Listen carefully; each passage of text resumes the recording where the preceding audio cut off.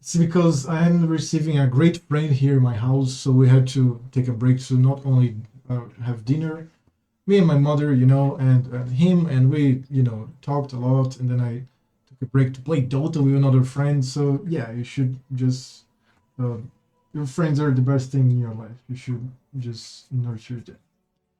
But fuck, this game is too much. I can't lose playtime with this game. Start the stream by getting some water. Yeah, I'm going to get some more water. Drink the water. Dude, I said in the opposite. Drink water. I'm going to get some more water as I load my game continually.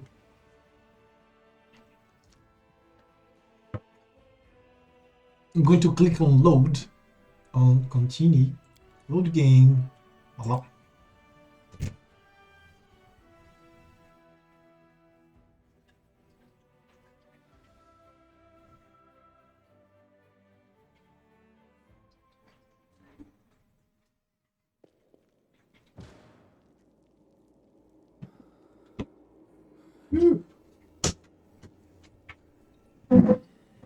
It's alright. Also, a friend of mine discovered the thing of the three the colors. Let me see here. It was just like Procurando a parada, aí eu vim the olhando, olhando, olhando. Aí eu peguei e yeah, salvei. just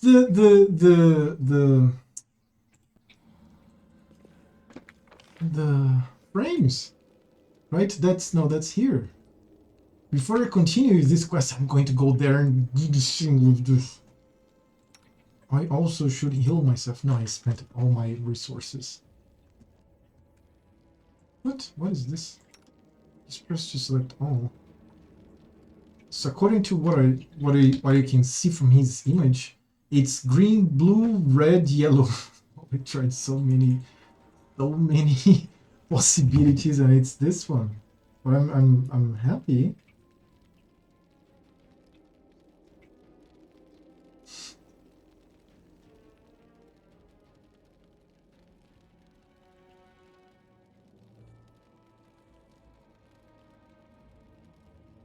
Dude, run!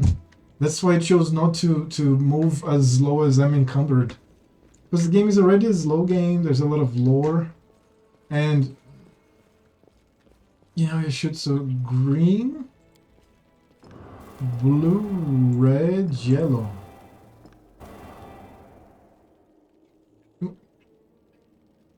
What?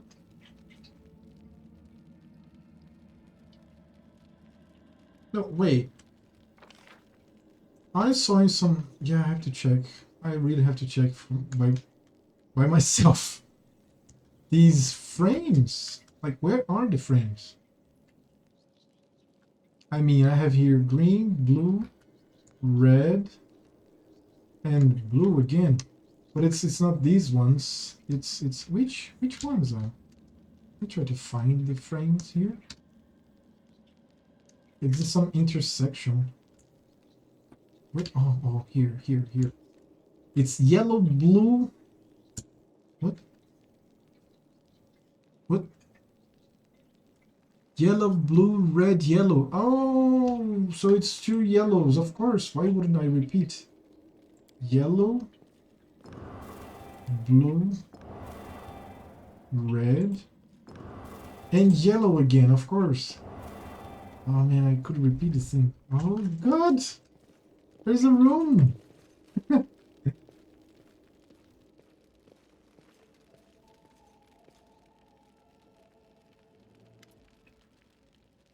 Seal appears closer at the sword, which seems utterly unexceptional to you. What? Wait, let me put on the... Okay, now it's alright. Wait, this is... No, it can't be. Her eyes lit up. I know that held radiance, the sword of the great Yanyo. That's what this is, but it's meant to be in the Tower of Estrod with all the other relics.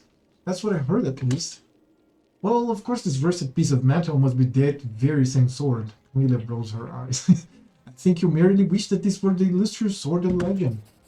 You don't get it. I've seen this sword 100 times in painting and in the hands of Yanyo statue.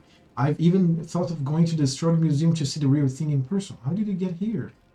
Radiance is the name of the sword. What's special about it? No, nothing, I guess. But his sword was legendary in its day. People say that when Yano had it, the blade would glow, striking demons left and right. Soldiers would see Radiance's light from afar and take heart, rushing into the fray and winning. But I don't know what's wrong with it now, or how to restore its power. All I can sense is that they made a mockery of it. You're empathizing with an object? Extraordinary. Are all paladins so tender-hearted and sensitive? Sensitive in a way, yes, we're highly attuned to evil and everything wrought by demons. Radiance was an evil hand, and as a paladin, I can tell you they did nothing good. Who's Yanio? No, you've never heard of Yanio? She's famous all over Galarion. I learned that you have to say Galarion. The planet Galarion orbits a yellow sun in the far reaches of the material plane. Third of 11 in orbit, this blue planet contains vast oceans and lush green lands. It is a perfect environment for countless cultures. Indeed, Galarian is the most populous planet in its solar system. Its innately hospitable and life-sustaining environment is presumably the work of gods, so astronomers sometimes refer to Galarian as the child. Astronomers of other planets, however, often refer to Galarian as the cage, in reference to its cosmic role as a prison of the mad god Rovagug, who lies bound at the world's core. Oh, wait, no, I lost some. Okay, no, I'm going to read from here. She was a great woman. She was born in Mendev, and when the crusade started, she couldn't just sit idly by. She dedicated her life to the crusade. People say she was audacious and spirited. She was always the first into battle, and she never sacrificed other people's lives for a tactical advantage. That's how she's being remembered, as an incredible warrior who seemed to blaze with righteous fury. In all the images of her, she looks capable of driving all the demons back to the abyss single-handedly. But then something happened between her and her commanders. Maybe they envied her, maybe there was more to it than that. I don't know, but anyway. She went into the war wound without her fellow soldiers, and she didn't just survive the mission, she even brought back crusaders she rescued in there. Can you imagine? She died as she lived, with pride. She was one of the people defending Dresden. What is Dresden? Founded as a city fortress during the hubris of the First Mendevian Crusade, Dresden was overtaken by the demonic hordes of the Blood Wound. It now stands as a demonic monument to the foolish naivety of the early Crusaders. To the very end. That's where she perished, said of France. Don't take this the wrong way, but I really hope that she died quickly, a hero's death, because if she didn't, that means she was taken prisoner and had to endure unspeakable horrors. I wouldn't wish that to anyone. You know a lot about Yanio. Are you a fan of her or something? I suppose you could say that. Sila chuckles. I've always felt an affinity with Yanio. I know what it's like to not be what your commanders want you to be. Whenever I used to feel under pressure, I always thought of Yanio. Maybe some people didn't like how she was, but to the people she pulled out of the world wound, she was perfect. And to the people she saved on the battlefield, she was incredible. And to those who keep her memory alive, she's a hero. That's what counts. How could a priceless relic end up down here? Yanio disappeared, but by some miracle Radiance was recovered from the battle. No one else has ever wielded it. It is Yanio's blade and always will be. That's why it was put in the Tower of Astrod with the other Crusade relics. And now it turns out that somebody stole it. I have this weird feeling like I'm rescuing a fellow warrior from a dungeon. I can just abandon it. Even if it is no use to us, it's no use to anyone down here. What if it could be repaired? Let's keep going. Okay, of course I'm going to get a sword. I got the sword. Sword is around. Oh, it's here. The hilt, right? It's a sword. A sword called iron. So this is going to be a very epic sword. You can see that. Oops. Let's pick the lock. I am helpful, am I not? Yeah, I'm going to get all of it, all around it, but not that. Not really that.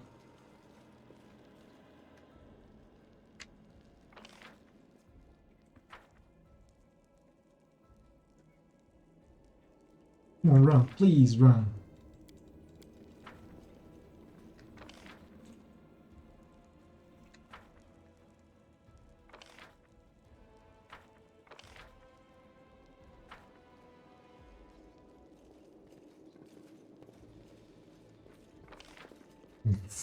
I'm so lost. Okay, now they're coming a little faster.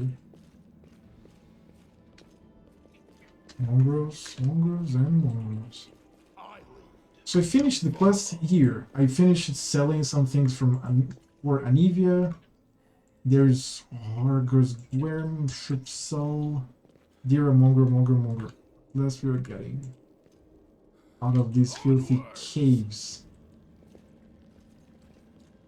Okay, so I think it's not here, the path. The path is through some sewers. And then I can leave, but I want to explore, of course. Is that the end of the... I don't think it's the end of the scenario. Yes, it is. What about here? No, there's nothing here. Yeah, that's the end. Upstairs. Yeah, want it. No, don't want it. Maybe... You know... Oh... What? Oh, no, it's 10. So it's going to be so many... Okay, let's collect all of it.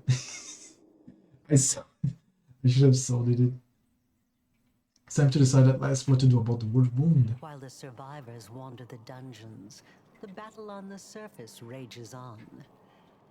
The warriors of Canabris are trying to defend the wardstone, but their strength is flagging. Their resistance is valiant, yet it will all be in vain if no one rises up to turn the tide.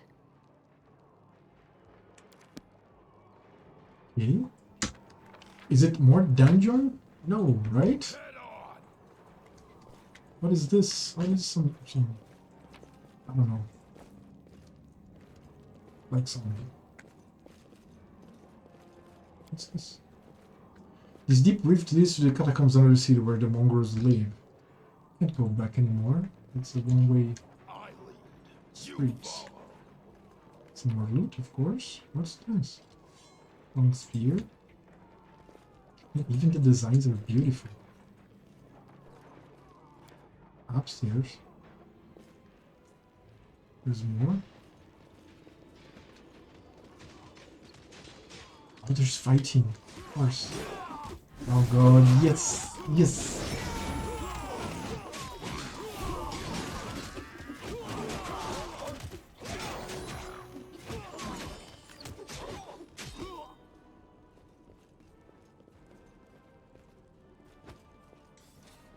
Oh god. The half-orc before you wearing armor adorned with Yomida's golden swords is clearly exhausted. She obviously hasn't gotten much sleep over the last few days. There is soot on her face and fresh blood on her sword. Her hazel eyes are hard and focused, and her firm voice sounds accustomed to giving orders. She sizes you up, surprised, judging whether you're a friend or foe, and opens her mouth to ask something. Freezes when she spots Anivia. Just watch most of the scout. She was among the unlucky ones who ended up with you. Oh yeah, no, she's the hurt one. Let's see.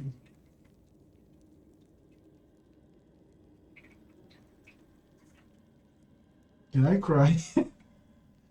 By the goddess, Nebi, I'd almost lost all hope. Everything's fine, Beth. I'm here. This here's a new friend. He rounded up those of us who survived the fall and led us up to the surface. Without him, we'd never have made it out. Let me introduce you to my wife, Arabeth Tirabade, head of the Eagle Watch. Until the army arrives, I'm the temporary warden of Canabris. And you're just in time. As you can see, we're in the middle of a battle. And thank you for getting Anivia out of there. Where are we? The Grey Garrison. Until recently, it served as barracks for the Crusaders. But it's now been taken over by cultists. What is the target of this battle? When the demons attacked the city, their main target was the Wardstone. I trust I don't have to explain to you what the Wardstone is and how important it is to the Crusaders. We must retake it at any cost, or the fall of Canabris will be the beginning of the end of the Crusades, and with them, the rest of the world. I see that you had a difficult journey to the surface. You need to rest. But there's a lot riding on this battle. I have no right to command you, but I'm asking you to help us. I have important information about the location of a cultist Very den. good. Report to me in full when we get back to the Defender's Heart. It's our temporary headquarters. Right now, the most dangerous cultists are here. The ones occupying the Grey Garrison. What's the situation in this? We met some mongrels who live beneath Canabris. This is Lan. Most people in Canabris think that the children of the first Crusaders are simply a legend. Other people say that the day you emerge on the surface heralds the start of the end of the world. I'm not superstitious, but the situation is apocalyptic, all right. Having a living legend on our side can't hurt. Come on, living legend? A walking folktale, maybe? I just need to make sure I don't turn into a running joke. What's the situation in the city? The city's gone. Most of the defenders, including the Dragon Terendelev, fell in the first few hours. The civilians either fled or died in the chaos. The place is overrun with cultists and demons. Don't talk like that. Canabris hasn't fallen. Not while it still has defenders like you and me. Sweet words don't change the grim truth. No, she's right. Thank you, Knight. Until we no longer have the strength to hold a weapon, until Iomedae abandons us, we will fight for Canabris. Tell me about the Wardstone. Why is it so important? Wardstones are a gift of Iomedae. Created personally by her herald, a mighty angel, and a general of the celestial armies. The Wardstones keep the world wound from expanding. They stand along the border of the territory controlled by the demons, creating a barrier to keep them inside. The Canabris obelisk was the first to be placed. It is the key to the whole barrier. We cannot leave it in the hands of those monsters from the abyss. How did the Wardstone end up in the Grey Garrison? The demons have long laid siege to Canabris, but this time, their lord Dascari appeared in the flesh. He ripped the Wardstone from the ground and hurled it halfway across the city to here. I thought the stone was destroyed, but it seems all is not lost, yet. Dascari has gone, but the Wardstone is surrounded by a horde of those creatures. What are they going to do to it? Nothing good, that's for certain. But how did he do that? He's a demon! The Wardstone should have burned his filthy hide! It should have. But what happened, happened. We don't know why. Let's not wait any time That's to the battle. spirit. You, take a Navia to the rear. The rest of you with me.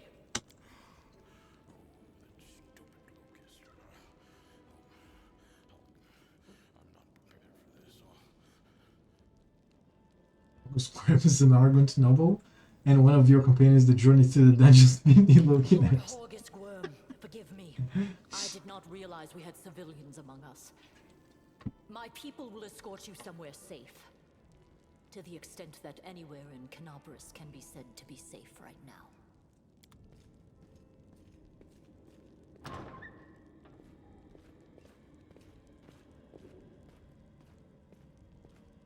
That's right. Fighting spirit is the one thing that we've got plenty of. Actual fighting power, that's not so great. Fighting know-how, even worse. But fighting spirit, at least we're rich in that. For Iomedae! For the Queen!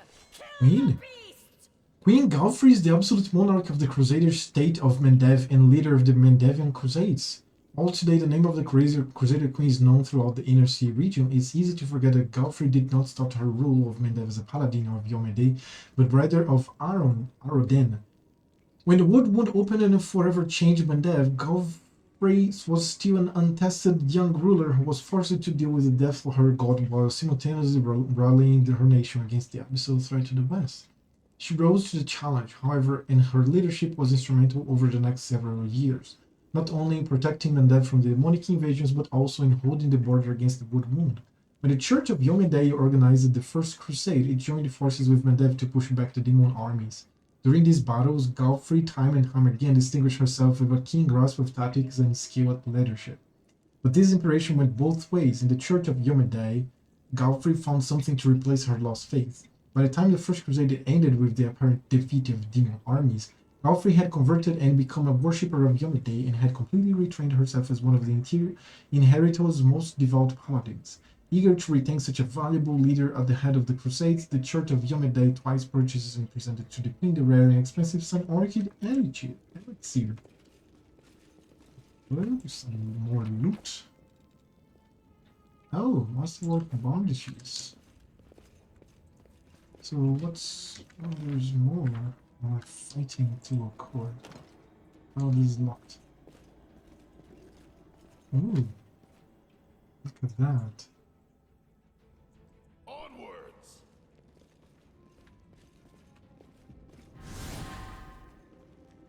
Hey, what about this door here? What's the door? How about this door? I've not yet completed the mission, the Great Garrison yet. Okay.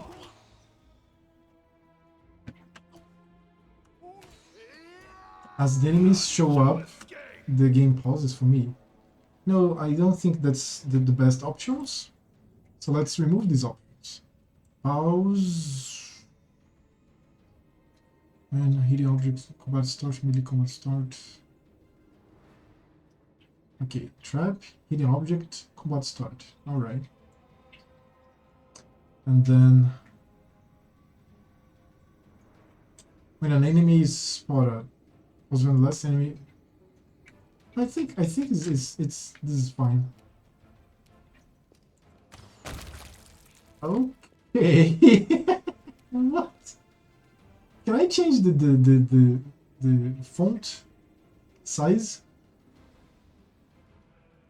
2-tip delay. Here's party animation, difficulty controls, graphics controls maybe. Screen edge scrolling speed, mouse camera rotation, right double click delay. This was snap to the nearest target.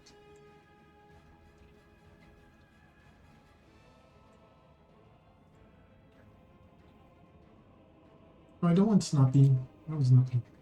Enable this option allow the AoE spells to snap to the nearest target. You'll be able to aim the spell manually by holding down the control key. Okay, forget it. It's on. Better. Yeah, I don't know. General, maybe? I want to diminish the size of the letters. Oh, it's not going to be here. No. It's high, right? This is on the maximum, correct? If I see ultra here, I want ultra. On, high, SMAA high, and on triplanar terrain mapping. Inside the window. Screen resolution, that's the biggest. It's this for me. Yeah, no, there's nothing here. That walk. Now it's Lan's turn. 2 arrows. It's out of my range? Really? Oh no, it's not Lan. Or is it Lan? It's Lan. It's Lan, but it's out of his range, apparently. Now, Sila. Let's go, Sila. Now, Camellia is going to cast an evil eye. Yes. Now, let's go, Malone. Oof. Let's explode somebody. Holy shoot. Oh. Right, where are these enemies? I try to see them. Okay. You've crossed the wrong mongrel.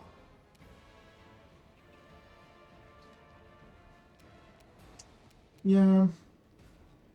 It's just position. The best option. Oh, they reviewed.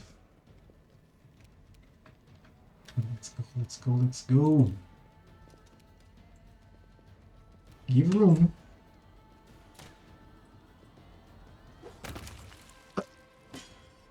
Critical hit. Your character Manon has landed a critical hit and successfully confirmed it. Okay, I understand the mechanics of critical hits, right? Camellia. Let's go, Camellia. I want your evil eye on this bitch here. I don't even know it's a bitch. Just saying. Okay, that's fine.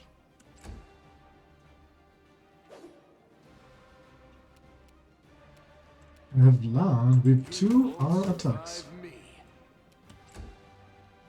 Recruits. Sila will now flank this. Oh, no, I don't need it. Just hit and move a bit. Okay, we're good. We loot everything. Just get everything. Yeah. Right? Just get everything. This is door. Sealed with magic. Another door. Oh, let's speak low. I hope you Oh, appreciate this. I did it. Ooh. Spiral shell. Ooh, there's so many. Oh, there's some paintings here. There's some special crystal here. Glowing. Some torch. And then I can go up. Right? That's that, right?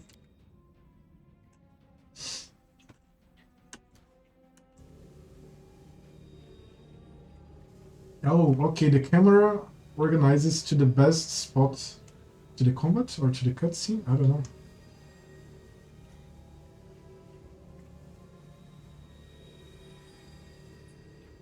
What is that?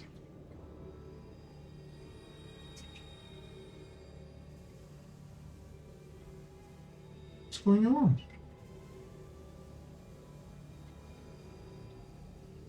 They're talking signal language?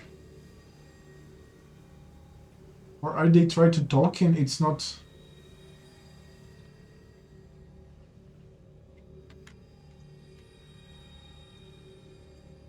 Core traitor, swear on the sword of Yomeda, you answer for your betrayal. Yet another obstacle.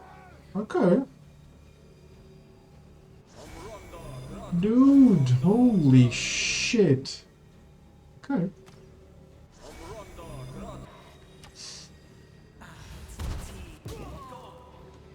Time to some buffs. Who's the guy? Who's the big one? Let me inspect. Level 2 paladin, fighter cleric, outsider, wizard, fighter cleric. Dude, there's a fuck ton of monsters here. So I'm going to smite evil this one here.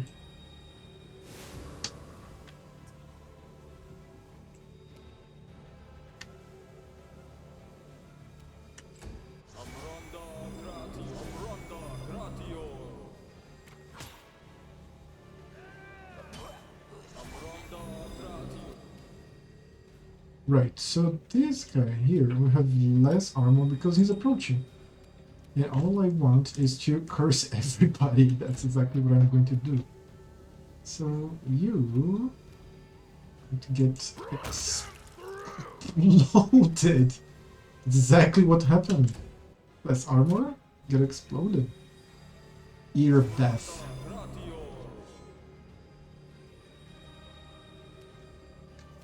Now you... I'm going to shoot...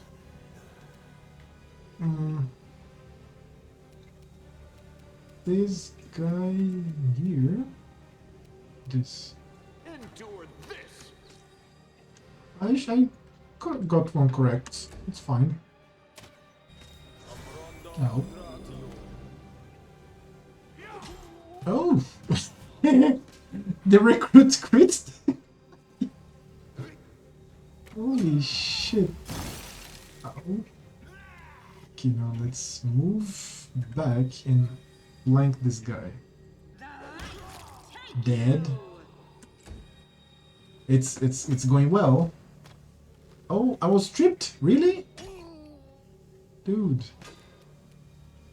Right, so I'm going to use the evil Y in this Baphomet cultist. This one here that has more life. And I'm going to use my sword and move forward. I'll cut you wide open. Okay. Oh! Malone is like negative. What? Let me use this in Malone. And shoot one shot.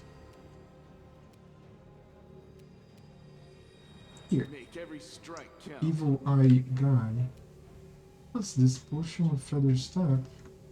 No, I can, like, use 2 potions in my mouth, maybe? Can I? No, I can't. The other action. Actions left. Okay, it's fine. Dude, this recruit is insane. Ow. Ow. Let's go. I have to go here and be at range of attacking both the mage. Oh, really? Attack opportunity? It's a little strange. I missed the mage. The recruits are rocking. Let's go. Let's flank this bastard.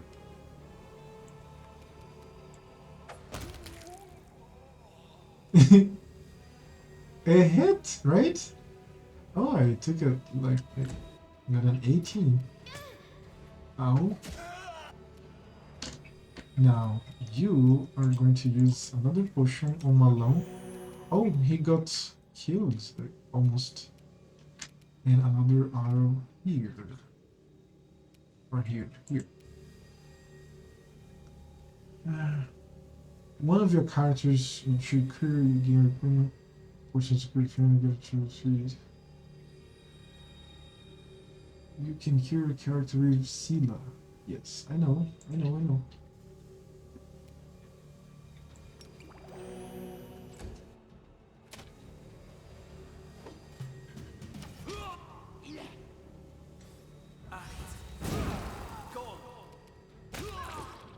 Oh, that's the attack opportunity, alright? Let's flank this motherfucker. I crit him. Great. Now we are going to overrun you guys. Now I'm going to let's remove the turn base and just finish this off.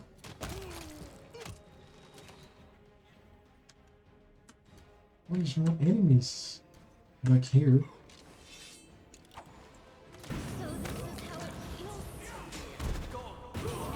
Ow.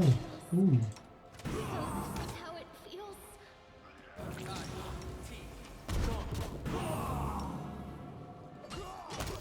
Dude. Holy shit. Okay, so now let's others, right? One here. One here. And one here. And it's over.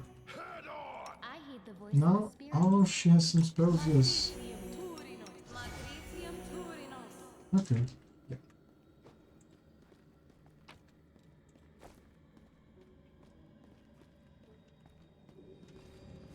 There's a fuck ton of gear here. And a lot of experience, of course. Oh, now they are overloaded. I hope that I can find, like a vendor.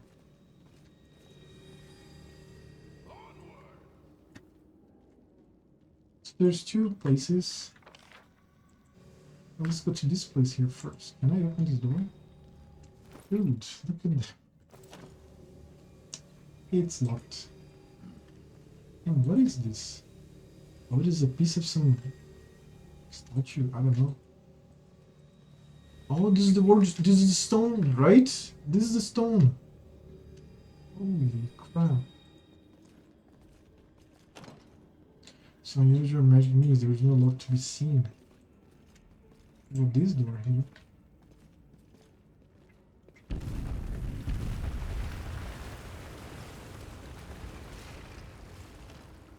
A heavy blunt object was clearly used to try to break down the door. The lock is broken. The door cannot be opened. Okay. This is the dungeon master telling us that we can only come here. This door won't budge. Looks like it locked it from the other side. Yeah. Let's go to the 3rd floor. What is that?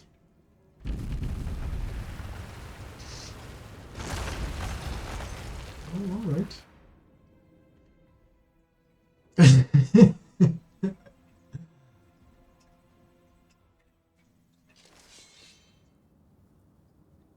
Oh shit, there's more. What's this? Do we have guests? Just in time. The place is a bit of a mess, and I haven't even poured the blood into the goblets yet. Why don't you... Oh! What an unexpected surprise! Staunton, my little sweetheart. Long time no see. I've missed you so much. Have you missed me? Admit it. You missed me terribly. Minago. You again, you wench! Minago, the one who... Be careful. She's one of the deadliest creatures in the whole demon horde. She was once responsible for a massacre in Canabris. She must be back to finish what she started. Of course I'm going to be chaotic now. Hey, demon woman, what's wrong with your face? How rude. You're one to talk, mortal, with a face that even a mother would loathe. Staunton, sweetie. You're not going to let your friends speak to me like that, are you? That wench? She's the one who led me astray. She's the reason my life has gone to the abyss. She's the reason why Garrison fell. Oh my, like butter wouldn't melt. What I remember is how eagerly you would run to our trysts, how you begged to see me again, how you promised you'd do anything I asked. By your own free will, you said this. And now you claim that Dresden fell because of me. No, no, my dear. That was entirely your own doing. I'll beat your lying lips into your filthy throat!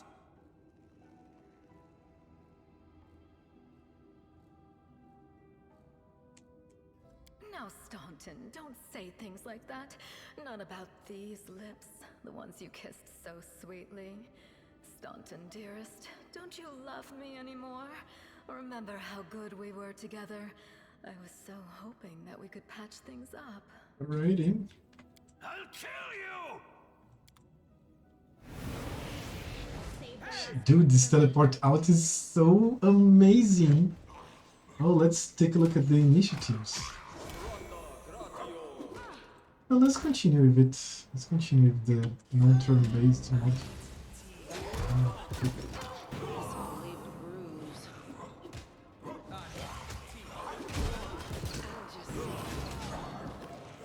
Dude, what the fuck is this? I'm being annihilated.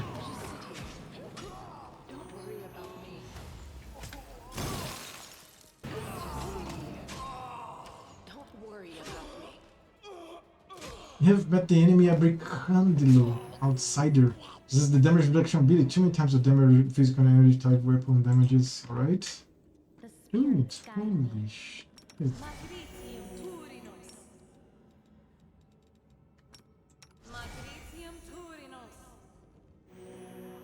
Okay, there's a lot of loot here now, I guess. Very, very overburdened. And I think I need to rest. Can I rest, guys? I need to fucking rest. Let me save the game. It was a disaster.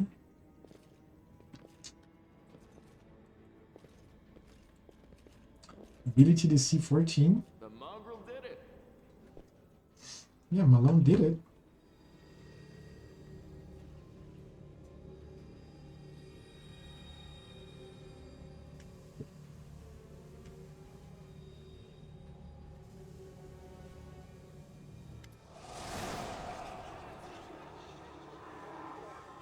As soon as you step into the chamber, your vision seems to darken and your knees buckle. You struggle to keep your balance. The air in here is laden with the power coming from the stone. Suddenly your head is filled with voices, screaming, whispering, cackling, threatening, voices pleading for help. Shrieking curses and taunts. You blink and the illusion passes. Congratulations. You made it all the way here. This is it. Your precious ward stone. But what are you planning to do now, I could kill you where you stand, but wouldn't it be nice if you could die in battle like heroes? No. I want you to die in despair, scrabbling around like rats in the blighted ruins of your city, blind and broken, your flesh scabbed and seeping, and every moment knowing precisely what was done to you. Alright, that's a demo, alright. Terrifying, except that's how we've been living for generations.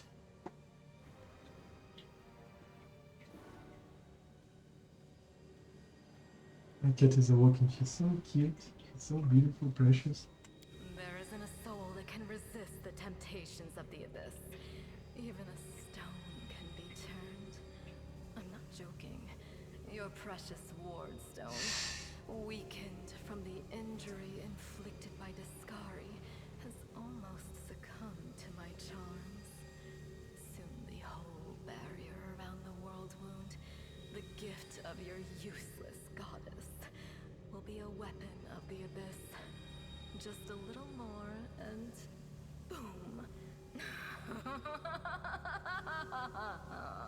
Every city with one of these eyesores stuck in the middle of it, from Canabras to Nerosian, will turn into smoking craters, and all the mortals into red sludge beneath our hooves. Okay.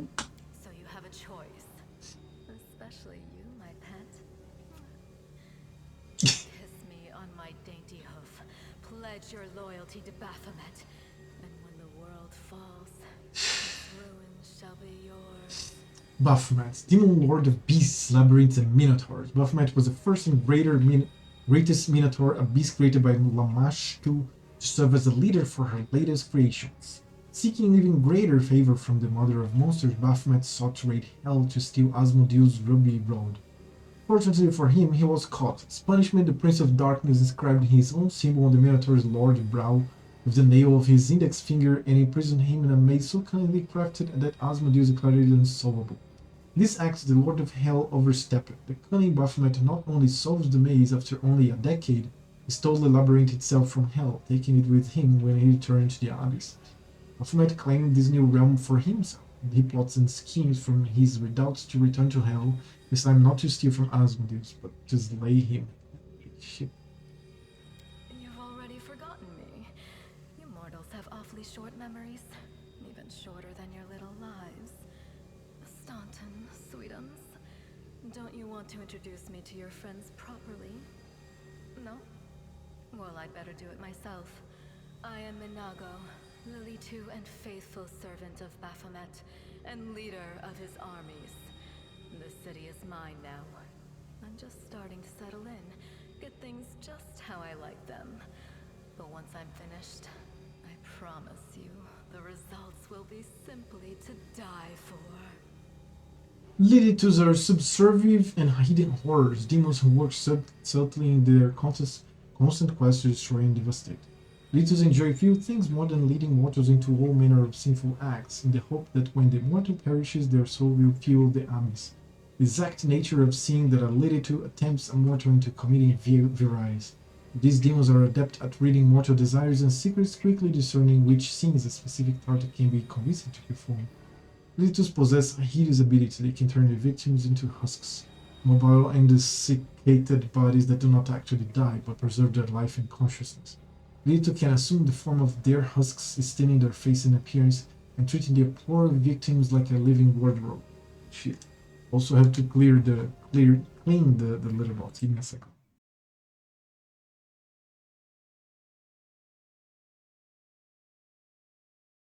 I love my cats, but they are a piece of work.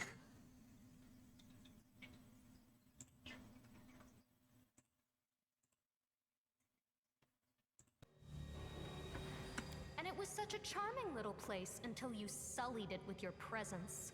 It had such lovely boulevards, quiet and shaded. You took those away from me, and I shan't forgive you for that.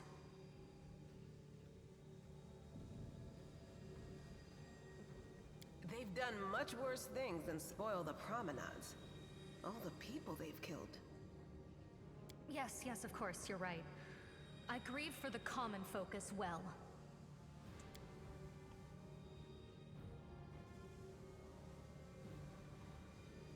What are you doing to the stone? Well, quite what am I doing to it?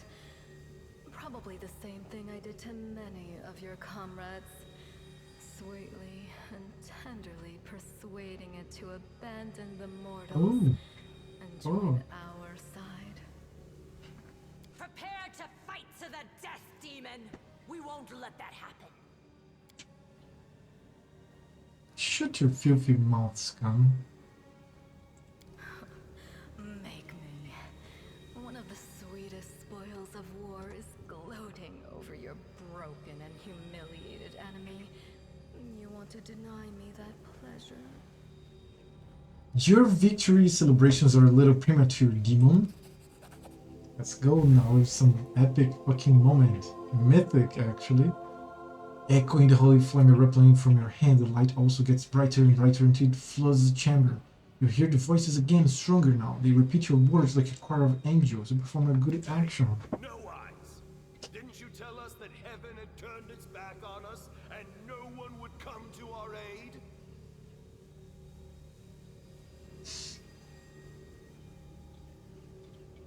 Don't listen to her. The fiend wants us to lose all hope. She won't succeed. I'm done with this shit! I only followed this hoofed menace because I thought the Crusaders had it, and there was no other way to protect my family. But now I see that there is hope. I won't bow before these heinous idols ever again. If they kill me, at least I'll die a decent death. Okay. Yes! Return to our side, friends! Have courage! We will welcome you back. And heaven never abandoned you, no matter what this deceiver told you. Turncoat, I'll cut out your heart. We'll see how tough you really are. We let you frighten us once, but it won't happen again.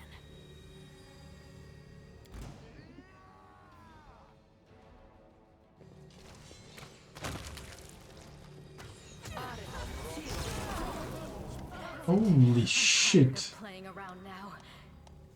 You want to know what will happen when I'm done with the Wardstone? Here's a little demonstration. Your character Sheila has failed a saving throw against the lightning bolt. Holy shit, man.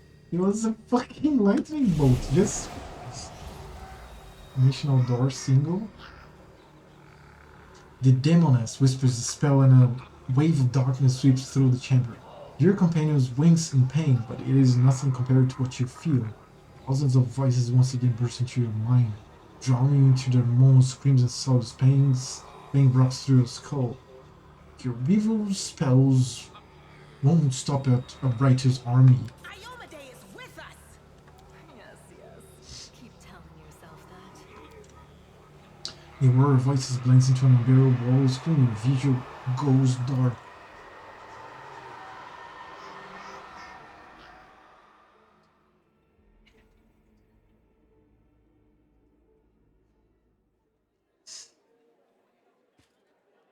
Praise Iomade, you woke up. Healing your wounds was easy, but you were unconscious for so long I was starting to worry we'd lost you. What We happened? couldn't stand up to the demoness. Her spells were too strong. It's all right. We'll handle it somehow. You blacked out, but Staunton and I managed to get you here to the Defender's Heart. It used to be a tavern, but now it's our headquarters. We're gathering our forces here, and we're preparing to strike back. I found a cultist dispatch in the dungeons. It seems they are holed up in the Tower of Astrod. Demons have been filling Canabras with their spies and infiltrators for a long time. Unfortunately, I don't have enough people to attack the place right now. At least not blindly. I'd be grateful if you snuck in there and scouted out the situation. But just scouting. Don't be a hero. What is the situation in the city? Bad, but not hopeless. We're constantly getting news, and new sources of resistance keep springing up in the districts where everyone seemed to be dead. The survivors are gathering here. You should see them. Their faces, their eyes burning with determination. The city is destroyed, but our resistance is not broken. We will keep fighting. What do you plan to do next? You heard what the demon said. They're going to desecrate the Wardstone and blow up the whole barrier around the World Wound. That would be an even worse disaster than the World Wound's expansion before the Second Crusade. Not only Canabris, but every city with a Wardstone will be destroyed, including the capital. We can't allow that no matter what. We will retake it, even destroy it if we must. Iomede's gift must not become a weapon of the Abyss. Tell me about the Watchstone. Why is it so important? No, I fucking know that. But I'm going to I want to listen. Created personally by her herald, a mighty angel, and a general of the celestial armies. The Wardstones keep the World Wound from expanding. They stand along the border of the territory controlled by the demons, creating a barrier to keep them inside. The Canabris obelisk was the first to be placed. It is the key to the whole barrier. We cannot leave it in the hands of those monsters from the Abyss.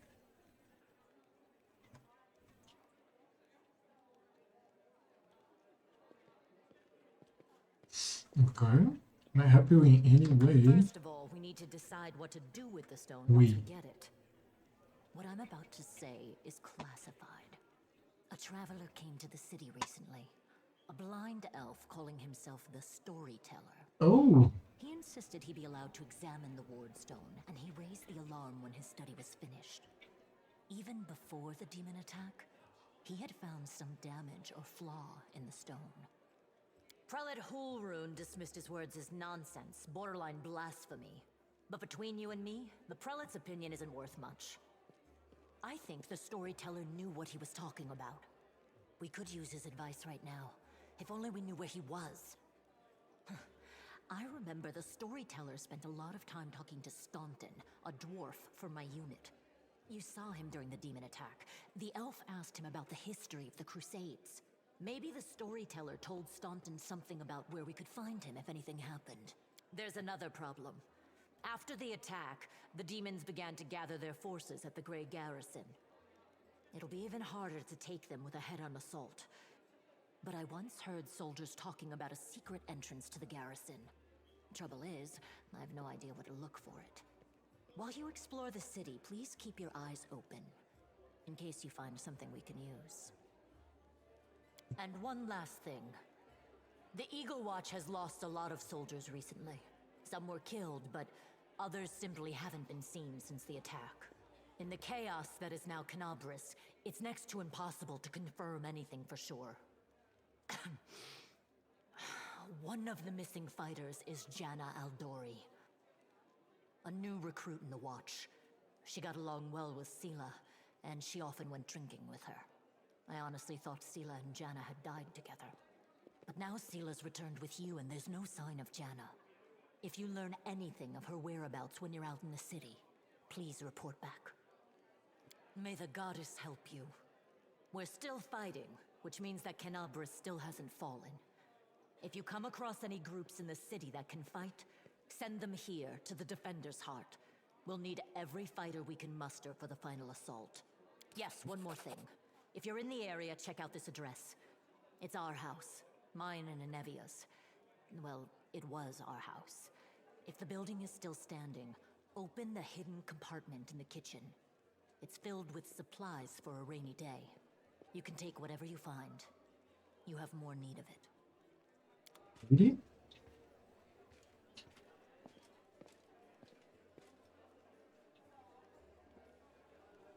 This is to rest.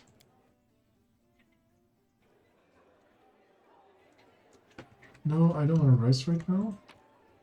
This is my stash. Oh. Let's get the boots, right? So, what? No, wait.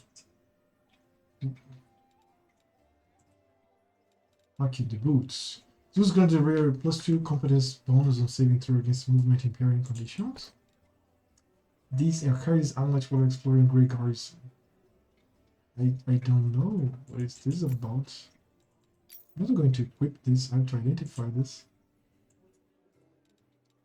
What is this? Someone's a pet owl cat.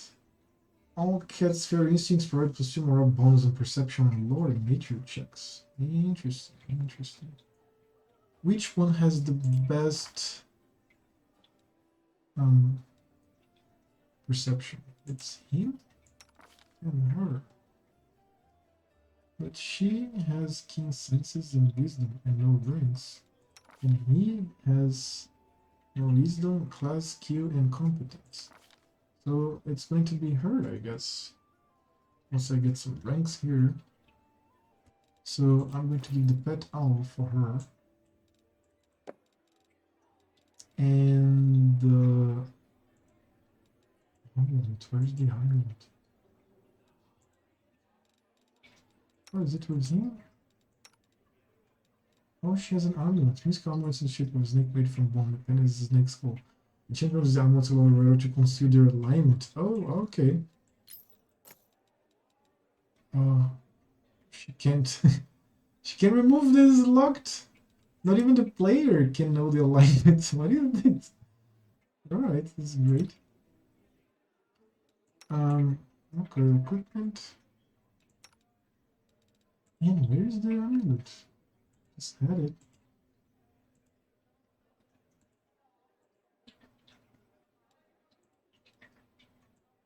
Oh, okay. I'll scroll down. How is this unidentified? Do I have a mage to identify this? Info.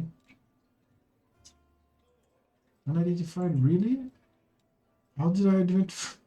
How have I identified the others and not this? But alright, I got it. Let's sell the ship. All of it. This is a great tavern. Hey, wait. What if I bend your ear about something? So here's the first and most important thing. Beth gave you a crucial mission. I get that. I know you'll get the job done. I saw you in action, but here's the rub. By sending you out on an errand, we're weakening our defenses here. If they come at us while you're gone, I don't know if we'll be able to fight them off. Everything seems clear so far. What else do you wish to discuss? So the rift the damned beetle left with this site. Yeah, well, it cut the city into two, and it's kinda difficult to get across. My scouts tell me there's a halfway decent place to set up a crossing in Market Square. Not that any of them tried it to make sure, but if you got a mind to go across, I think you're gonna have to eventually. You might want to give the square a once over. You want me to stay here and guard the tavern?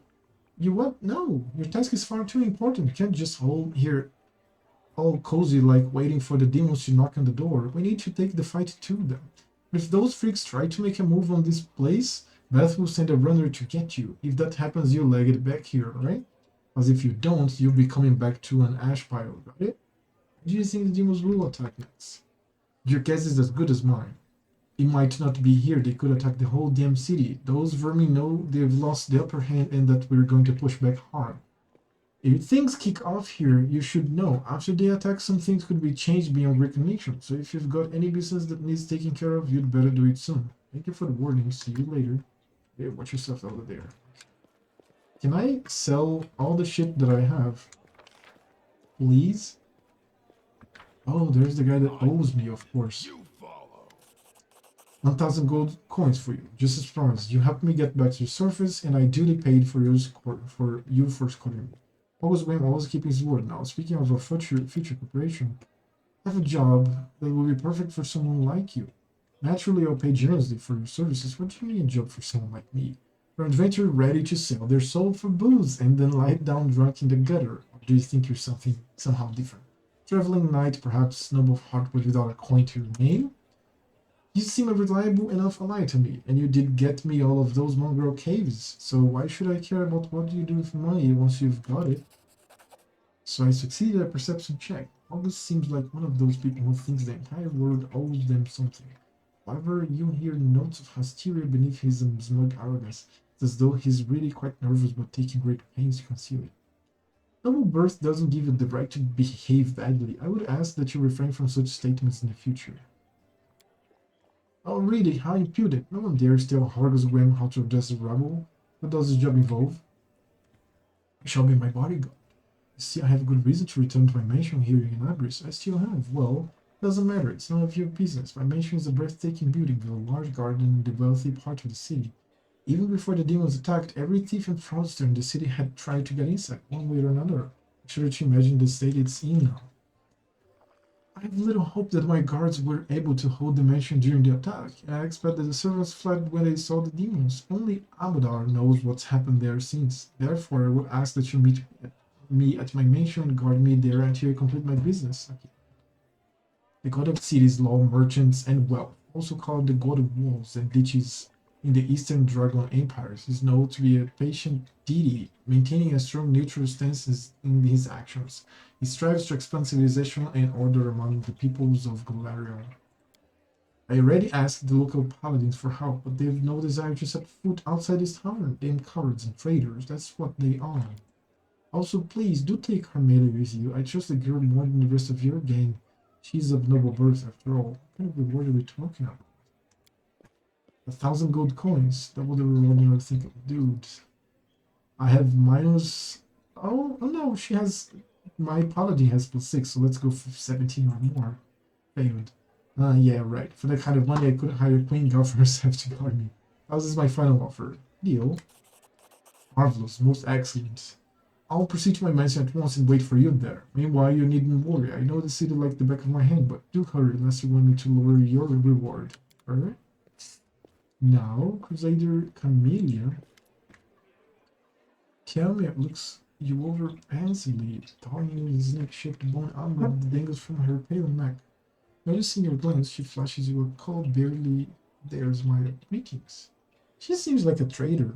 She's hiding her alignment. It seems for a moment that the girl wants to say something else, but the pause grows too long, and she slips back into cautious silence. Tell me about yourself. You want to know more about me than you already do? Why? I talk to the spirits of this tormented land, and they guide me in battle. I'll help you fight the demons, and I swear that you can rely on me in this matter. Isn't that sufficient? Why did you learn to wield a rapier so well? I had good teachers. Although they don't get all the credit, I am a most diligent student. Your amulet is quite unusual. Where did you get it? Oh, my little trinket, it's so nice of you to notice, but I assure you, this amulet is nothing but a bauble. Can a lady not be drawn to beautiful, useless things? Anyway, as much as I enjoy our delightful conversations, the spirits are calling me, and I must respond. Please excuse me. Okay. Your speech tells me you're of noble birth. You're most insightful, a fine quality to have. You will believe that being noble birth doesn't give anyone the right to look down on others. The right questions to short your conversation with no beautiful lady. Will stop bothering you immediately talking to you. It upsets you. There's nothing with being noble. So okay, let's go for number 2.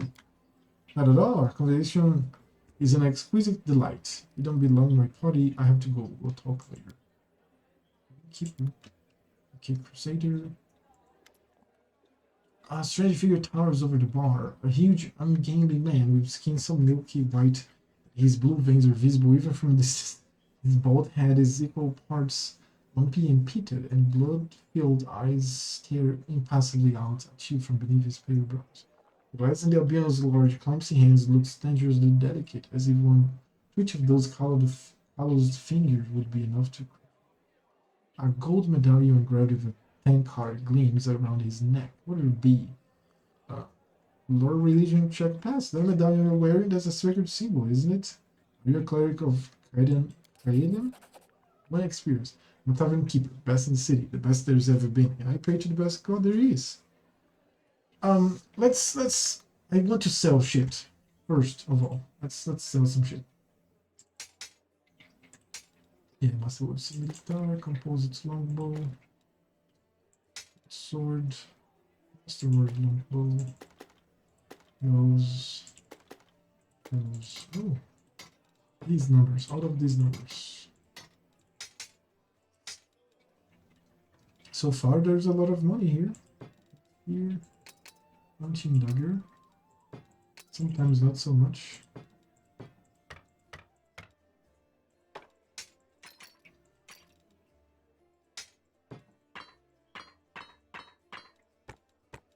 $34 daggers.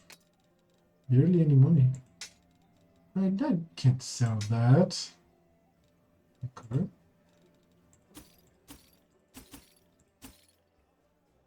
Heavy shield? No.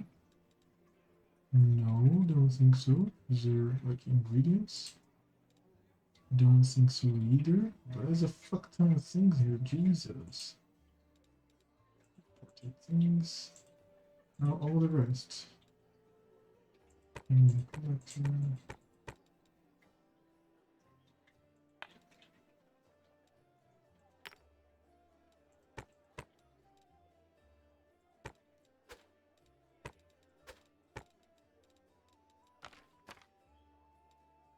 Okay.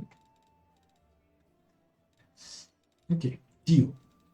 Now there's all sorts of things here. She's with dexterity damage and charisma damage.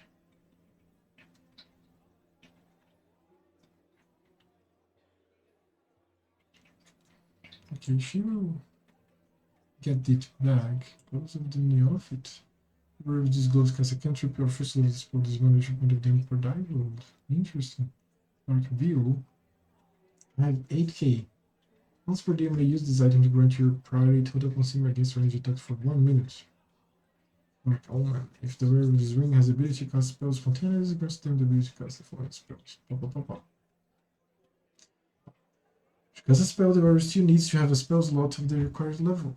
Oh, Bag of Holding. Yes. Yeah, exactly. Bag of Holding. That's what I want right now. Very important. Oh, recipes. Gimme.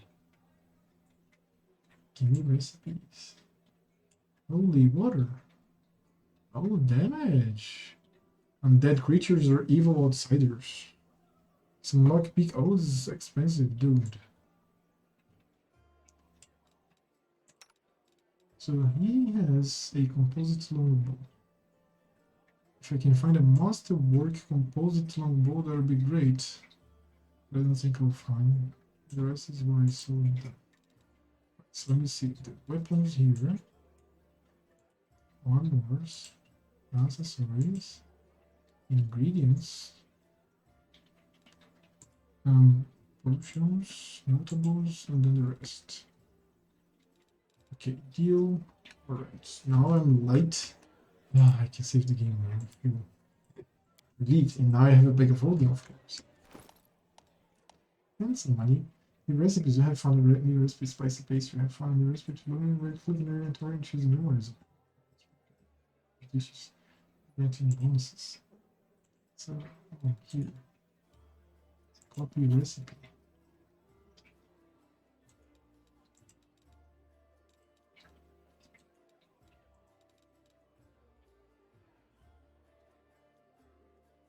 Almost new diary. The diary contains only one entry on the very first page.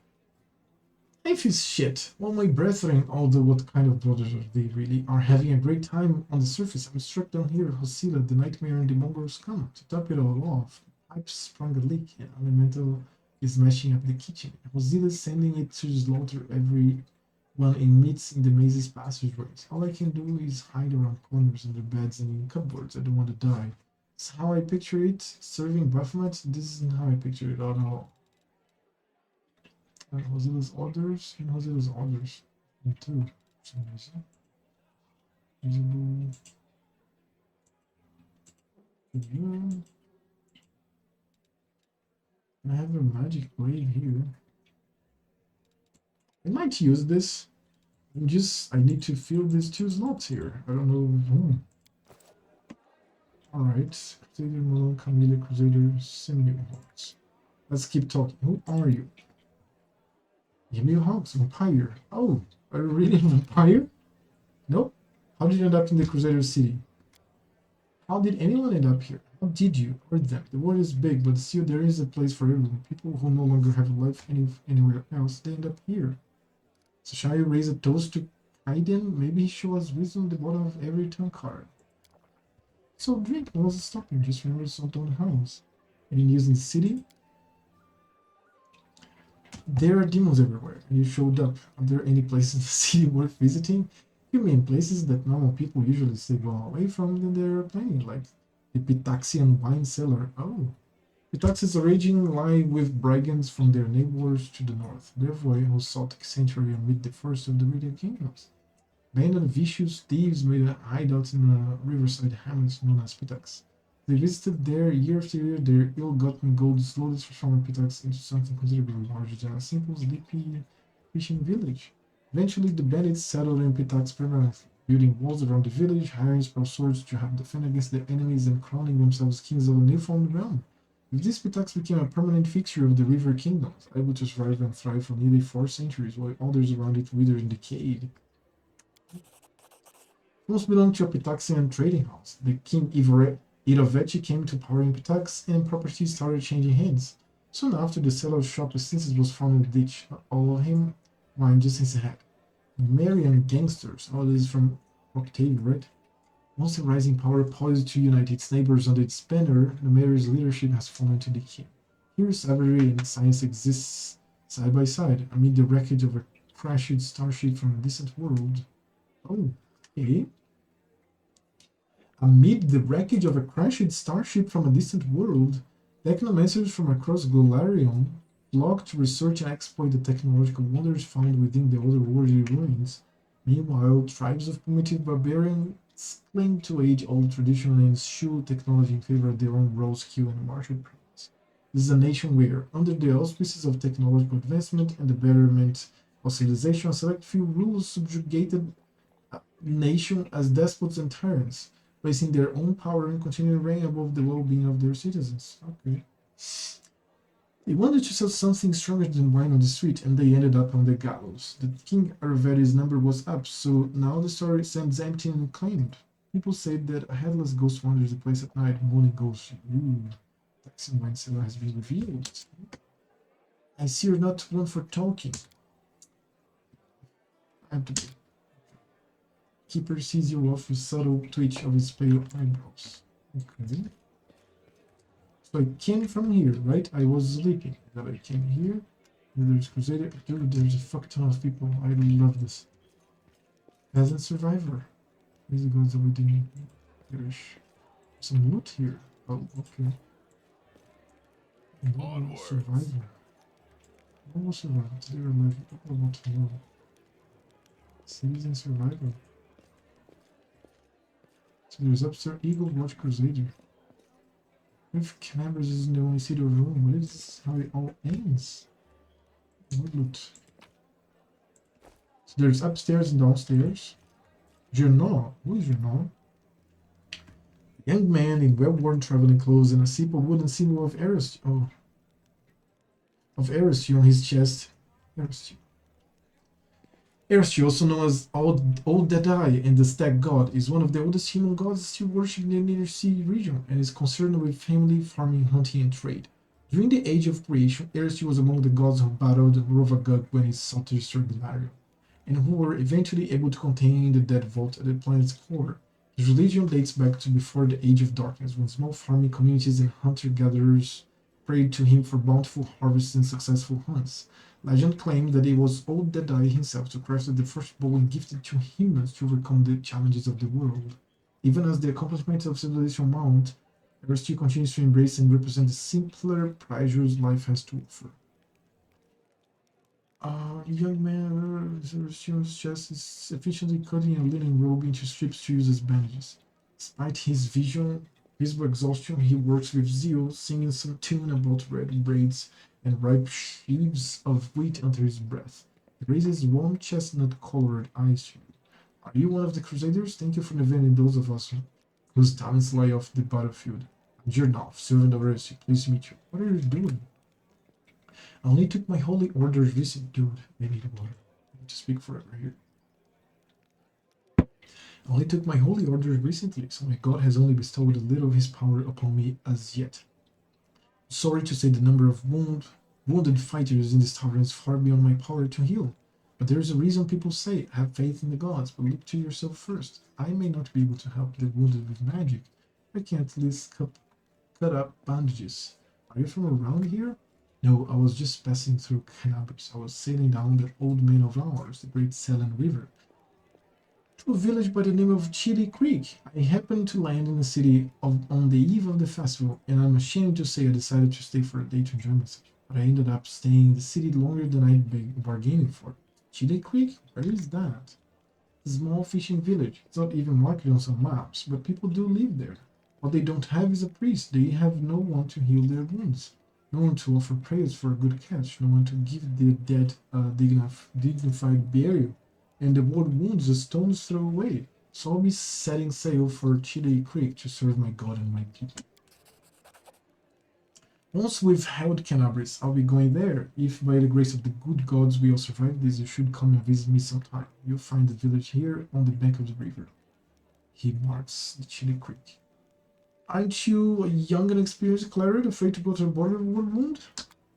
I won't lie, I'm afraid, but what can I do? Those villagers are simple people like you and me. Every day of their short lives is spent doing hard, honest work. That's exactly the kind of life I want, something simple but meaningful. I had centuries ahead of me, like elves and some other races do. I might have spared some 50 years or so to travel around the world. Wayne says with a smile. Or maybe even 100, why not? But I don't have time to spare, so I want to spend my short life in the place where I'm needed most, even if it's dangerous, especially if it is dangerous. Could use the help of a cleric. First, she knows I'd be glad to help you, but it's no use. My spells are depleted and I have no training in potions or scrolls. City's rub I'm cutting up for bandages, the second to last one. Here's you watch over you. Okay. So there's survivors. Dude, this is all so beautiful. There's garlic here, mushrooms, pots, more pots, bottles, some chest, meat here. Oh, the meat is 2D. No, it's not. It is 3D. The meat is 3D. It's all 3D. Plates. The guy's preparing some fish. There's some. Oh god. Lovely. Okay. And then there's the outside. Now we have here Eagle Watch Crusader. Wait.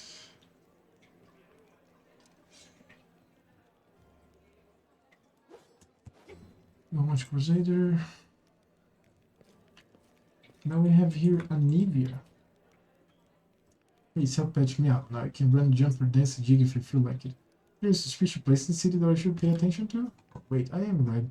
The mother colors blends almost perfectly into the background. She appears relaxed, but her seemingly unfocused eyes are taking everything around her, tracking and filtering potential threats. The only tell is the way she drums her fingers on her hip near her upon cheek. She shows no sign of her injuries and confidence leans on her previously broken leg. She pretends to have just noticed you, even though she watched you approach from afar.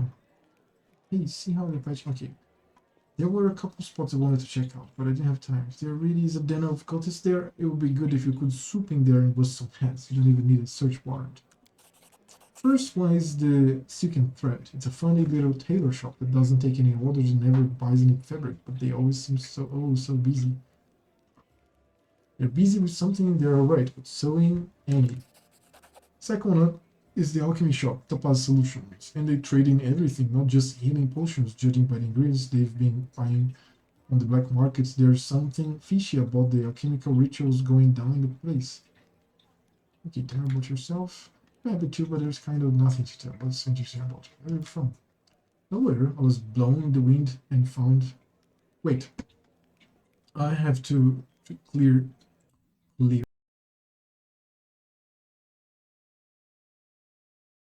So yeah, this very rarely occurs.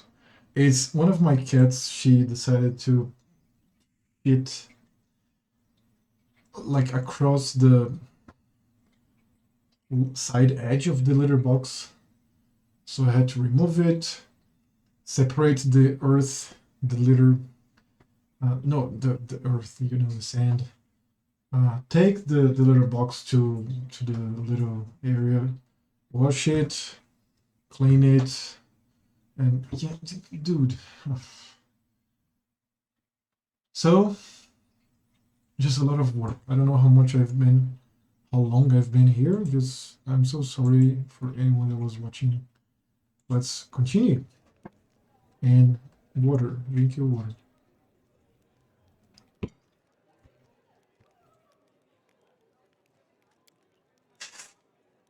I'm from Nidal. Let's see Nidal.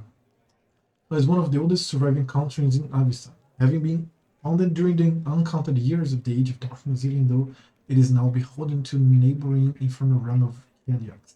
It retains significant autonomy to pursue its own shadowy goals. Then I wouldn't wish my homeland to my worst enemy. You've heard of the place, I'm sure. Ruled by monsters that aren't alive nor dead, and the official religion is the cult of Zonkoton. What? The deity Zonkoton, also known as the Midnight Lord, the Dark Prince, and the Prince of Pain, god of darkness, envy, loss, and pain, possesses one of the most twisted and evil minds in the Great Beyond. His position as god of pain is well earned, as he has been the root of countless tortures, murders, and wars throughout time. He was once a benevolent demigod named Dobral, but was corrupted when he traveled to the far dark places between the planes and returned in his current form. His half-sister Shelyn still holds out hope that she can redeem him, though the Lord of Shadows shows no signs of remorse or compassion. I grew up in a slum like a weed between the cobblestones. I didn't have a dad, but I had lots of aunts and uncles, my mom's cronies. No prize for guessing the kind of business she was involved in. They gave me a set of lockpicks as soon as I could hold a spoon, and while other kids were picking their noses, I was picking pockets. Wait, what is a crony? Because I've seen this term in The Witcher. Crony. No? Wait. Cronies, right? So it's crony, right? A close friend or companion. Oh, okay. Alright, that makes sense.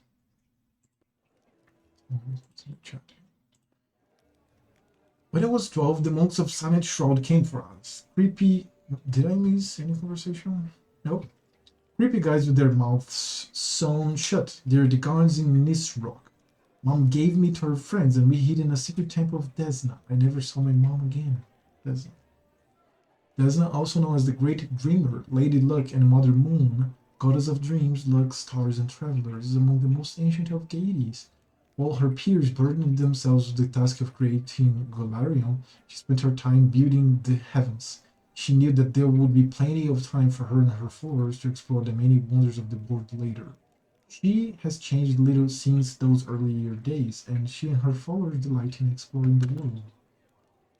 I lay low in the temple for the next few years, kept my head down. I washed floors, fetched water, listened to sermons. Funny thing, after a while I started liking Desna's teachings, but as soon as I was old enough, I was out of there, left Nidal, and got as far as I could.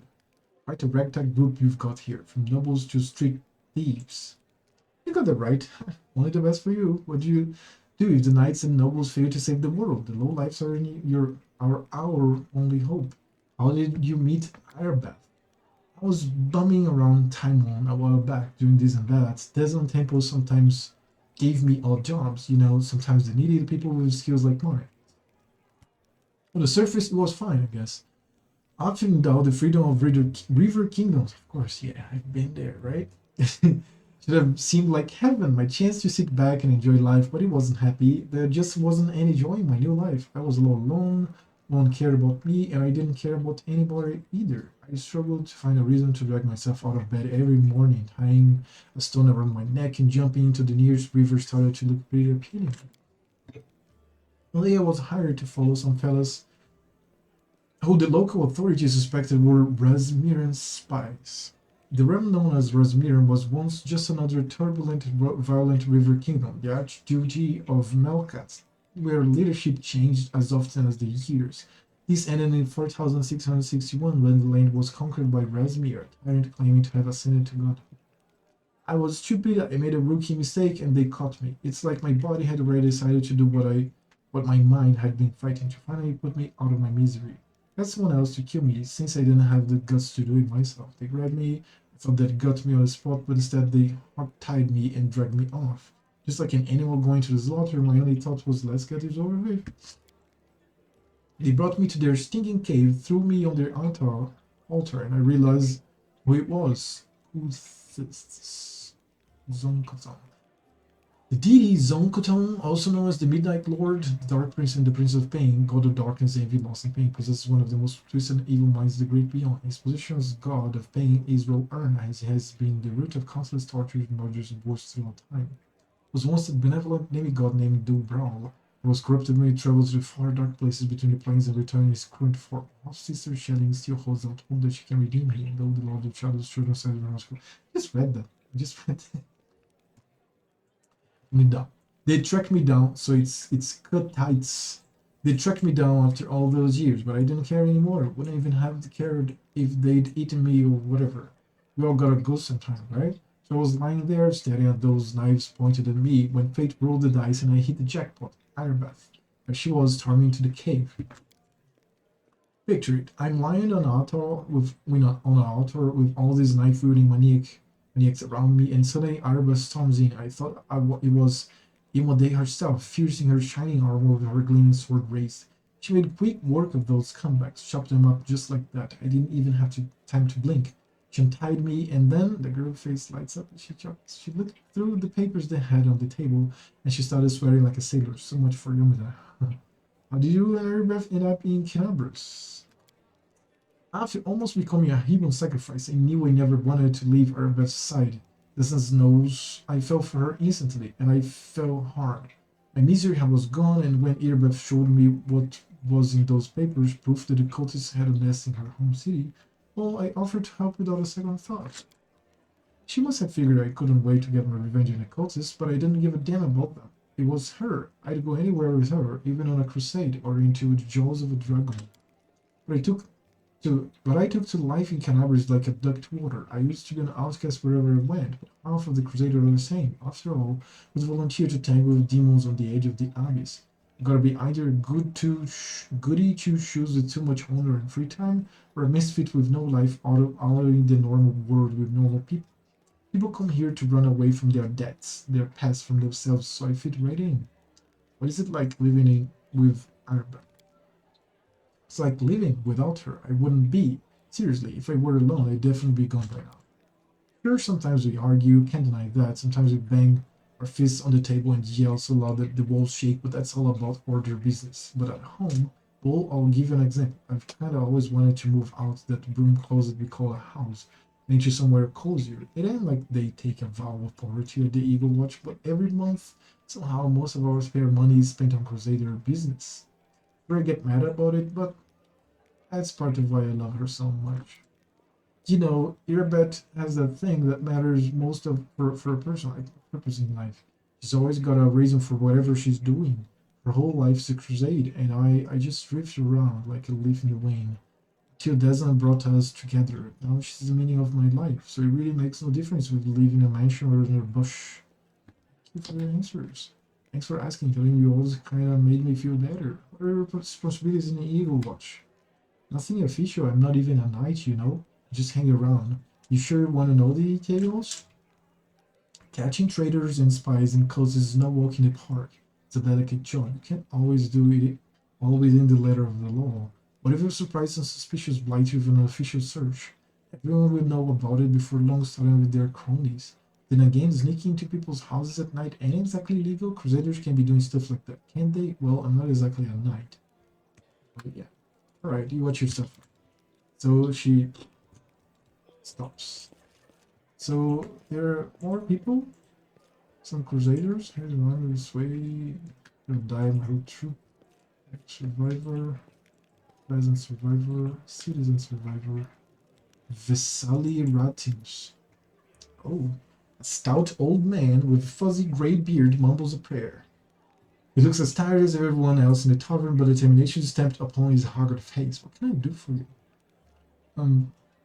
Show me the scrolls you're selling. Oh, you sell scrolls. Alright. Oh shit. There's a fuck ton of scrolls. And some ingredients as well. Fuck ton of scrolls. Holy crap.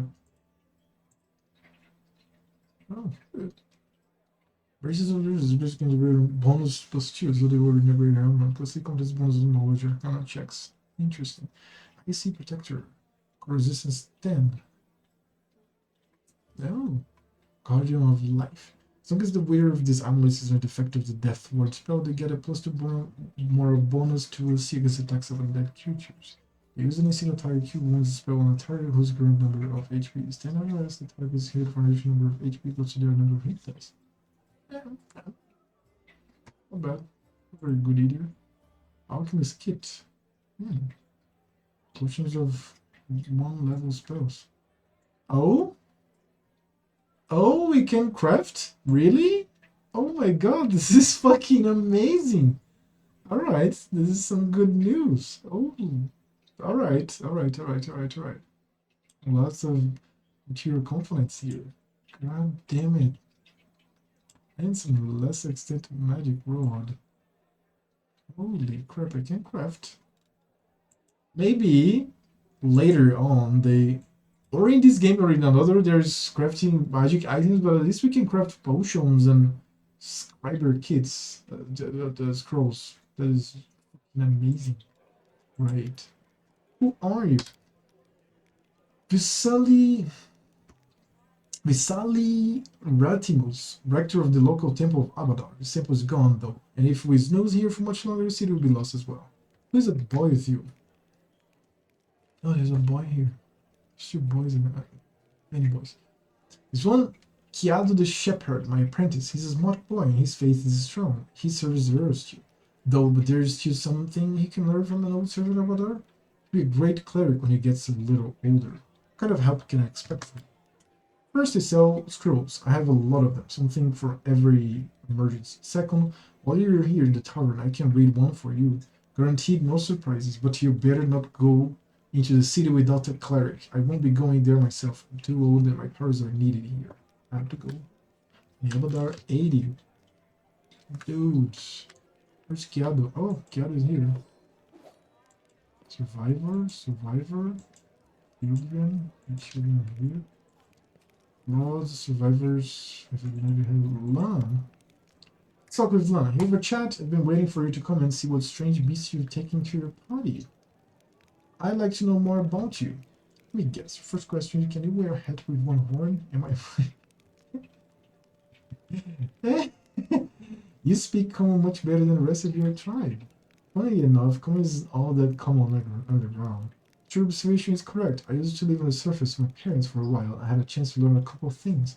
Language and the fact that every peasant who sees my scally mug screams, Demon, I've run his way. I don't know if you're interested, but my mom wasn't from... Oh, my cat was transferred. My cat thinks there's some activity here. Also, it's cold. So, come on. Nope. Nope. Here she comes. Okay. I don't know if you're interested, but my mom wasn't from an underground tribe. She was a smuggler, the kind that the dungeons of Kenabras to secretly move and store goods. One time, 2 gangs couldn't agree on how to share a pine cut, got into a fight, and the winners threw the losers down a hole, dead and leaving a leg. My dad went to check if the corpses had anything useful, and then he found a girl from the surface, barely clinging to life. Incredibly, feelings sparkled between them. Maybe the girl just liked a man with scales and a cat nose. That might be it. One way or another, he got her back on her feet, and he later even left his home caves. He left her smuggling behind, and they began a honest life together. Shit. Wait. As the life story how old Lan came into this world. Next chapter, however, my family and I never stayed in one place for long. We lived sometimes on the surface, sometimes on the ground. We couldn't find a place to call home. Even the caves was hard on my mom, and my dad's appearance raised too many questions in my depth. They're at war against the demons after all. In the end, my parents decided to stop making each other miserable and separated. My father and I returned to our tribe within the peasants. Making each screaming demon had something to do with it. Or maybe Dad just couldn't stand life without rat tail soup. I wouldn't rule out the possibility. Did you come with me so you could see the surface again? No, that wasn't it. I just don't have much patience for certain types of creatures. Demons, I mean. If they want to destroy Canabras, I'll be on the side of the good people, of the people they're attacking. Lan, you're my companion, and companions should trust each other. I'm counting on you to give me the honest answer, not excuses. Okay, so I'm going to go with the good answer. I guess you're right. I shouldn't have been so evasive. It's just that some things are hard to talk about. My family, for example. At birth, hell take me turned out to be a great misfortune for my parents, and all because I'm relatively healthy. And the best thing that can come from a marriage between a cave-dwelling mongrel and anyone from the surface. A healthy child with the right number of hands and feet, no apparent defects, no missing organs or other problems. It's all hope in me. So having more children, they thought it would somehow be alright. I could have had 4 brothers. The first was born 2 years after me and died 3 years later. He didn't have a nose, nothing even remotely resembling. He could only breathe through his mouth, only that they were afraid to take their eyes off him, for fear he'd choke and suffocate himself. But in the end, it was his weak heart that killed him. And there was another pregnancy. In birth, I pretended I was sleeping, but snuck out of my bedroom, listened under the door. All those hours, it was very strange, but I never heard the newborn screaming. One morning, yes, the priest praying. And I dared to open the door a little and looked inside. The priest stood there, very pale. One of them was holding something, a small object, in his palm. He asked, "Do you know what this is?" And the other said, "I think it's a head." Please go on. It turned out that this time my mom was expecting triplets. The first of the babies was born in pieces, and the 2 others didn't live enough to draw their first breath. Jesus. About 3 weeks later, my father took me to the caves. He didn't want to leave. I could see his face. I think my mom and he decided together. Of course, my people have carried since the first crusade stood between them. Not to mention the 4 dead babies, and old age was rapidly taking its toll on my father. After returning to the cave, he only lived around 4 years. And my cat is here, scratching her head in my armpits. This is so lovely. Man, have pets. They are a fuck ton of work, but it's great. So if you're asking me why I decided to go, look at this. So if you're asking me why I decided to go up with you to the surface and join the Crusades, well, the answer is I've always wanted to. I was afraid to leave my tribe, but it always haunted me that I'd die in a world where 4 Crusades could do nothing to stop the beast from the abyss, and the number of victims kept growing. I want to change that. Just try to. And if changing things is too much to ask, then at least get a little revenge. The ones who are behind the wood wound owe me a great debt. Lives of 4 brothers, all my mother's tears, my father's broken heart.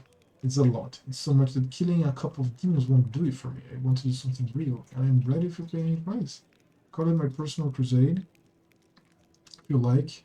I used to think that things would be better if I'd never been born, but I think I was born for this, to settle the score.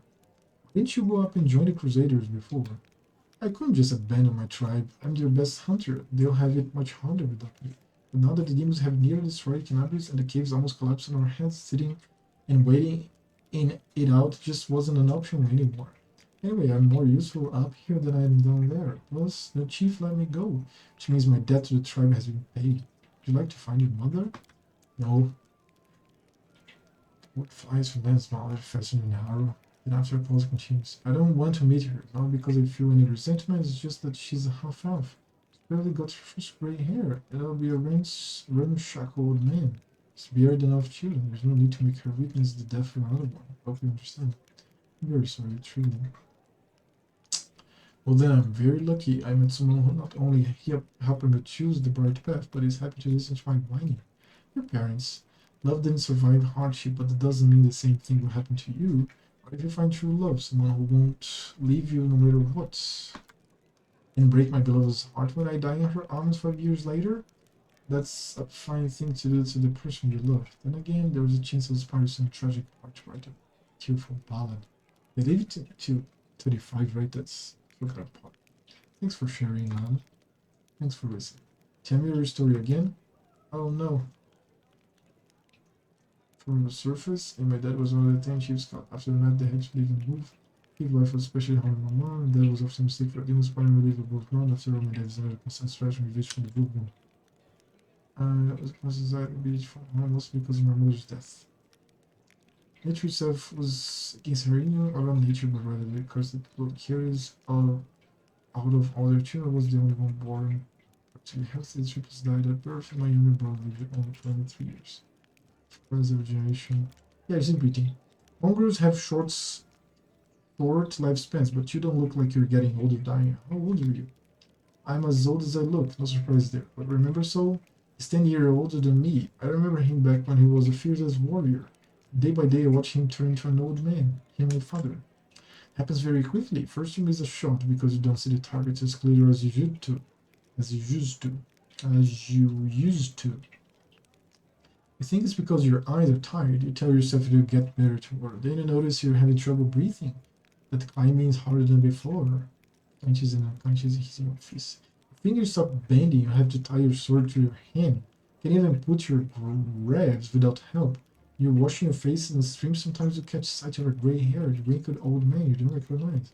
This goes on until one day you come across a cave beast and you realize you can't outrun it. Dad kept diaries marking all the signs, and I saw it too. Last year, I had to help him get out of bed, help him dress, bring him to eat. Sometimes he forgot my name. I told him that we should have stayed on the surface, and he joked that dodging a goddess was behavior unworthy of a crusader. He meant for us. Every morning, I wake up and check how I feel, but there are no signs yet. Even so, I know I don't have much time. I need to do something useful before I forget why I came here. I want to talk about Wendwag. Oh, this is heartbreaking. Are you sure? Alright. Tell me about your connection to Wendwag. Which Wendwag? I mean, where do I start? We grew up together, trained together. She was the chief's daughter. She was groomed to be the best of all her life, and then I came along. We were rivals, but we dragged each other out of tight spots too.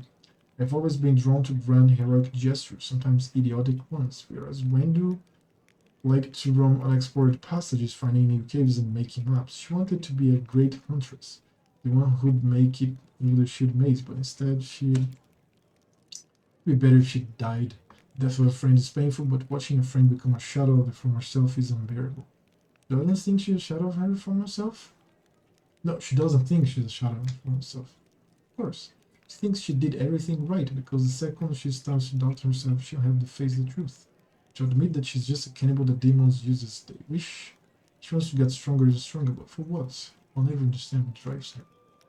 You're just friends or were you more than that? Oh, you really don't pull your punches, do you? There was a time when I asked myself the same question. When the world knew me better than anyone? She understood me better than anyone. She was the first girl I ever, we never loved each other. Maybe I could have grown to love her, but it always seemed like she never understood what love was. Maybe she just wasn't capable of those kinds of feelings. Thanks, I found out everything I wanted to know.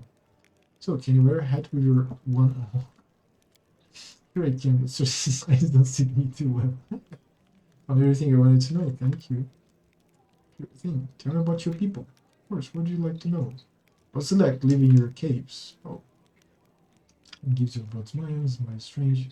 It's fit falters where his features meet his animals. Imagine that in the entire world there is only a few hundred like you.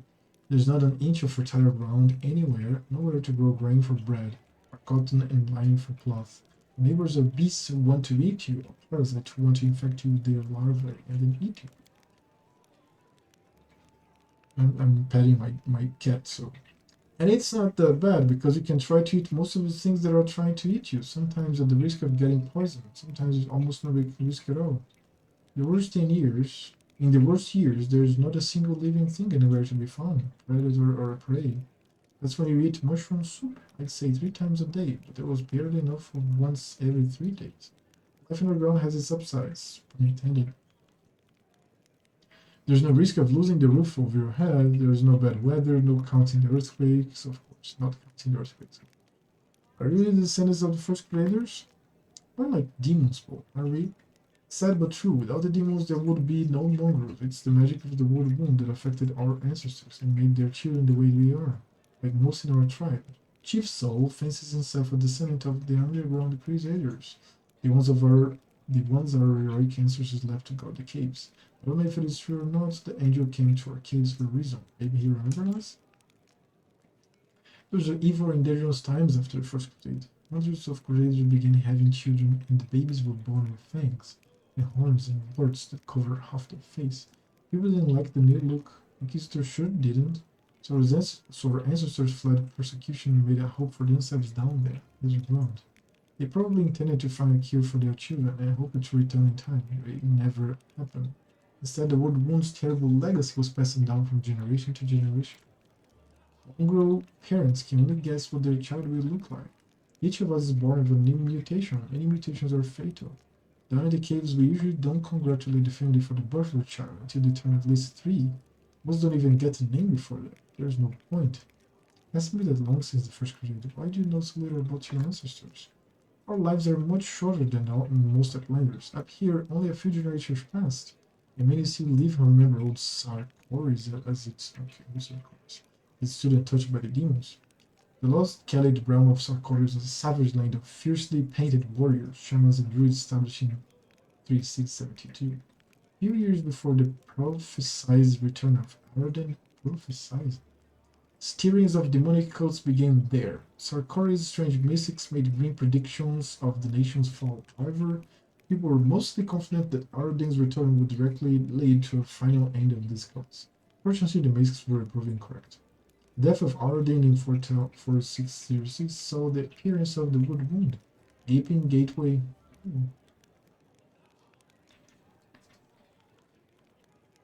Wait. Return of Arden? Arden. Death of Arden? Gaping gateway to the abyss in the heart of Sarkoris. The nearby city of Ease was the first to fall to demonic forces. At first it seemed that there still was a chance to stop the invasion, but in 4638, the Wood Wound abruptly expanded. The rest of the clan hold soon fell. The very land became warped and twisted, and demons continued to spill forth from the Wood Wound. The Church of Yonadai declared the Mandalian Crusades in order to drive back the demons. Are you good? Are you good, baby? Are you happy? However, while they have been somewhat successful in containing the threat, Sarkor itself remains firmly under demonic control. Okay. Queen Galfrey, for example. Where we live, mongrels start getting old much earlier than humans, much faster and with more devastating consequences. People live past 40, and fewer still live long enough to die of old age. Hunger, disease, and monsters from the deep are more effective killers than time. So for us, the story of the First Crusade is a legend that happened generations ago. There are no living witnesses. We have a tale of the wise and the great ancestors who left us to stand guard in the catacombs. In reality, I suspect they were desperate wretches who couldn't figure out how to spread the demonic plague or abandoned by their own kind. Do you have a way to tell day and night? You can see the sun in your caves. Okay, let's see. Every mongrel settlement has a big gong, which we treat like a relic. The gong keeper hits it twice a day to mark the beginning and end. This custom doesn't keep time very precisely. Every mongrel child has snuck up to the gong to strike it to the wrong time, just out of pure mischief. I think with keeping away from it, not even the fact that I only have 1 year, which means it would take double the punishment until it was called. So sometimes the wrong strike gets mixed in with the right ones, and the tribe can find itself jumping out to greet them while in the middle of the night. The mongrel tribes fight each other. There were some skirmishes, and I've been forced to kill my kinfolk before too. Fights most often break out over food. We have laws in the caves, written and unwritten rules that we follow. We respect one another's right to live, but hunger, it can push a person over the edge. Never you can count on that. Stolen someone else's skill. But I can understand those of my kin who tried. To hear your kids begging for food and not be able to feed them is terrifying. The only member of the Nethan tribe to call their peoples mongrels. Why is that? Because all of Galarian causes that? I don't see the point of all this hemming and hawing over what we're called. Anyone who finds it offensive or takes the issue with it can lead a charge against the name. I want to stop that, but personally, I'm not going to pick a fight over something as important as a name. Thank you, I found everything I wanted to know. I have to clear the other box. One more freaking time. Just a second. And I'm here, right? Most of the times it's fast. The cats normally don't root the litter box over just like last time. But it's good. Let's go. And also some fruit. This is a quiver. So you should have some minerals if you're speaking for hours and hours on no end. So my mouth is almost sore. How do you think of life on the surface? Must be very different from life underground. Of course. As far as living conditions, surface is definitely a better place to be. It's easier to get goods, good food and water, to mention build a house, even grow a few things. In older, well-established settlements, you don't have to deal with anything scarier than rats or maybe foxes stealing chickens. As for the kind of lives you have, I heard a story about demon worshippers abducting a whole family and sacrificing them one by one while the others watch it. Oh god, I swallowed wrongly. But there were some brave Crusader knights nearby, and they killed the villains and saved everyone.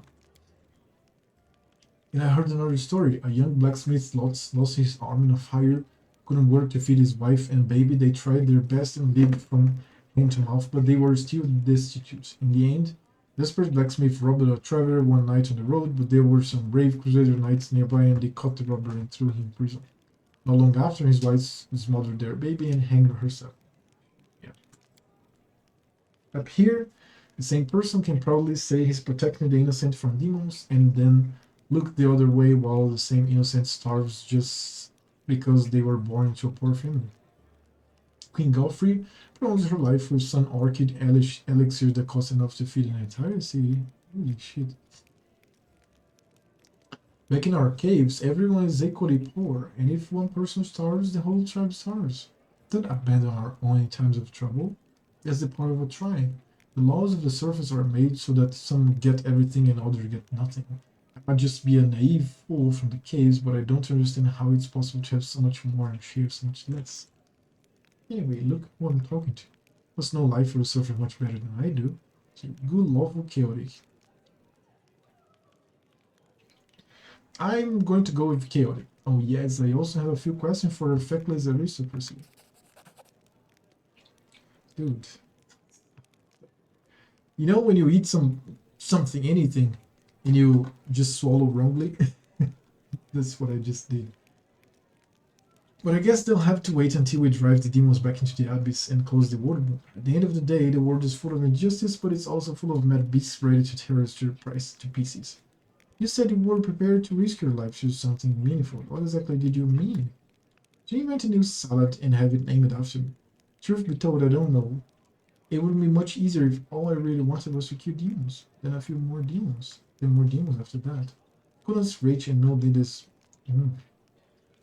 Good honest rage and no needless brooding. I think I actually envy the warriors who can live like that.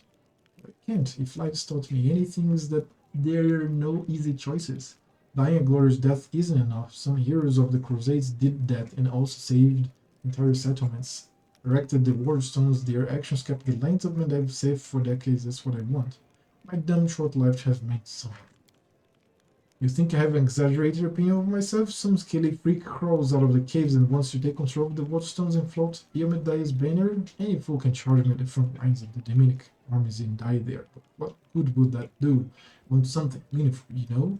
Even if I have to pay the highest price, especially if I have to pay it. There are plenty of warrior people who need to survive this war and tell everyone else that nutcase is rewarded. Thank you for your answer so long. Right, so let me see the volume of this game. Is it alright? Yeah, it is. It's alright. Also, let me see my character. It's chaotic good. I'm going more for neutral. Staying on good. But it's good. I'm staying chaotic good. I'm going to be chaotic good.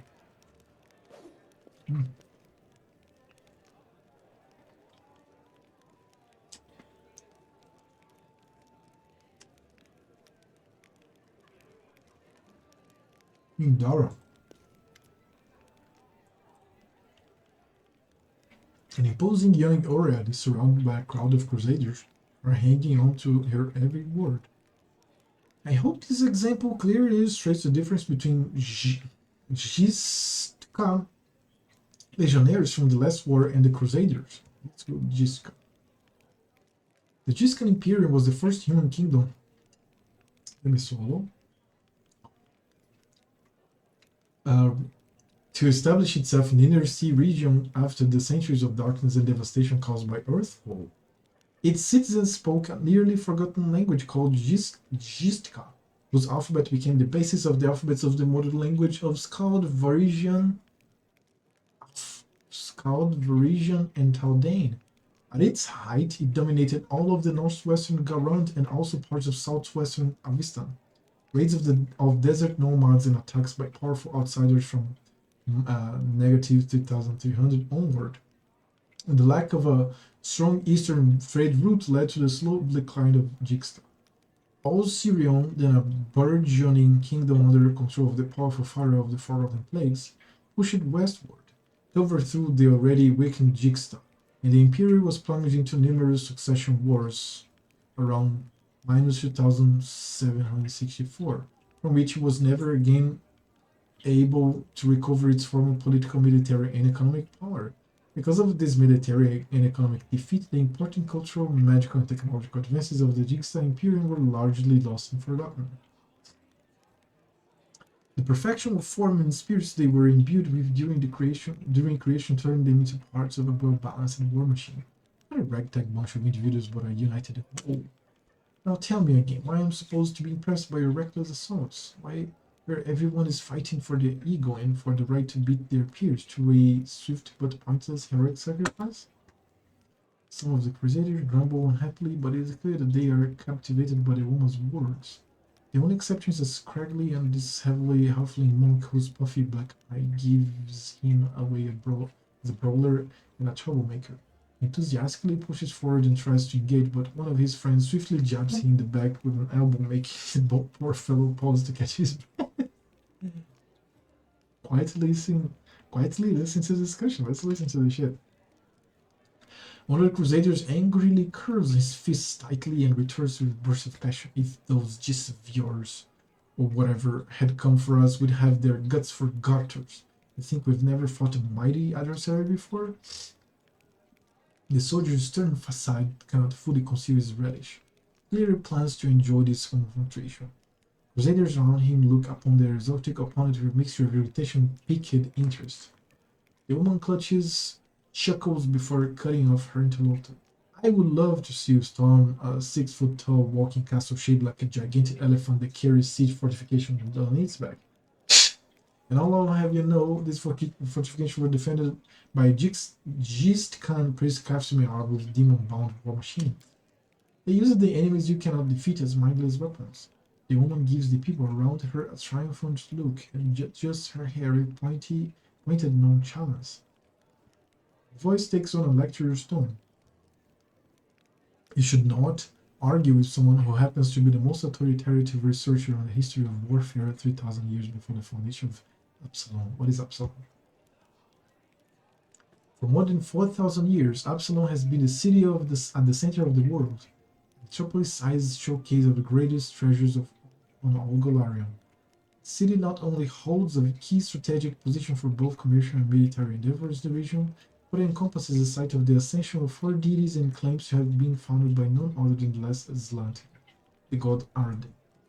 Okay. Let's take a look at this Absalom. Absalom. Holy crap, this is enormous. Dude. I'm so sorry. I find it fun. Okay, let's go there.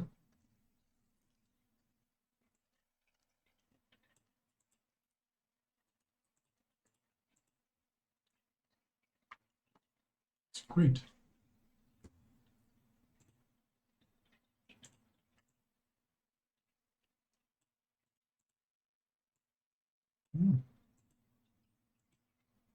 The city's fucking ginormous.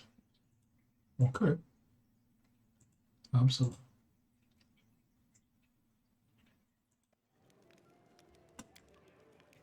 Emma looks at you and flashes an amusement. The lecture's over. Do my esteemed listener have any questions? Who are you? I am Indara, a warrior magus and scholar of classical warfare from Garund. What is fucking Garund? Garund is the continent. Wait. Garund is the continent found south of Avista, across the Inner Sea and west of Kazmaron, from which it is separated by the Obari Ocean.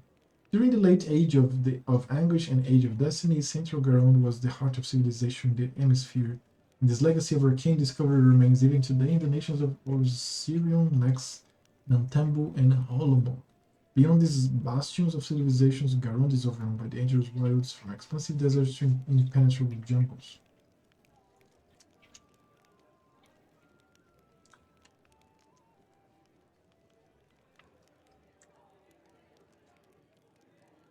Bite. Chew. Swallow. Now I can speak. I admit that I am mildly offended by the fact that my name is entirely unfamiliar to you, but I'm willing to accept that this is due to Avicen's isolation from the sophisticated culture of the world at large. Avicen. Avicen is a continent on the world of Galarium, one of the most densely populated areas on the planet. Avicen possesses as many varied cultures and environments as any other continent in the world. On an ancient history stretching back tens of thousands of years, Brevoy, the River Kingdom, Numeria, and the Stolen Lands are all situated on Avicen. We've come a long way to be here. I like to think of myself as an inhabitant of Galarium. I don't narrowly identify with any country in particular. Why did you come here? To witness a legendary war. Man, it's still in my sept here, my innards. The piece of guava that I sniffed. I don't know. Written as a legendary war, the competition between denizens of a planet famous for its love for violence and the crusaders from every continent united by the common goal of defending their home. An epic struggle of colossal proportions that hasn't been particularly epic so far, truth be told.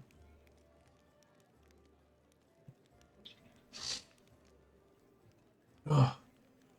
Big Eye. The monk with a black eye grins and mutters under the breath. Maybe she just can't see it from here. The view will get way more epic if she stops hiding among us and takes a walk outside. The woman smirks contemptuously. She does not deem the monk's words worthy of comment. Looks like you know more about warfare than any of us. Oh, am I hearing things or did someone finally acknowledge my competence in the art of warfare? Perhaps there is a sufficiently open-minded person among the Crusaders after all. I find myself pleasantly surprised. Why don't you join the Crusaders and show them how fighting should be done? Dude, this lady, she's like a stone. She's beautiful. Different. No, I am a historian, an analyst, a theorist. Do you know what these three words have in common? They describe a mortal woman who does not participate in the conflict upon which her thesis will be founded. But then again, I will hardly be able to describe this mess as anything other than a feeble likeness of the last war of Gistica. The monk with a damaged eye grimly. Oh, there's the monk there. And I can't replace it. Brings slightly in comments. The more dangerous the upcoming scuffle is, the more motivated we are to find clever and pretty words to justify not actually doing the fighting. What is this last war that you mentioned? The last war of Gisca, of course. A large-scale conflict that took place 3,000 years before the foundation of Absalom. It was a war against the Osirian pharaoh of Osirian. One of the first civilizations to rise in the wake of Earthfall, Osirian is also one of the greatest empires in the history of Galarium. Nation of great knowledge, wealth, and power. This ancient land harbors pyramids, mummies, terrible curses, and endless sand. It was a culture steeped in proud traditions, devout respect for the gods, dedication to communal service, and unswerving devotion to its rulers. Osirian today is just emerging from millennia of Keleshite rule and regaining the legacy of the pharaohs supplanted by these foreign oppressions. The war that ended the legendary Gistica Imperium, an epic struggle that became the most vibrant page in military history, whilst all conflicts that followed it were but a pale shadow, including the one I am witnessing here. Did you find the last war of Gistica so inspiring? Imagine legions of golems imbued with exceptional spirits marching to battle. Imagine flying cities that swoop out of the clouds like terrifying monster birds of prey, drop forces on top of enemy castles. Picture gigantic mechanisms powered by captive and very angry demons and devils. Imagine standing in the warpath of walking citadels or having to cover your ears to block out the sound of cannons loaded with shrieking elementals. Finally, imagine the ultimate weapon that defeated Gisca, the deadly Night Plague. This affliction was an attacked dog, a trained epidemic, a tamed pestilence, striking only those who its masters wanted to kill. Imagine all these terrors and understand that no flight of fancy can even come close to the horror of the nightmares that they made real. Did you know so much about Gisca last war? I can say without false modesty that there is no more authoritative research on Galarium when it comes to history of warfare 3,000 years before the foundation of Absalom. I just dedicated my whole life to this subject. I personally visited old battlefields and studied the most mysterious and forbidden archives containing chronicles of ancient wars, sometimes risking my life in the process. I saw a fallen sky city of the Shuri Empire with my own eyes. I ripped out the control crystal from an examinative class combat golem that guarded the logistical laboratory with my own hands. His fingers held the glass flask that the servants of Pharaoh of Forgotten Plagues used to create the first generation of pestilence that devastated Jessica Imperium. Although I know so much, I saw and touched everything I'm telling you about. We're wrong to treat the Crusaders with such disdain. Allow me to explain. A debate? Oh, I will be happy to prove the current conflict was a canon to the last war of Jessica. Very well, the last war of Jessica was waged using a significantly greater number of troops. Both sides actively relied on reinforcements from allied planes, and their strategic planning was perfected through no fewer than 7 rounds of intensive design.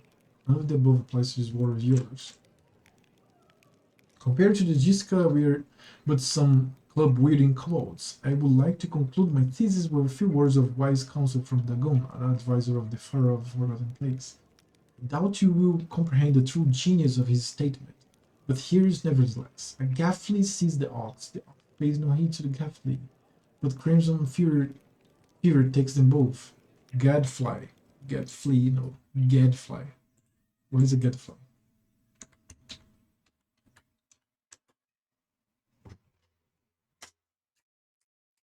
I order jet wanted to enter. Let's.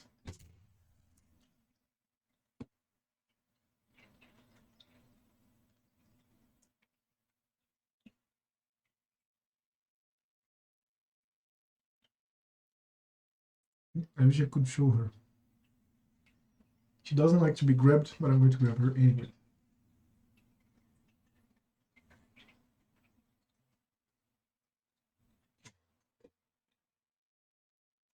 This is her. Are you good? You're feeling alone? Don't feel alone, baby. She's purring right now.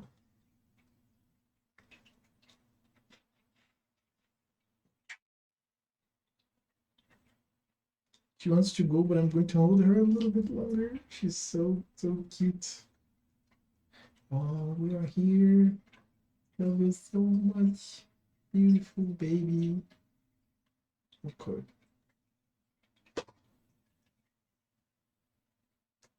Now she wants to go. That's that. She wants me to open the door. Her to enter, be pet a little bit, and then she wants to go. Gadfly. Yeah, the normal fly, right? A normal fly. So, diplomacy, 9 or more, and word, 8 or more. 9 or more. The events of the past are shrouded in legend, but the fate of the world is being decided here and now. Is what you fail to grasp. Yes! It succeeded. How much I took? 14 plus 6, 20. That was great. The earnestness of the faces of those around you has taken away Nero's panache, encouraging her to backtrack and stumble over the woods. Of course, I'm not trying to diminish the importance of current events. What I'm trying to say is that from the standpoint of history, and particularly the history of warfare, she falls silent, fixedly staring into the friendly eyes of her audience. The true importance of these developments won't become obvious until later. As a scholar, I cannot deny that there is a certain truth beneath your skeptical statements. History is a complex discipline rooted in fact in an evidentiary base that grows ever more meager the farther the described periods from the present moment. Man, the cat is down here. I'm petting her from. She's by my feet. Of course, if I were to argue in bad faith, the way Crusaders embellish their tales of slaying a single Bremorak by adding a dozen Baylors, for example, I could win this debate. But I'm above such things, and therefore I'm forced to admit that your skepticism is not entirely without merit. Have you changed your mind about joining the Crusaders? I don't see the point. You Crusaders appear to be quite confident in your skills, and nothing else you've presented your arguments to me with extreme confidence. Buckles her sword, belt, and hands you the weapon. This is a worthy blade. It will be used not only for the strong, but also for the wise. Wall of Gistica. And this is where I bid you farewell. Before the end of the day, I was planning to observe how winged demons use pack tactics to drive their prey like herds of livestock. It's about time I got back to my research. The hint of a smile graces her lips when she sees the appointment there are so many conversations around her. Stay safe. Oh, she fucking left. Really? I also leveled in this process. Just talking. Yeah, let me fight at 3, of course, yes. Armor training. Starting at 3rd level, fighter learns to be more maneuverable wearing armor. Whenever he's wearing armor, use the check penalty by 1 to minimum 0. Increase the maximum dexterity points allowed as armor by every 4 levels after this was increased by +1 each time to maximum -4 reduction, +4 increase. Additional fighter can also move at its normal speed while wearing medium armor. 7th level fighter can move at its normal speed while wearing heavy armor. This is fucking amazing. Love it. Let's have more perception and more athletics. I care about those 2 or persuasion. Now, rapid shot. When making a full attack with a ranged weapon, you can fire 1 additional round at your highest bonus. All of your attack rolls take a -2 penalty when using rapid shot. Of course, I want rapid shot. Yes. Focus, not really. Rapid shot is the one to go.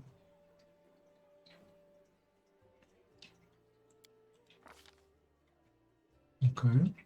Armor training, rapid shot, and I have 22 hit points, right? That's that, right?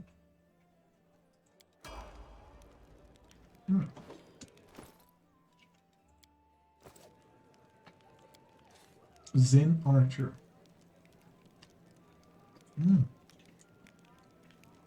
Gains a lot more. Key pool.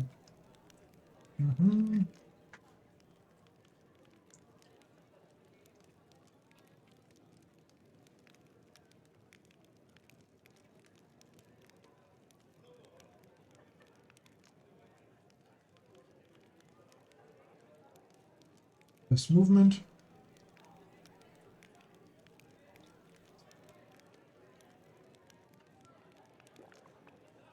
His strike. Point blank master. Then archery. Okay. Now let's go. Let's pay the rest. And then I'm going to focus on. What do I focus on? I don't know. Perception is in the maximum? Oh, he's good at Lord Nature. He's good at Perception, Lord Nature, Religion, Stealth, Mobility, Athletics. But I'm good. Deadly Aim. Yeah, right. Let's have another archer here. I don't care. Now the cat wants to go.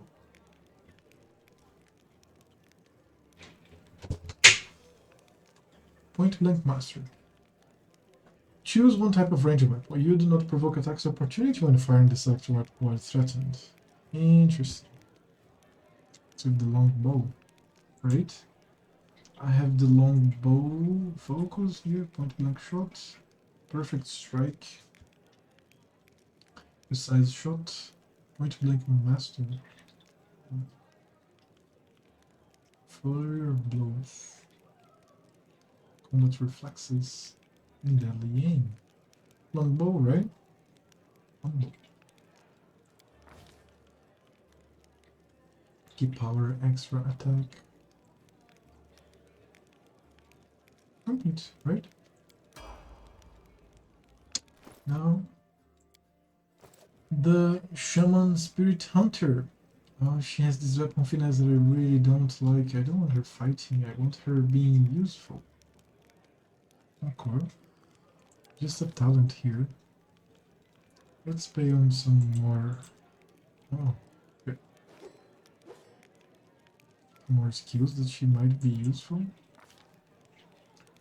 Weapon focus, point blank shots. Oh man. Blue potions.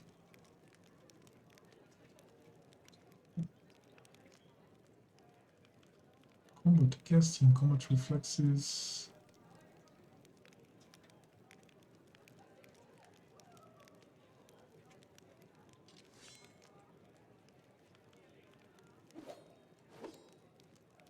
He's going to be the utility. I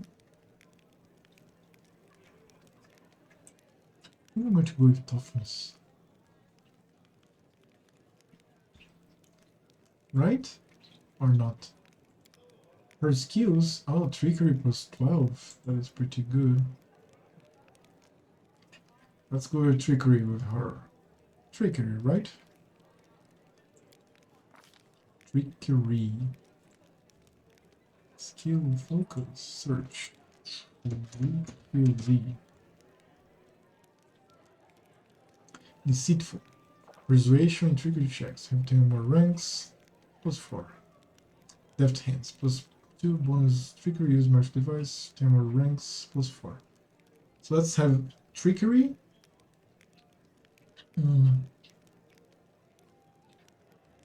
Dude, I barely have feats. I don't think that's the best option, though. I barely have feats. It's not a rogue. Rogue and Bard are better for that. I want to select another, you know.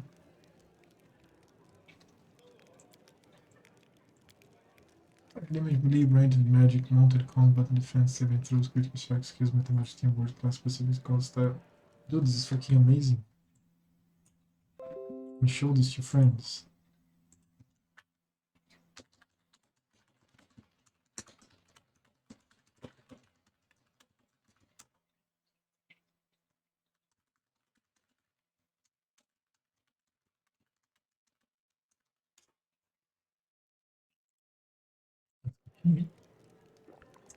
I don't know, man. I want to be a debuffer, and hexes will help me with that, but sometimes I'm going to get to melee, range, and attack. So what I want to do is combat casting. Because probably sometimes I'm going to be able to... Dude, this is so strange. I'm going to be the healer? Maybe. Maybe not. Weapon focus.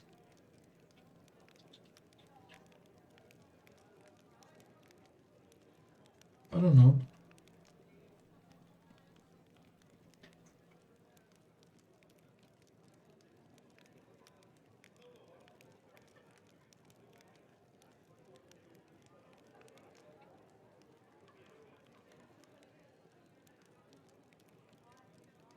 Like, she's a witch or hex. Like, yeah. Hex talents, yes.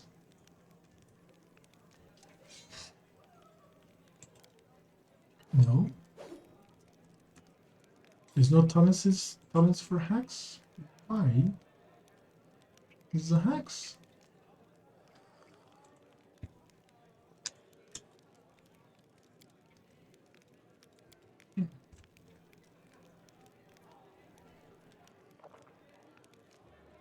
Not specific.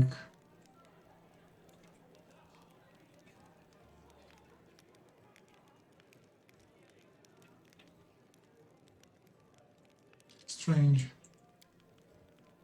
Style, no.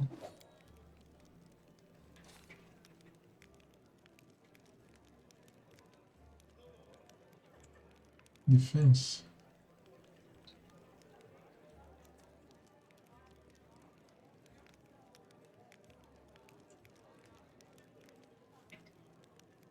Interesting.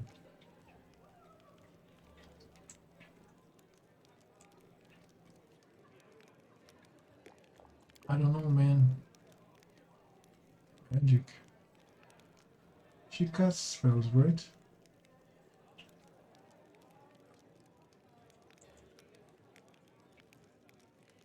Wait, let me go back to the class here. She will cast spells, yes. Right.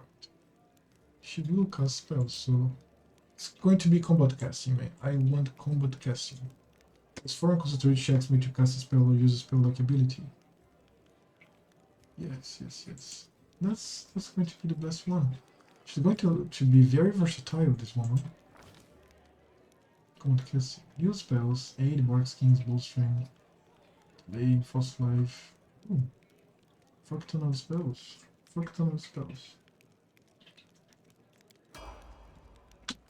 I have to memorize the spells, if I'm not mistaken. Yes. So level 0, anyone? 1, I have just healings.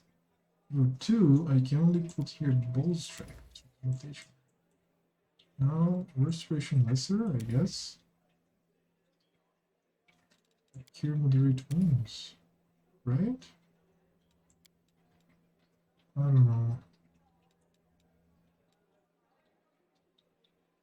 Yeah, this is really important. I guess I'm going to go with Restoration. Both of them.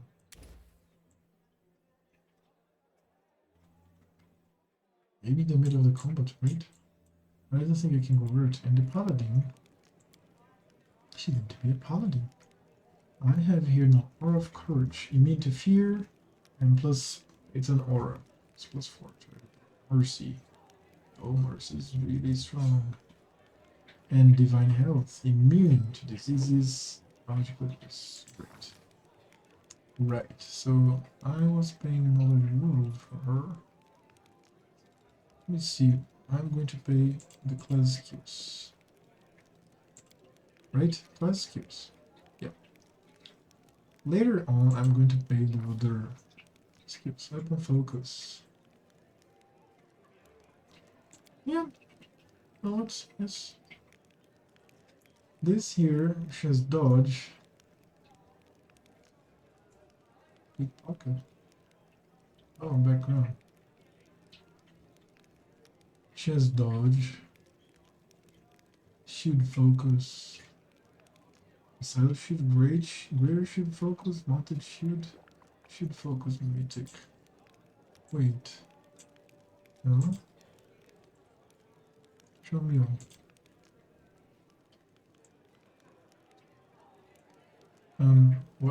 What is it again? Show me again. Here, shield focus, missile shield. Must be using shield to use the feet. Once per round, when you would normally be hit with an attack from a ranged weapon, be reflected to that you take no damage, as if you had deflected arrows feet. Must be aware of the attack and non-flat footed. Let me see the deflect arrow.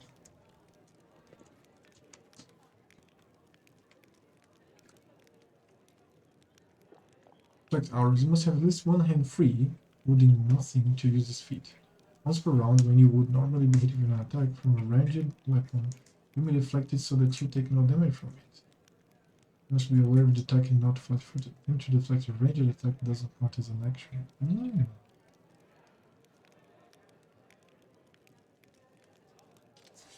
Yeah, man, and it's missile shield.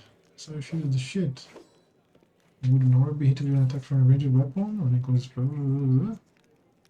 natural attacks of massive range. I deflected so that you take no damage, as if you had deflected armor's feet. You must be aware of the attacking no flat-footed. Missile shield, it is. It's pretty good. She's going to be defensive. Mercy, fatigued, shaken, and sickened.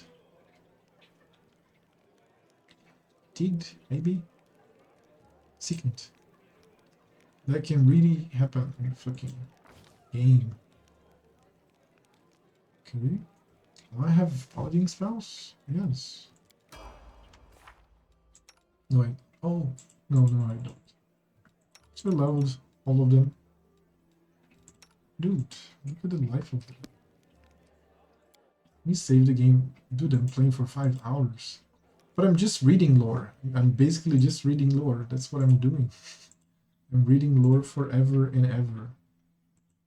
So let me go here. Pink Eye. See, there's a lot of people, man. I'm afraid to read lore more 2 hours of lore. Pink Eye. Oh, it's just like a low and a half high low. Greetings, I'm Hyler Venture Captain of Pathfinder Society. Oh, the return. I'm a superior officer among Pathfinder's region of Mendev. However, society is running almost no operations here right now. Says me.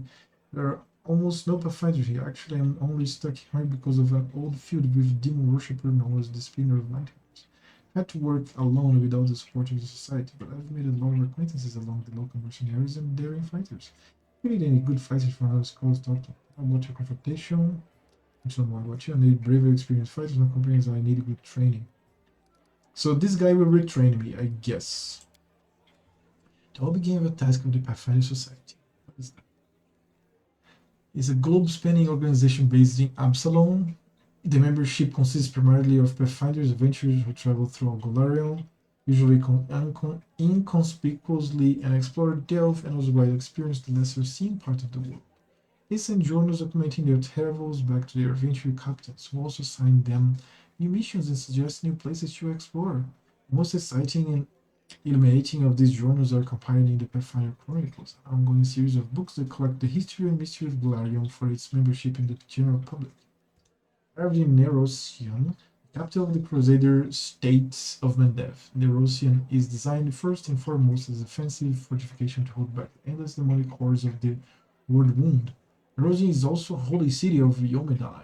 Many of its notable residents are devout worshippers of Yomedai, including Queen Galfrey, the ruler of Mendev. The cruciform cathedral of Yomedai is central to both Nerosian's physical structure and the defense of the city.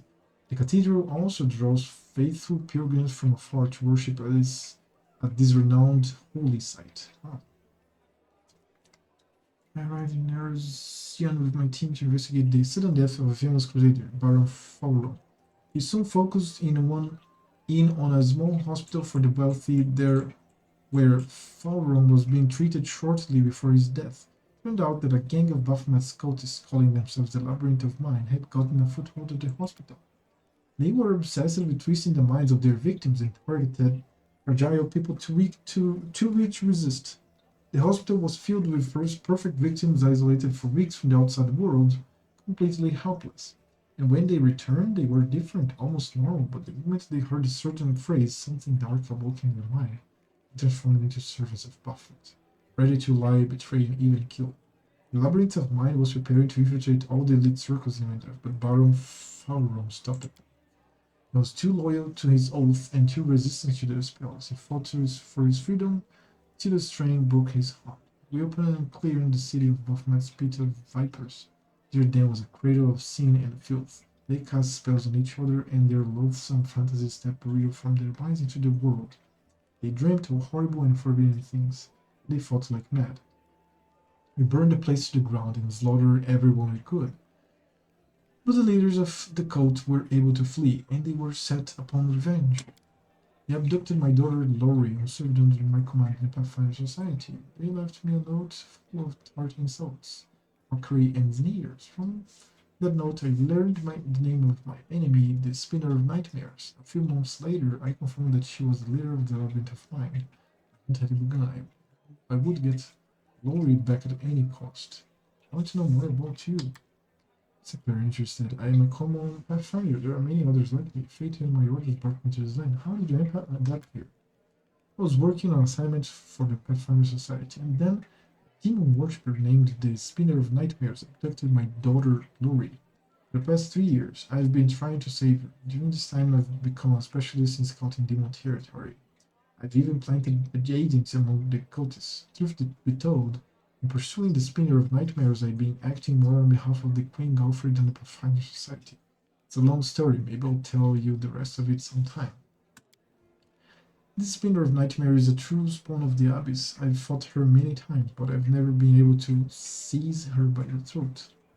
Tell me about your daughter. He smiles, showing his healthy white teeth. Oh, it's like the guy from The Walking Dead. As a girl, Lori was just an angel. Lost her mother early on. She was left to follow my example. Drifter had little idea how to talk to a 10-year-old girl. But even with such questionable parenting, Lori managed to grow into a wonderful girl. Brave, smart, beautiful, and entirely unbearable. She's always arguing with me about everything. When Lori was 18 and told me she was going to be a Pathfinder, all I said was, alright. Maybe there was no use to try and talk her out of it. And she was a fine Pathfinder. I'll never forgive the Spinner of Nightmare for taking my girl from me. Tell me about the Pathfinder Society.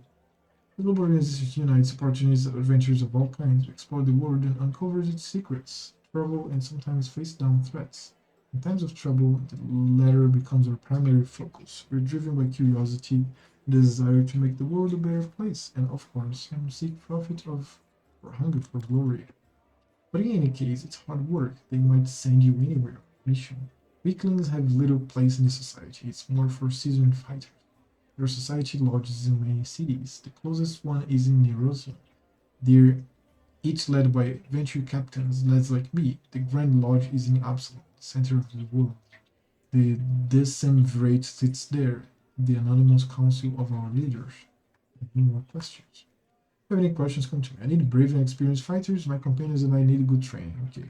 This one here, you can rely on my lands, but you have to pay them. 4,500 is their standard rate. The amount is unacceptable. I'm sorry, but the society has established universal rates to avoid competition between firefighters and different countries. My companions and I need good training. You'll get a great mentor from Upsal. The first few times you train your fighters free of charge.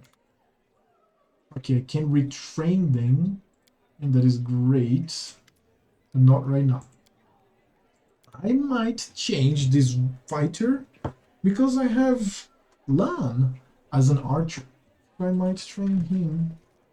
I might train myself to be, I don't know, like two-handed fighter or something like that. Not an archetype trying to fighter, an actual fighter that fights with two hands. I'm also going to choose my my portrait, a better one, Sila. Hey there, during that march through the dungeon, we never got the chance to exchange a proper greeting. It's high time I shake your hand. I'd like to know more about you. Let's go. Of course, ask anything, I'll answer honestly. Tell me about yourself. Where are you from?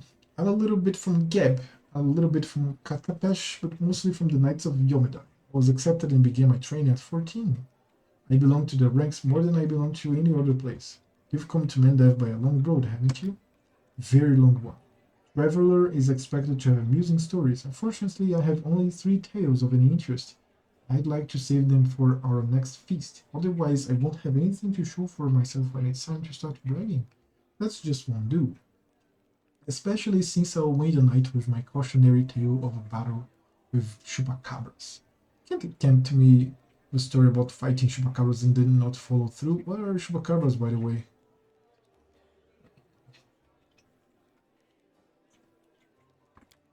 Incredibly repulsive magical beasts, fast and dangerous. They can, well, it looks like someone's fooled me into starting the tale. I guess now I have to tell the whole story. Picture a small town in Quadira, and down in the dungeon there is 2 murderers waiting to be executed. The gallows. Okay, I have to print this. Those chupacabras are from Brazil, so I have to print this for some friends.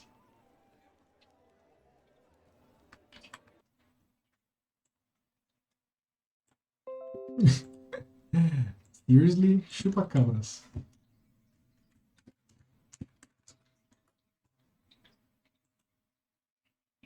Dude, I'm very much enjoying this.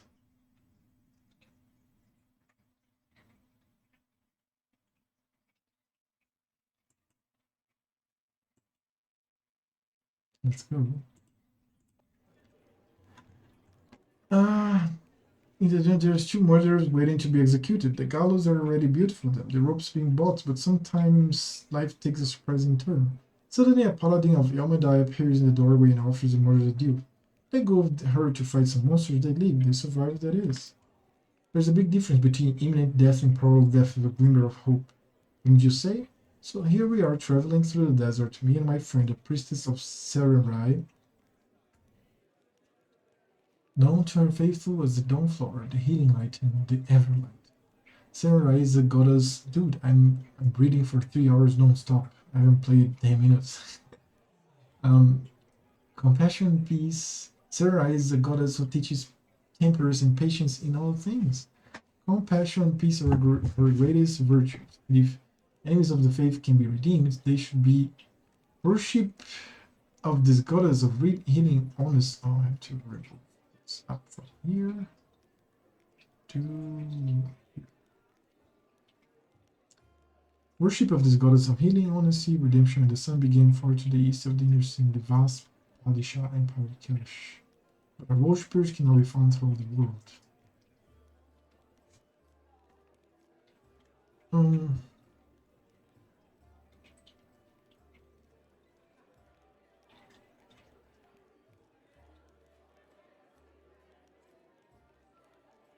I have to do this thing here on the cell phone.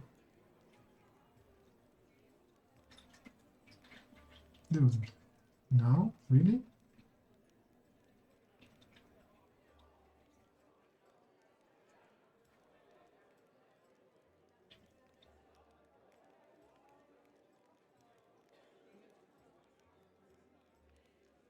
Yeah.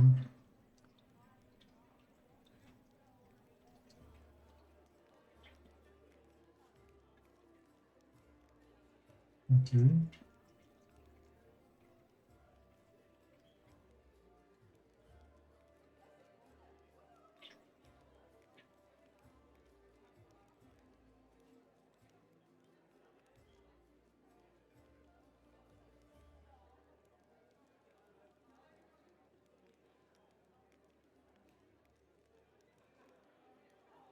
Good. Come on, man.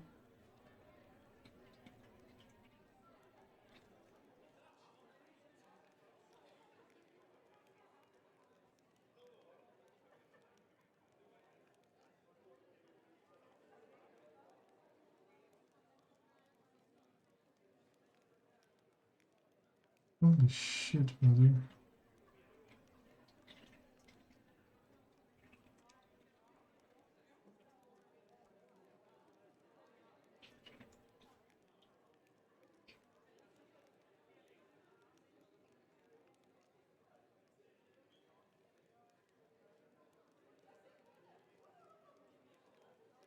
Oh, the gym opens at 6?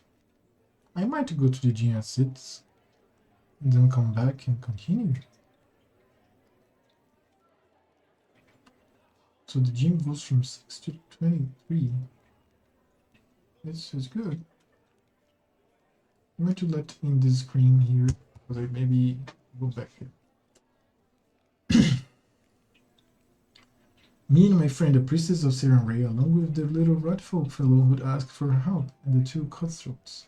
Got to the ratfolk village and saw their bodies lying around, all drained dry. We figured we'd have 2 vampires. That's how the little ratfolk described the monster who attacked their village.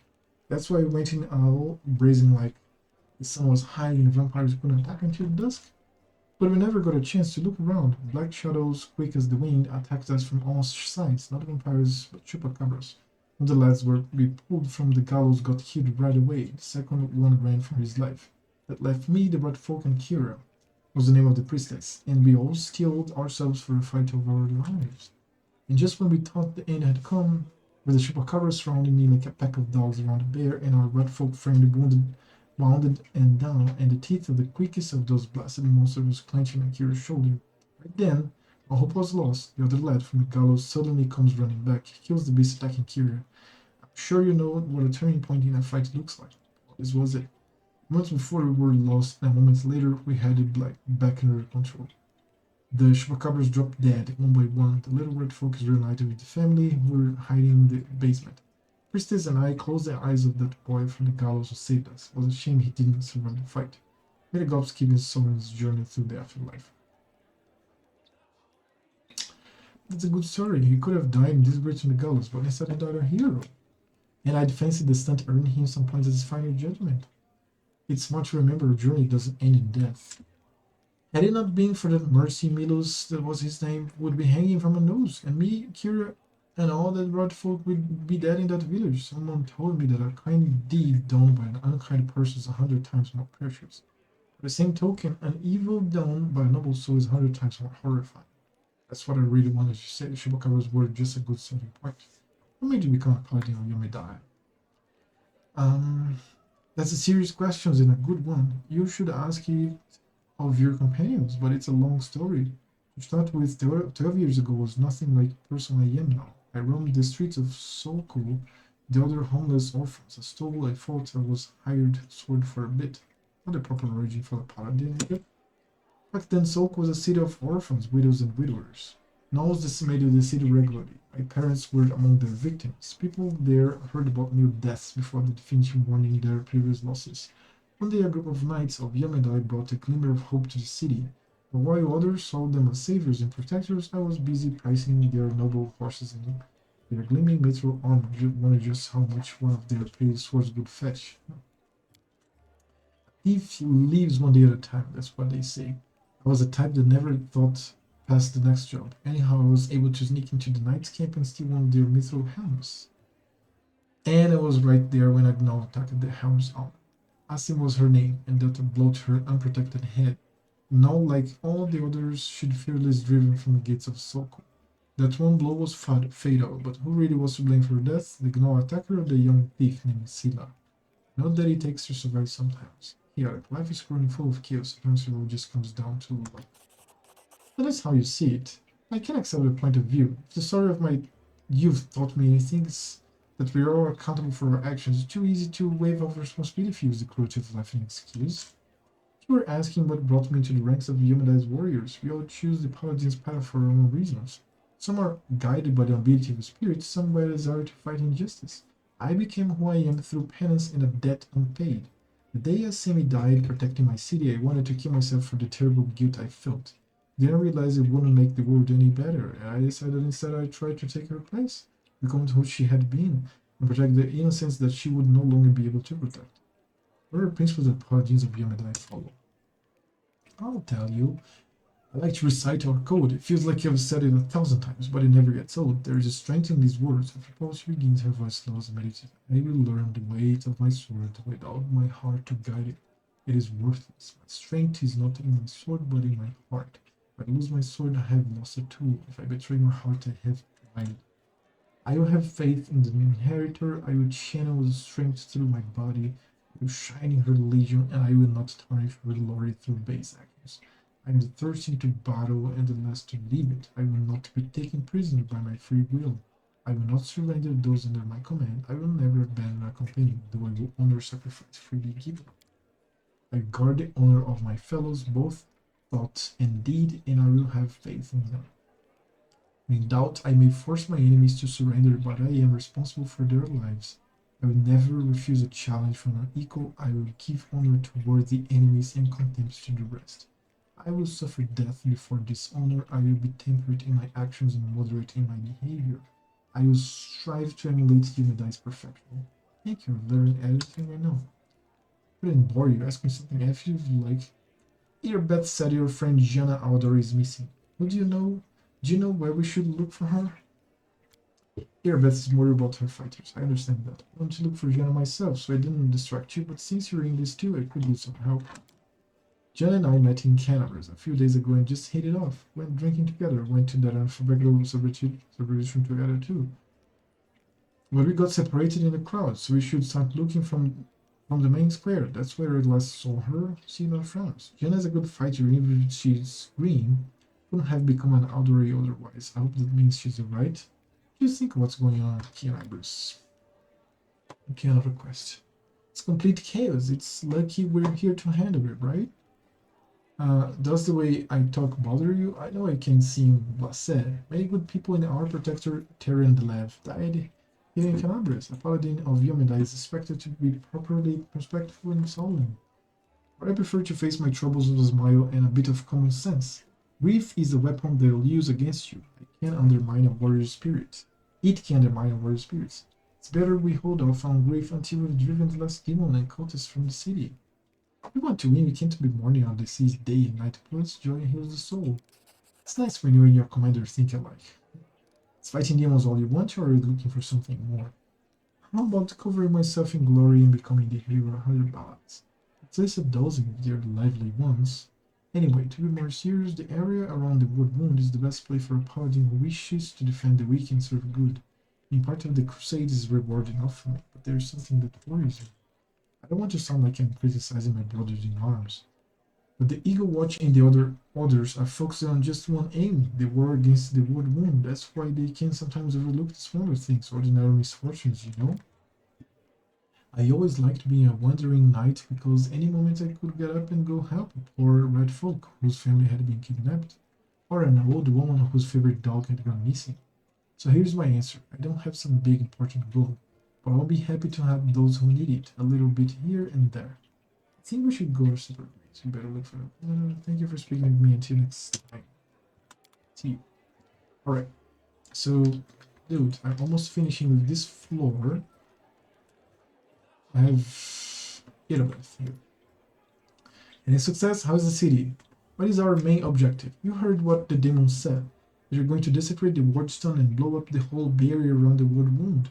That would be an even worse disaster than the Wood Wound expansion before the Second Crusade. Not only Canabris, but every city with a Wardstone will be destroyed, including the capital. We can allow that no matter what. We will retake it, even destroy it if we must.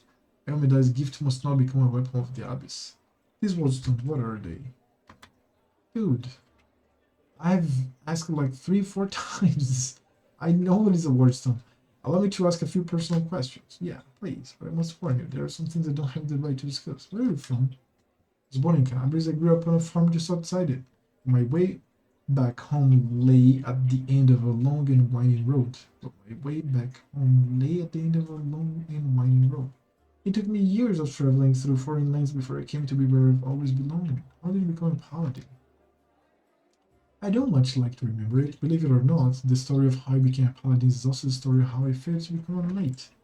My parents were crusaders, made their souls stand together in Yomedai's celestial army. When I was born, they retired from the war and started preparing me to continue their legacy. My father was an orc. You'd be blessed to find a calmer, wiser, and more pious servant of the goddess than he. But still, all his life he was dogged by sideways looks and whispers. I grew older and it was time for me to serve. I decided anywhere but Canabris. That was where my father had served loyally, and his only reward has been injustice. Besides, the witch hunters, led by the Honorable Prelate Harun, stalked the city with heavy hand. Who knows what they'd have done to strange girl with green skin? Said I went to as market looks like a painful grimace to roast your face. You can laugh if you want, but I was genuinely foolish. I chose the last wall of all places. Can you imagine how well it was accepted in a country that's been battling the orcs of Bell's Camp since its foundation? Hold of Bell's Camp. Well, orcs can be found throughout Galarium. Nowhere else are they as plentiful or live in as densely populated settlements as in the hold of Bell's Camp. Belkzen. Belkzen is an unforgiving wasteland filled with shrub brush, steep mountains, and uneven badlands, where water is scarce and generally limited to the seasonal flood road. There were many like me, but we were all treated as second-class citizens. To the locals, my green skin was worse than lepers' cabs. Even my brothers in faith kept their distance. I took my vows, and the goddess granted me the powers of a paladin. But even then, not a single order would accept me into their ranks. I spent another 6 months knocking on doors before I realized a simple truth. I serve Yomedai, not these people. I don't have to prostrate myself before them, so I left as a paladin, but not a knight. It's probably hard for you as a human to imagine what it's like. The very color of your skin and the fangs in your mouth make people on the streets turn your heel to avoid you. I mean, no offense, of course. How did you come to join a knightly order? I left last fall and went traveling. Goddess guided me, and my path led me to where atrocities were happening. I often fought in exchange for gold, but never for unworthy aims, of course. I wanted the River Kingdoms for a few years, killing monsters and tracking down criminals. Sometimes I thought I was just wasting time, that my true place was in Canabris. I pushed those thoughts away. I didn't even want to think about going back. But in the end, divine providence had brought me to my senses. It happened in Timor. I was tracking a gang of bandits, which my employer suspected was a cover for Razmiran spies.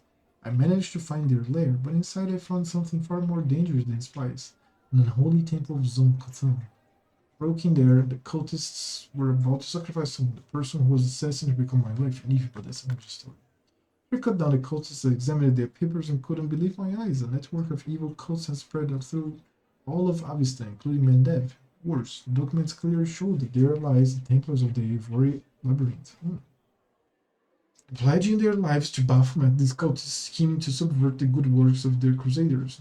They caused trouble in crusader camps, instigating fights and egging participants on to greater violence. They spread lies and sow the seeds of fear with voices sweetened by magic. Some have even assumed the roles of holy crusaders and risen in the ranks of the order knightly orders, waiting for the moment when their treachery can be used to achieve a most foul end. I invested my native Canabris and were even among the ranks of the paladins. After that, the name homecoming would be tantamount to desertion. Luckily, I was no longer alone, and David was as eager to destroy Kossis as I was. And even I hurried to Canabrus, we couldn't trust anyone. The papers indicated that cultists had infiltrated everything. Luckily, I had some experience in investigation. My beloved Fox smiled as well. She knew her way around working locks, dealing people, and trading information with the city's bottom feeders. Soon we defeated was not the whole Hydra, but a few of its heads. Do you know who turned out to be the leader of the cultists? The commander of the war. Alright. Can you imagine while pretty late Harun was chasing witches throughout the city, the enemy had infiltrated the very order responsible for internal security.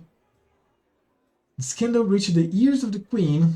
At first she planned to disband the order and disgrace, but then she offered its command to me and put its salvation in my hands. Of course there was one small catch. I wasn't a knight. I was made commander just the same, skipping the usual progression through the ranks. Lord religion check pass. I can't imagine for the Zokotan alliance with demon worshippers. Should they hate each other? They should. But Baphomet's minions are masters of deception. They manipulate Zonkotan's butchers as eagerly as Yamida's knights. The cultists from that unholy temple didn't know the true face of their associates in Canabrus. We ourselves learned the truth much later, after getting to the bottom of their nests. How did the people of Canabrus feel about your background? They tolerated it surprisingly well. I shouldn't have been so wary. Crusaders don't tend to be prejudiced as a rule. After all, heroes from all over the world, even from other continents, come here to fight the demons. Apparently the people were only suspicious of full-blooded orcs. There were already many like me here, and we don't have any problems. Though the locals do have their superstitions, and that is as merciless as last war. They just have a different set of victims. I kept seeing those same sideways looks and scowls, hearing the familiar whispers, but where once they used it to whisper behind my back and point at me, now they whisper in my ear and point at someone else. So strange to be on the other side of humiliation. To wipe the spit from your face and suddenly be invited to change position and spit at someone else.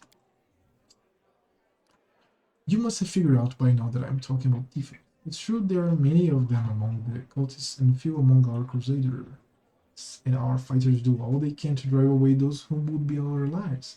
People shun them, call them a relose spawn or worse, as they choose to be born like that. I believe it's quite a feat to rise against the call of one's blood and join the forces of good. Still, most only see them as the enemy. I once saw a knight bleeding to death because he wouldn't let a tiefling priest touch his wound. Holy shit.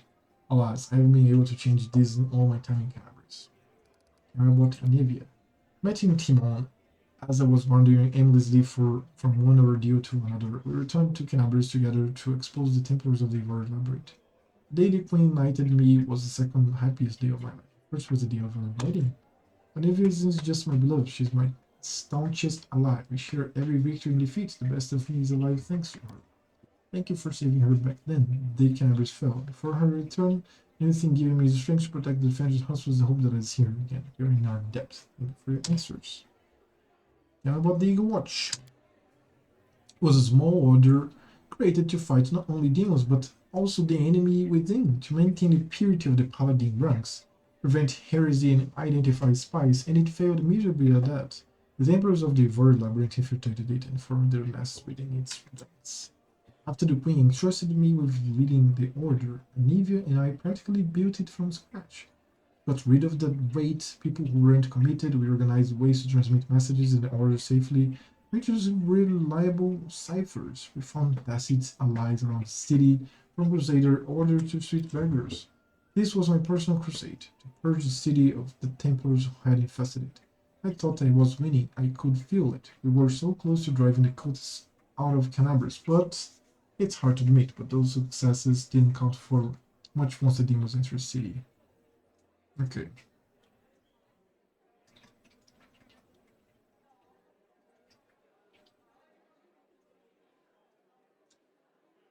On the contrary, if it wasn't for you, there wouldn't be a headquarters of the Defender's Hunt. The cultists would have served up the city on a platter to the demons. Yes, that's true. It's a good thing we achieved something. Thank you. I have to go. Oh, let me keep you safe. Dude! It's 3 hours and 22 minutes of talking. I barely played. I mean, I am now very well versed on the story of these companions. And you know what? I'm going to explore the rest of the tavern. I'm going to save this game. It's 6 hours, 46 minutes, mostly talking. I have to check something here. And I think I'm going to retrain my character. Yes. I think I'm going to retrain. Let me see here. Maybe I stop the streaming, retrain, and then come back. But I don't know. There's the outside. There's the basement. And there's a second floor, right? Have here Ratimus, Anevia, Healer, Irabeth, Sila, Lan, Malão, Camellia, Shelton Vane, and Ford Autumn Haze. Oh wait, who are you?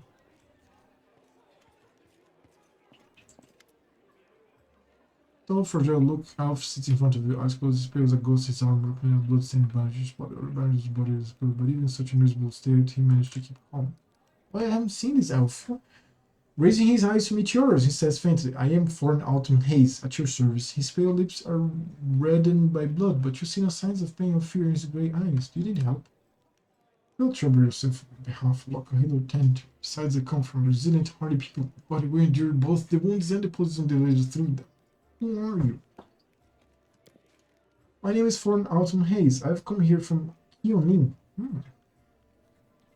The homeland of the elven race of Golarion, Kionin was almost completely evacuated by the elves just before the fall of the Starstone. They only recently, by elven standards, returned to Golarion to reclaim their ancient homeland and have become an isolationist realm, allowing few known elven visitors into their mist-shrouded capital, Yada. Because I'm a hunter, and all means of evil are my quarry. I won't say more than that. If you don't mind, we are strangers and of different races and cultures. I'd rather not tell you more than is necessary. Who wounded you? Wounded a sinner and accomplice to demons. The quarry I'm hunting in this inhospitable place. Come on now, you can trust me about be able to help. It would be impolite to refuse such a direct and friendly offer. Who's your quarry here in Endev? I was hunting a fugitive, a descarate by the name of Kailisa. It pains me to admit that there are heinous malefactors such as her among my noble kind. I managed to catch up to her in Canabris, and I wounded her. Then demons appeared and the city was engulfed in flames. I was injured in the battle that ensued and couldn't free her soul from its service to her dark masters. Sorry for your misfortune. I hope things will turn out differently the next time. There's no need for pity. Our ancient kind is blessed with great longevity. We gained a deeper understanding of the world than other races, and we learned our lessons better than anyone.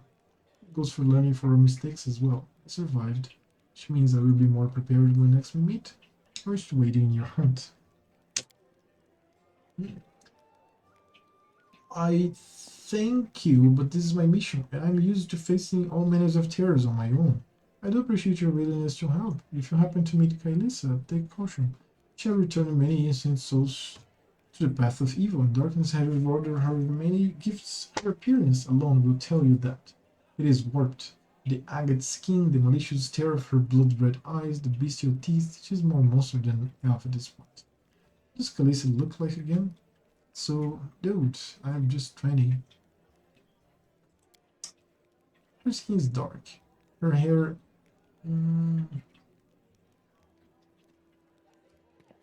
preternaturally white. Her red eyes can see perfectly in the dark, which, to my dismay, I've come to know from experience. The bright light causes her kind of pain. I just don't know, a chemical powder explodes in the dancing flesh, and she cried out as if I had stabbed her. As clear as one was the faithful servant of darkness. It is much I have left on her appearance. Say as much. I'd like to know more about you. Not holding anything back, not who I am, why I made my way here, or who it is that I'm pursuing. Tell me more about yourself. Other people tend to believe that identity is the sum of a person's actions, that identity is the sum of a person's actions and the events that happened to them. For them, I am one of a long line of warriors of Kionin, who since his youth has dedicated himself to hunting evil and injustice. For them, I am a successful and capable huntsman who was tracked down and slaying a great many monsters. But I am an elf, and for me, my identity has a different meaning. It is shaped by the place where I was born, that I love so deeply. I am shaped by what I find beautiful and what makes my heart quicken, by the fears that come to me in the dead of night. things I find so intolerable that at the sight of them, my very core darkens and fills with poison. Thus, to tell you who I am, I would require many days and much candor, which is more than you and I have at our disposal. But I choose to be a hunter of evil, because I am the son of a noble and proud nation. We are sometimes criticized for arrogance, but no one dares doubt our honor. When a crime is committed, we cannot turn a blind eye. If we were to abandon our obligation to oppose evil, if we were to surrender his obligation to other races, we would also relinquish our preeminence. Mind me, who is the quarry that brought you to Mendev? Refresh my memory about Kalisa? No. Okay, I'm good. Refresh my memory. Okay, I have no more questions. As you wish. I have to go. Good fortune to you. Right. So I talked to the last guy, I guess. That's my personal chance. I came here. This is the basement that I haven't visited, and this is some loot that I just didn't see because I was... some loot. Let me get some loot. And this is like a painting here. Let's have a look. What is that? Yeah, let's fucking read it. Why not? Healer, did I read this? Yeah, I read this. Healer and the Spinner of Nightmares. Book the first of the astonishing exploits of Venture Captain Healer, published by the Pathfinder Society. The Spinner of Nightmares let out a finished laugh, and the wind rose up, sending the sound rippling across the roof of the cavernous temple and off into the darkening sky. We cannot protect him. The demon worshipper performed a graceful pirouette as though she were mocking the ungainly Venture Captain, who was slowly picking his way across the slippery roof tiles. I have saved Antoclitus today, but it won't save everyone who gets him away. I will always be one step ahead, plunging your dagger into the heart of the next foe, and sullying your path with blood that you will never be able to wipe clean. Healer lost his footing once again, and only by a miracle did he not go plummeting to his death. His heart threatened to beat right out of his chest, but his mind was consumed with the furious awareness of how close he was to his target. Only a few dozen paces separated him from the spinner of the nightmares. Close enough to shoot, but the Venture Captain wanted to be sure the bolt wouldn't kill her, barely maim and immobilize her. The hand crossbow that Healer concealed under the folds of his cloak was throwing off his balance. The jigs up. Spinner of Nightmares. The Venture Captain leaned forwards as though trying to catch his breath. The diversionary tactic designed to weaken the vigilance of the villain was seemed to be waiting for something on the peak of the rules. You have one chance to save your pathetic life. Surrender now. The Spinner of Nightmares froze, as if considering the captain's words, before lunging forward like a snake and spitting with contempt. You'll never see her again. Click, twang, the whistle of the bolt released from its cradle, and a swish of the Spinner of Nightmare's cloak as she dodged the shot, laughing. Healer let out a bellow, pouring all his hatred and despair into the shout, dashed forward and slipping on the roof, tumbled to his knees. Gripping a jagged roof tile with his last remaining strength, the Venture Captain swallowed a grunt of pain and raised his head, only to watch his daughter's abductor be swept away on a black wing. I will find you, the Spinner of Nightmares. Healer's shout seemed to carry far and wide across the whole of Mendev. I'll find you and I'll tear out your duplicitous heart. Interesting. Right, so what is this gem? Right, this was the loot. Now I have to go to the basements, take a look at the basements. I can't go up here. There is the place of some, probably the administration of the crusade or something like that. And I have to check the basement. I'm still going to be the archer hunter. I'm just going to change if, I don't know. I really don't like the composition. Oh, there's more people here. There's loot. Okay, little shield. Okay, there's more loot. And even more loot. Strange thy soul, Delvan. You may die, protect us. Ah, got you again. How many times is that today? Her jokes and shoulder, Thiefling. Oh, easy there, Chief. Don't hit me. Okay, let's loot. A little more loot. More stuff. Can find food here, probably. Food and loot and food.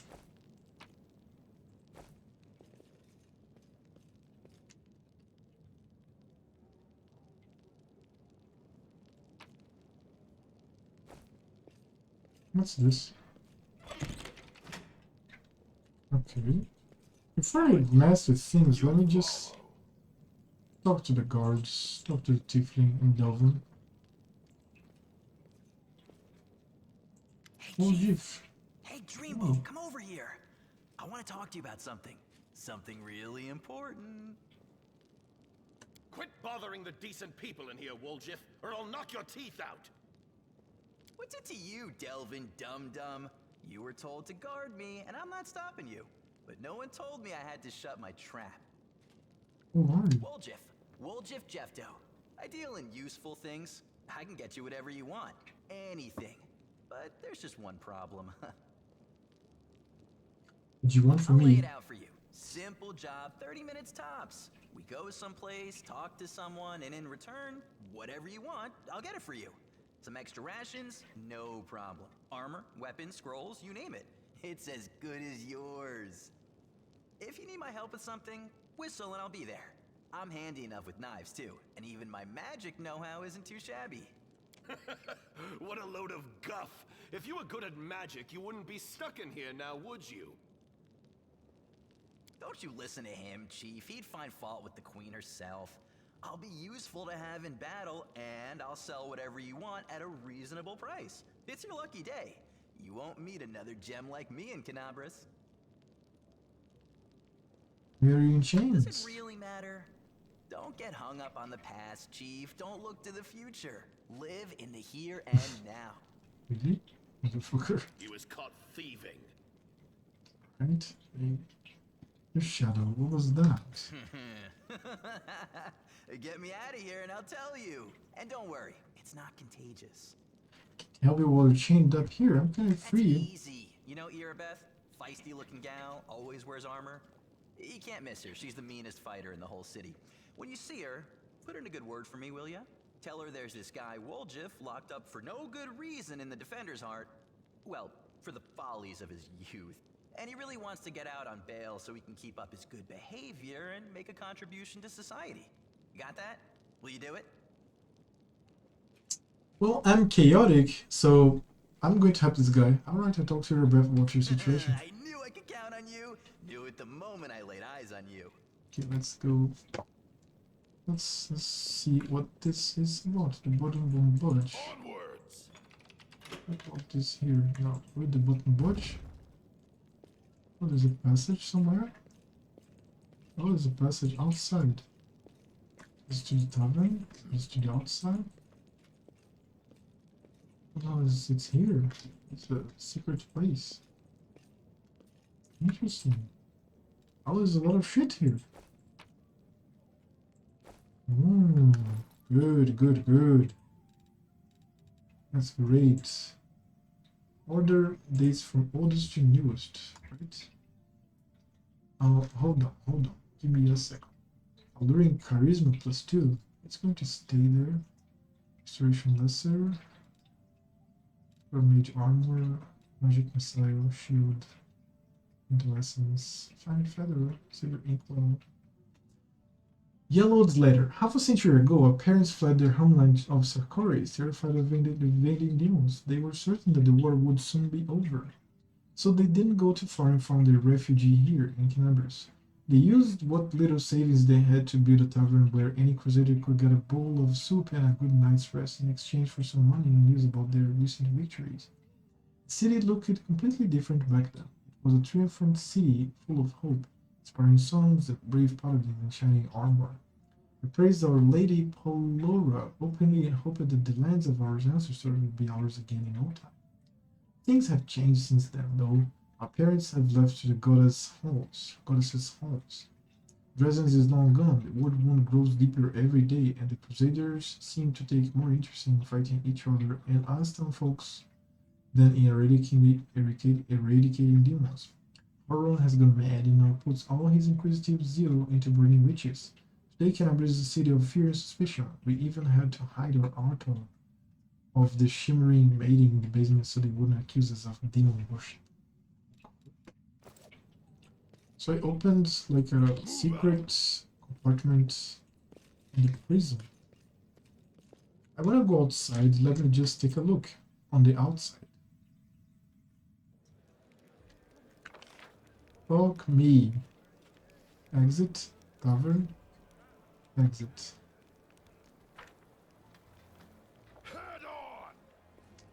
Dude, this game is fucking enormous, and I love it. Loot, of course. Garbage. I lead, you follow. Joran Vane. Dwarf joins the blade in his callous hands, carefully inspecting its edge. He sees you approaching, he sets the blade aside and greets you with a nod. A new face in the city? Canabras. I read this. Pick a good time to come to Canabras. As you can see, we're in sore need of warriors. Show me your wares. Oh, do you recognize this sword? Do you recognize it? Of course I do. I made this with my own hands. There's my brand. See? The dwarf character takes the sword in his hand, grazing it. It's like loving fire. Oh, Yanio, things have been tough without you, but at least we're still but your sword is something. In battle, ordinary swords get blunted, they break, but sometimes a weapon can preserve. I don't even know how to explain it. I'm no authority of these things, but something like an echo of the deeds done with that weapon, or more like the reflection of the wielder's soul. Don't know, I will say one thing, take care of that sword. Yanil may no longer be with us, but the demons will still remember why they need to turn tail and run when they see radiance. I think my mom woke up. No, wait, no, I think it's a cat. Go there.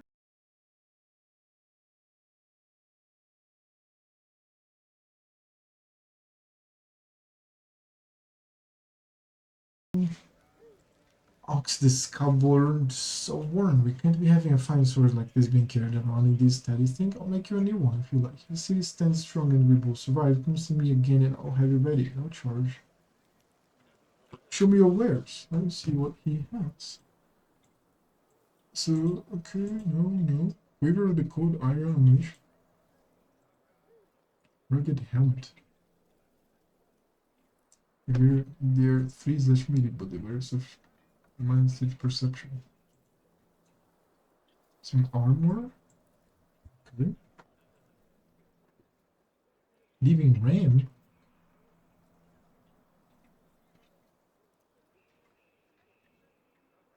Oh. Very nice. That's very, very nice. Okay. Now here. Oh, some weapons.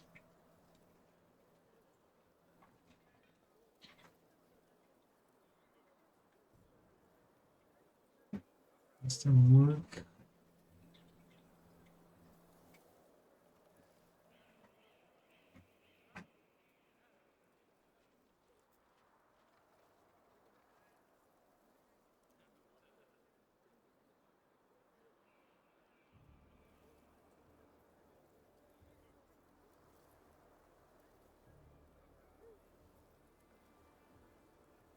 Oh, that's what I wanted. Master Work Composite Longbow. Yes. I'm going to have this one. Yeah, I'm going to have this one. Yes, that's what I want to have. I can sell some shit, right?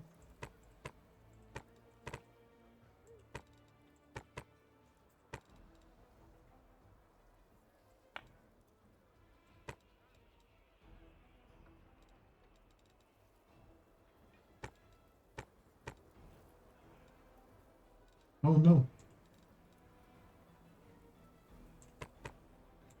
Cool.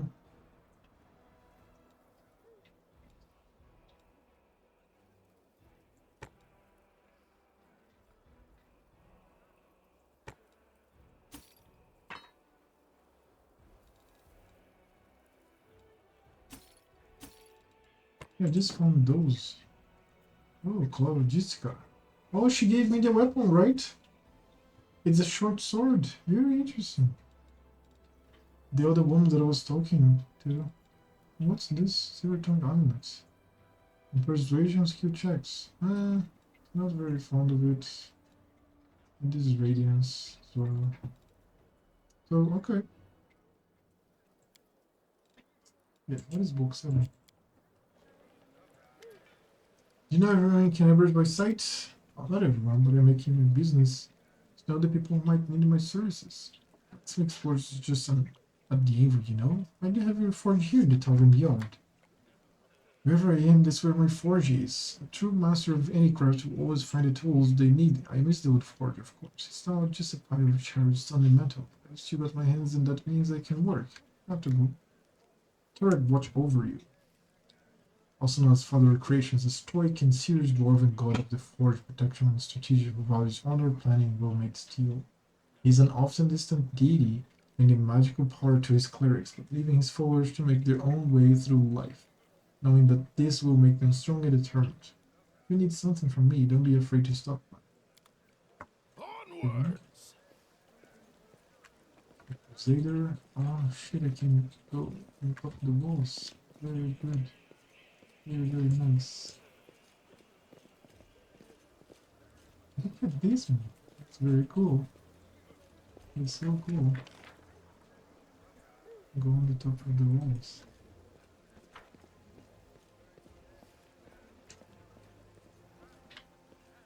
Move out! Survivors, many survivors, just peasants. I can exit here. But I don't think I want to exit here right now. There's some loot.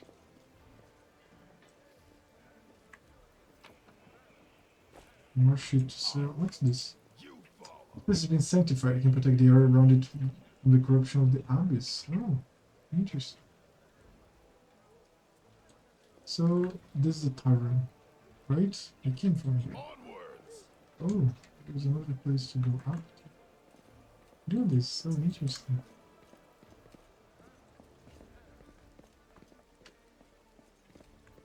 There's some loot here. Okay. A little bit of value here, a little bit of value there. That's very good. That's so cool, man. Look at that. Dude, I'm so glad that I'm playing this game. I was waiting for this game for so long. I can't deny how happy I am, really.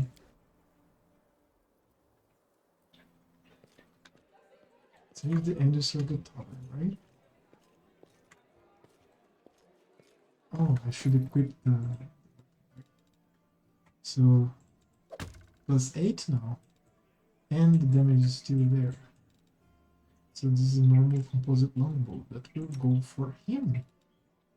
He has a longbow. The composite longbow is going to inflict much more damage. That's great. The longbow should be sold. First, let's sell to this guy.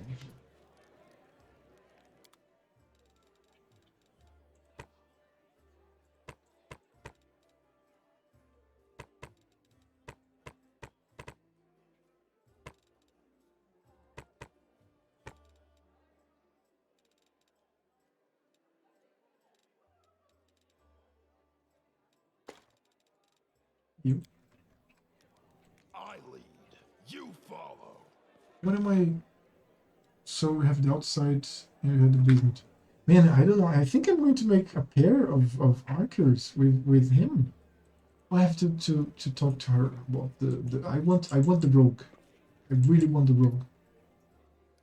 There's a tiefling chained up to the defender's heart. What can you tell me about him?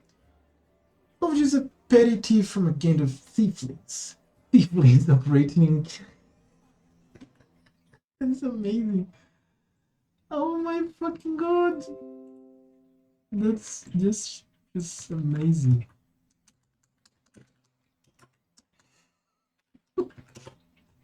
The thieflings.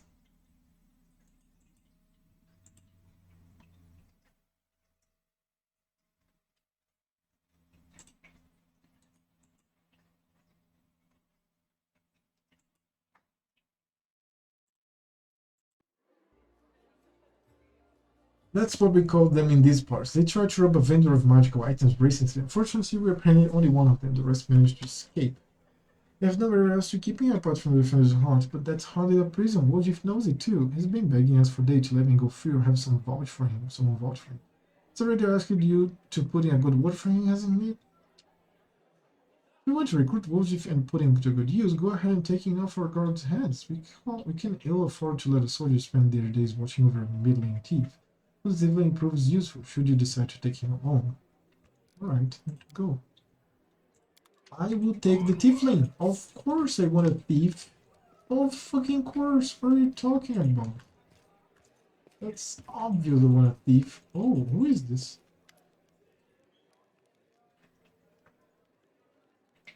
Oh no, yeah. No, I talking to this guy. I talking to everybody, dude. I have been 4 hours. You're just talking to everybody. Well, Chief. Talk to your breath, and I decide to make you part of my troop. We'll see how it goes. You must be a smooth talker. Come on, Delvin. Get these bracelets of yours off me. I'm going free. You're sure to regret this. This tiefling will fleece you for everything you've got. Mark my words. You're a bitter little man, Delvin. Petty and mean. You can't even be happy for me, can you? I want the robe. I'll leave you alone with your sad little soul. So long. And now, Chief, straight down to business. You see, I'm one of those guys that people around here call Thieflings. We just call ourselves the family. After we knocked over that shop and I got stuck here in the Defender's Heart, a little bird told me that big sister Charisme wanted to see me. That she had some questions to ask me. You following? Now, she won't be asking me questions like, Woljif, how'd you manage to get out of this one? Or, Woljif, you're so thin, didn't they feed you? No, something serious has gone down, and I just know they want to try to pin something on me. I can feel it in my tail. So, I knew right away that I couldn't go alone. You turned up just in time, Chief. You don't need to do anything when we get there. Just stand behind me and look mean, and I'll handle the rest. Somehow. Let's go, I'll show you the way. Okay. Apparently he's in my party now, so let's put perception to the sky and trickery to the sky. And stealth maybe as well. Let's go. Let's level him. He's a 3rd level rogue? Chaotic neutral. Yeah, I figured. Plus.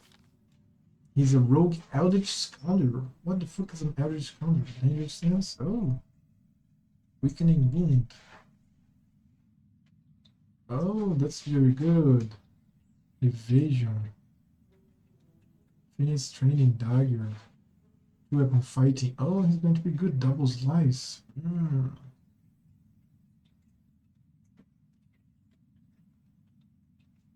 Okay, what's this? Weapon finesse. Trap finding. Very fucking good. Cantrips. Eldritch scoundrel. Detect magic. So this is the 5th. I love it. Of course I wanted a rogue. Of course I wanted a rogue. Dude, let me press J here. I have a fuck ton of quests. Lovely. Last chapter to complete the quest or you will fail afterwards. Last chapter to complete the quest.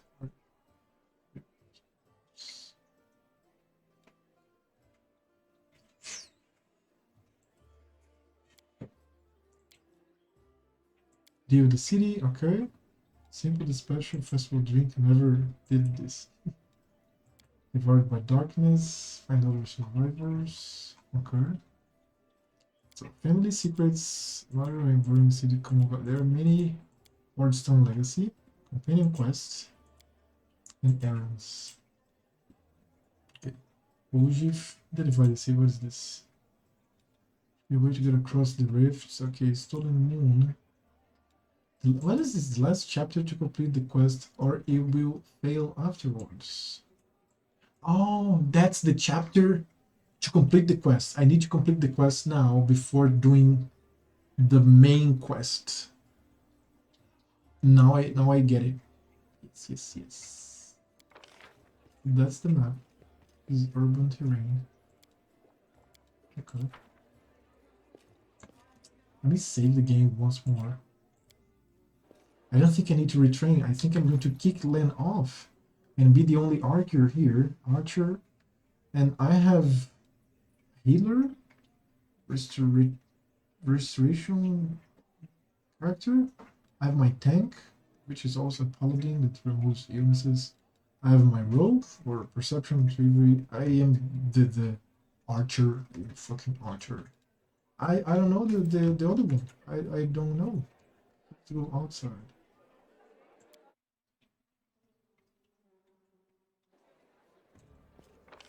So here I have basement, tavern, area exit, area exit. Oh, there's more here that I've missed. When I came here. Oh, okay. Let's go. Yes. Sila. Dude, finally I get to play the game. 4 hours of talking and understanding all the story of this global map. This is the global map of the city of Cannabis. Move the visible part of the map and travel to locations explored by hovering your mouse cursor rather than click. Some locations might be not available for travel for various reasons. As you explore the map and progress through the game, you will discover the locations and routes. So, what's the name of the city?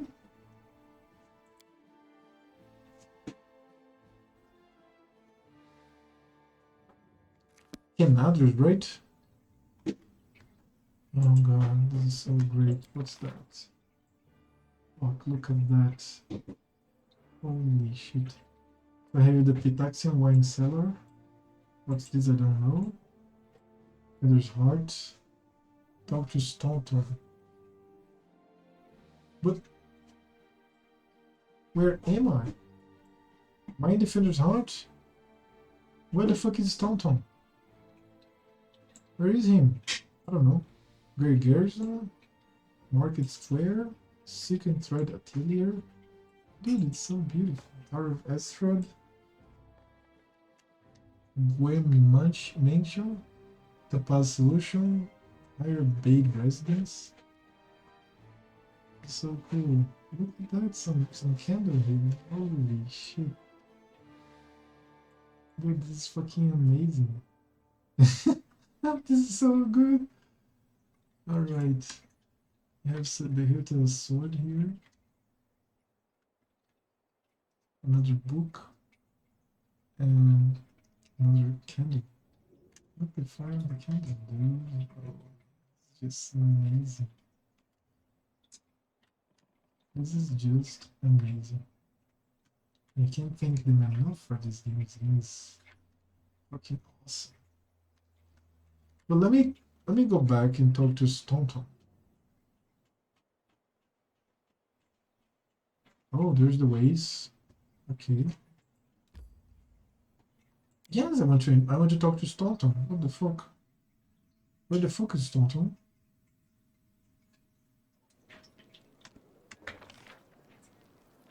Well, not here apparently.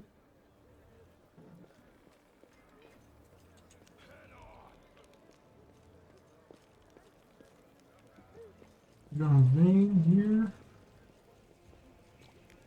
What if I go here? Do I enter? It's the same screen, I guess. It's the same screen. Yeah, it's the same screen. Where is Staunton?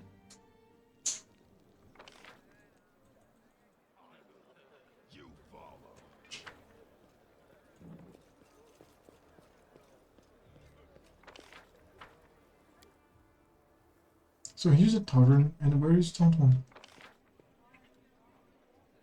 For Staunton Hayes. Staunton Vane. Oh, he's alone there. Never. Okay. Onwards. So let me talk to Woljif, and then I go and talk to Staunton. Okay. I want to know more about you. How much is more? Are you familiar? Are your family Thieflings too? My family, it's an interesting story actually, but I don't tell it to just anyone. My father and mother had a bakery. Their life was great, but the gods never blessed them with any children. One day my mother went to the river to wash some clothes and saw a basket floating downstream. Inside the basket was a baby, adorable and chubby and fast asleep. It was yours truly. My hand as was a note spritted with expensive perfume that said, "Take care of my little angel." My mother brought me home, and she and my father realized right away that I was heaven sent. They raised me as their own. When I turned 15, my mother. Wait, I just read like a moral. Had a bakery and my father was like this. They went to the river to wash some clothes and was also flowing. Okay. They raised me as their own, but when I turned 15, my mother showed me my baby blanket. It was embroidered with the coat of arms of an unknown kingdom, all in gold thread. Ever since then, I've been looking for my real parents. It's not easy, traveling takes money, so if you have a few good coins, I'll pay you back as soon as I find your real family. Give them a word. It doesn't sound very believable. Give 10 coins. I hope you find your real family. Thanks a lot, Chief. May you may die or whoever you worship save you, otherwise you'll be done. Believe anything you hear. If I was really a prince, I wouldn't be sitting around here, I can tell you that much. I've already gone to take what was rightfully mine. And then I'd come back with an army, so I could watch the guards and merchants who push me around all my life born scribble. What is gonna happen? Want to hear the real story? Continue. True story is boring. My family is human, both my father and my mother. They used to live in a village nearby. I forget the name. And my ma had me. My old man got so mad he almost killed her. Pinned her to the wall and started asking questions like why his son had horns and tail. But my mom told him that her mother, my grandma, used to fool around with a demon. When he heard this, daddy dears got drunk, trashed the house, and then took off. I don't remember any of this. Grandma told me. I was about 3 years old when my mother brought me to Canabrys and left me with my grandma. She said to her, "You and your demon have ruined my life. Now you handle him." And she left. I haven't seen her or my dad since. She did leave a blanket though. That part was true. But my grandma burned it because it was infested with lice. They were good enough to use as a rag. We used to give her trouble for fooling around with a demon. She wasn't welcome anywhere, so she got angry. And all my kids get bedtime stories. See, but the only tales I got were how my dad was worthless, my mom was a slut, and I was a demon spawn that no one cared about. She only kept me so I could help around the house and steal things she needed. So that's the truth. Tell me the real story of your family. Okay, no, yeah, that's the real story. Yes. How did you become a thiefling? My dad was a tiefling and life made me a thief. I've been in business since I was a kid. My grandma used to say, if you don't work, you don't eat, and she gave me as an apprentice to Eager, tiefling neighbor of ours. He was a cunning old geezer. He knew how to take a purse off somebody's belt, how to cut open bags undetected, even do some magic. I used it to climb through basement windows and open doors from the inside walls still small enough. When I grew and stopped feeding through the windows, I decided I was done with my education. Continue. I repaid my grandma for everything she'd done for me, which was absolutely nothing. Why could I feed her if she wasn't bringing me any money? If you don't work, you don't eat. My cat is awakened. She's like waiting for my mother to provide food. You don't work, you don't eat. So I took off. I got bored of my teacher too, but when I was as much as hinted as leaving, he said I owed him for my education, so I just nodded and then I joined the All Bears, the gang that ran our district, and told them that Jaeger was working their territory. I don't know how that happened to him, but I stayed with the All Bears. Then their leader started giving me the cold shoulder. I did steal from him, but never that much. So I had to rat them out to the guards. Then I joined the Golden Hands. It was a good time. Rich pickings. I would have stayed with the Golden Hands, but the Northmen promised me a bigger cut if I told them where the Golden Hands kept their loot. I'm not a fool, of course, so I told them. After that, I only had one option, to join the Northmen, and then the family came. At first, no one took them seriously, calling them Thieflings and all that, but I felt it right away. They had a power behind them and they had more money. I'm always on the winner's side, Chief. That's why I joined the Thieflings. And right on time, some thugs came from the capital and made an order leave. It's just a regular army family now, too. The Thieflings. Alright, I won't tell you everything, mind, but I can tell you a little. The Thieflings are Mendevian thieves. The gang was started in Mendev's capital by someone or other, and soon after they spread all over Gularim. They're also called the family. You know why? Because us Tieflings are easy to spot. Wherever we go, guards always ask. You lost or someone on head, we usually say we're visiting family. And if they say, oh yeah, who? We give a name a local Tiefling who confirms everything if he's never seen you before in his life. So you're all brothers and sisters. Good. There are rules. Who does what? Who gets what cut? I won't say it's a lot, but they make it worth it. You even heal if you take an arrow. But the biggest no-no is this. You don't steal from the family. If you don't contribute to the shadow plots, you get cold shoulder. It won't be treated like family no more. Then everyone here that you went to visit some relatives who have a farm someplace? My best guess? I'm using some underground well beneath canaries where they breed great worms. Heck, Sister Charisma, our boss, look at the other way more often and really be able to spread my wings. Stealing from someone you call a sister? That's low. Birds fly low before storm. I'm just surviving as best as I can. Imagine a situation, Chief. You're 7 years old, you come home, and your own grandma, your family, is lying there drunk, and there's no food because she got wasted in the morning, didn't cook anything. And you know that she has a stash under the third floor board. You take this money so as you don't starve to death. And then when she wakes up, she beats you because you shouldn't have taken it, you shouldn't have stolen some food, and you waste of space. Waste of space. That's something you can never understand, Chief. You only care about moral choices. You always know what's right and what's wrong. Brother, sister, grandma, mother in real life, they're just words. Okay. What do you think of Cambridge? It used to be, it's more than 4 hours reading, man, fuck me. It used to be such a hole. Then the Crusaders and refugees came here, and things started looking up. It really depends on who you ask, I suppose. Which is better steer clear of here, because your melee followers are ferocious. Oh, no, I'm pushing.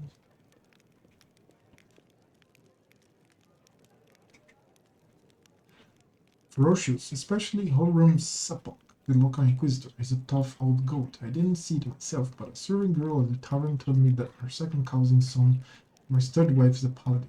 And he said that Harun takes an unsheathed sword with him even to the privy.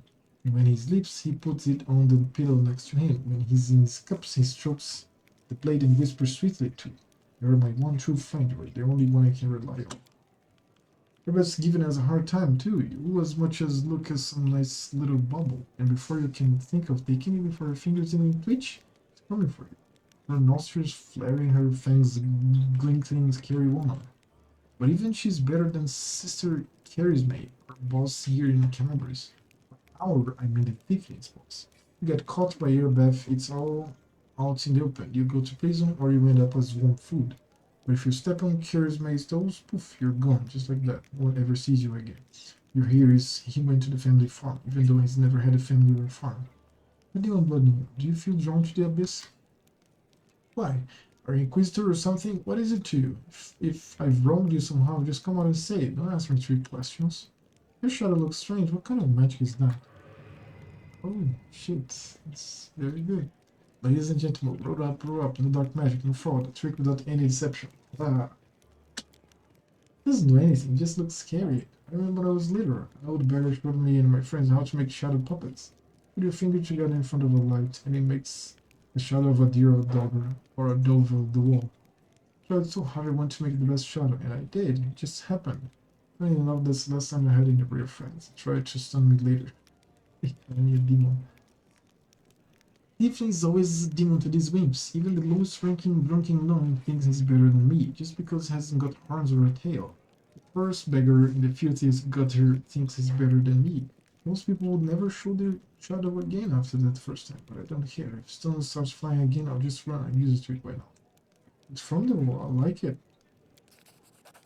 What about the blue fire? That's my favorite part, and it doesn't burn at all. If I had a coin for every time I've caught a beating from my little show, here I'd already be proposing to Godfrey. But still, I don't want to give up something so beautiful. Can I bother Shadow again? Okay. Grow up. Enough, I want to ask about something else. Go ahead, Chief. I have to go. Let's talk later. Now we talk to the dwarf that is here. That I haven't noticed it. Like, what the fuck? What are you doing? Q. The dwarf resembles an abandoned citadel, one whose high crumbly walls are still holding fast, but whose empty lightless windows make it. Oh, it's you who work back there, the great Garrison. Name is stout and vain, heard rumors about me. His face, which looks like it has never known anything as carefree as a smile and grimaces. So you know everything people say about me is true. I talked to the elf who calls himself the storyteller. Do you know where I can find him? Storyteller? Strange old fellow, that one. He used to sit with me for hours, asking about all sorts of things. Never offered judgment or comfort, he just listened. At first I wanted him and his questions as far away from me as possible. Later I realized that talking to him did ease my burden a little. I hope he's alive and well. He's completely blind and feeble too, so if he's alone in the city, well, I probably know what that means. I don't know one place he might be. Look for him in the Black Wing. It's a library. Here, I'll show you where it is on the map. I don't know what use a library is to a blind elf, but he loved the place. He would sit there day and night. Black Wing Library has been revealed. What do people say about you? They say I'm a traitor, as bad as Arulvorlish. Hardly any name arouses so much rage among crusaders the name of Arulvorlish. Sarkorian witch who initiated the opening of the World Womb and then made it expand. Almost nothing is known about her life before the atrocity, except that Arlu was condemned for using arcane magic. She was persecuted in Sarkoris, imprisoned in the Tower of Threshold near the city of Ace. This is where Aridu conducted the ritual that paved the way for the demonic invasion. Left her land to be tormented by the demon lord Discourage. In some mysterious way, the witch transformed herself, turning from a regular human to a half-demon. Over the following century, Crusaders only encountered a little... Fuck, I lost myself again. There's nothing known about her life before the atrocity. Oh, she initiated... The witch who initiated the opening of the Wood One and then made it expand. Was condemned for using arcane magic, which was prosecuted in Sakuras and imprisoned in the Tower of Threshold near the City of Peace. This was a really conducted ritual that paved the way for the demonic invasion, and left her land to be tormented by the demon lord Discourage. In some mysterious way, the witch transformed herself, turned from a regular human to a half-demon. Over the following century, Crusaders only encountered her on the results of her experiments a few times, but learned nothing more of Discourage's henchwoman. She holds a high position in the ranks of the army of the Abyss and holds the title of World War Architect. That I'm a disgrace even among the ranks of the Condemned. What is the Condemned? Condemned is a military unit made up of petty criminals conscripted as disposable soldiers in frontline fought in the Mendevian Crusades. The Queen Garfield should have never spared me, that I belong to the gallows. Why did I hate you so much? You don't know? The reason why the Crusade forces are holed up in the fortress of the edge of the world instead of bringing the fight to the demons. We used to have a foothold in the wound, the mighty, unassailable city of Dresden. We used to have it until it fell, and all because of my stupidity, I gave the enemy our main citadel. I was tried, they wanted to execute me, rightfully so, but the Queen intervened. She said that I should live and fight in order to undo what I have done. So that's how I live, decade after decade, fighting in the condemned. Dwarf shrugs. As you can see, I have fixed nothing, I have earned no one's forgiveness. Are you going to spin my face to you? I won't surprise. I'm going to go chaotic. You're giving the chance to live, so live, and stop blaming others for what you've made of your life. Do you think you're the first to come to me with sermons? Whole city fell because of you? How is that possible? What do you mean, how? If you don't trust the word of a condemned, go ask somebody else, like my little brother Jorah. And if you still don't believe it, what is it to me? But if you're about to ask me to recount the story of my disgrace for the 1000th time, don't. We don't have any friends. Couldn't have survived this long if I was completely alone. Jorah, my little brother, he keeps me going. He's never abandoned me. Everyone else shies away from me like they might catch what I've got. When fighters that condemn console themselves by thinking, I got stripped of my rank, but at least I'm not stunned. Shit. Okay, that's a guessed out. Commander Tierbane seems to be the only person in the whole army to remember that I'm a soldier, not a drudge. She has no qualms about taking me into battle. She had some mud flung at her in the past, we're sorry to hear. That's why she tries to keep an open mind about the people. It's no surprise that she's the only one to hold on to her sense of reason in this farce. So many years in the condemned surely have paid their penance by now? That's not up to me to decide. My life is in the Queen's hands. The condemned isn't the worst part. All these years I have prayed to Torag for forgiveness. Countless times I've gone to his priests, countless times I've kneeled before his altar, Only the father of Dwarvenkind would answer my prayers just once, not to restore what I've lost, but just to tell me that I'm still one of his children. But it seems he doesn't give a damn about me. What can I expect from mere mortals when my own god doesn't think I deserve redemption? Okay, I have to go. One day maybe we'll see each other. You again. I have to go. Now I talk to him. Now I can go. Fine.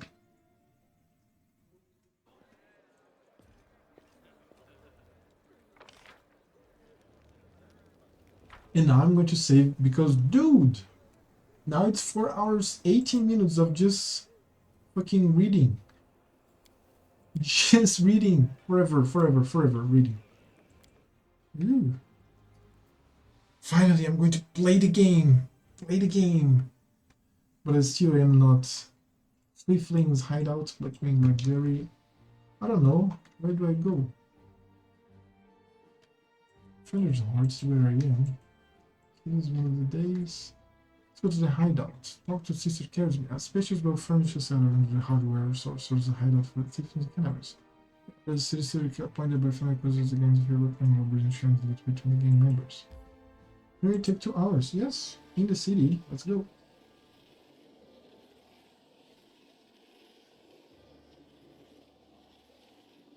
Oh, this passage is hard. Because it's like the crevice.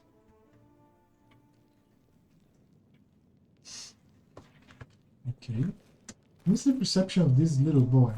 I have +6, he has +7. Where to invest in this? How much does he have? Oh, it doesn't show. It shows here. Oh, it has 3 ranks. Oh, he has all of it. He has trap fighting as well. And trickery.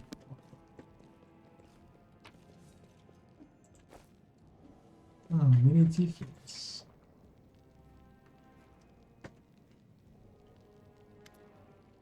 Sister Caresme. The basement is dark and dank, and you are immediately struck by the hostility of the gathered Thieflings.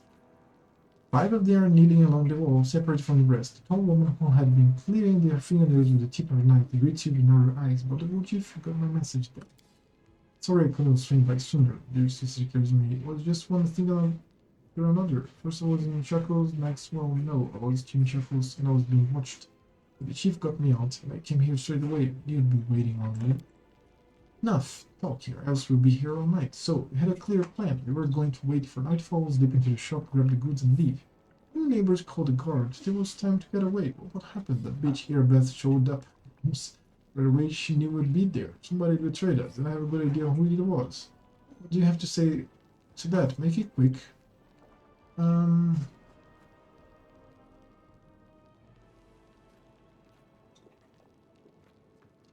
Do you think Woljif knows the name of the traitor? He speaks. I thought Woljif only brought you so they had someone to hide behind if things went south. Yes, he knows the name of the traitor. Every gang has brought the brother Woljif has been a part of has very quickly come to an end. Their hideout location was passed to the cards if their competitors found out where they could ambush them. Woljif is the only one who always comes out smelling of roses. If you think about it, you come to the same conclusions as us.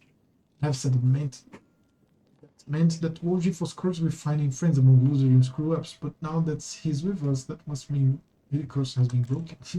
It depends. He was indeed most fortunate to find himself in a party with me. On the other hand, I also ended up in a party with you. I'm not going to make a lawful...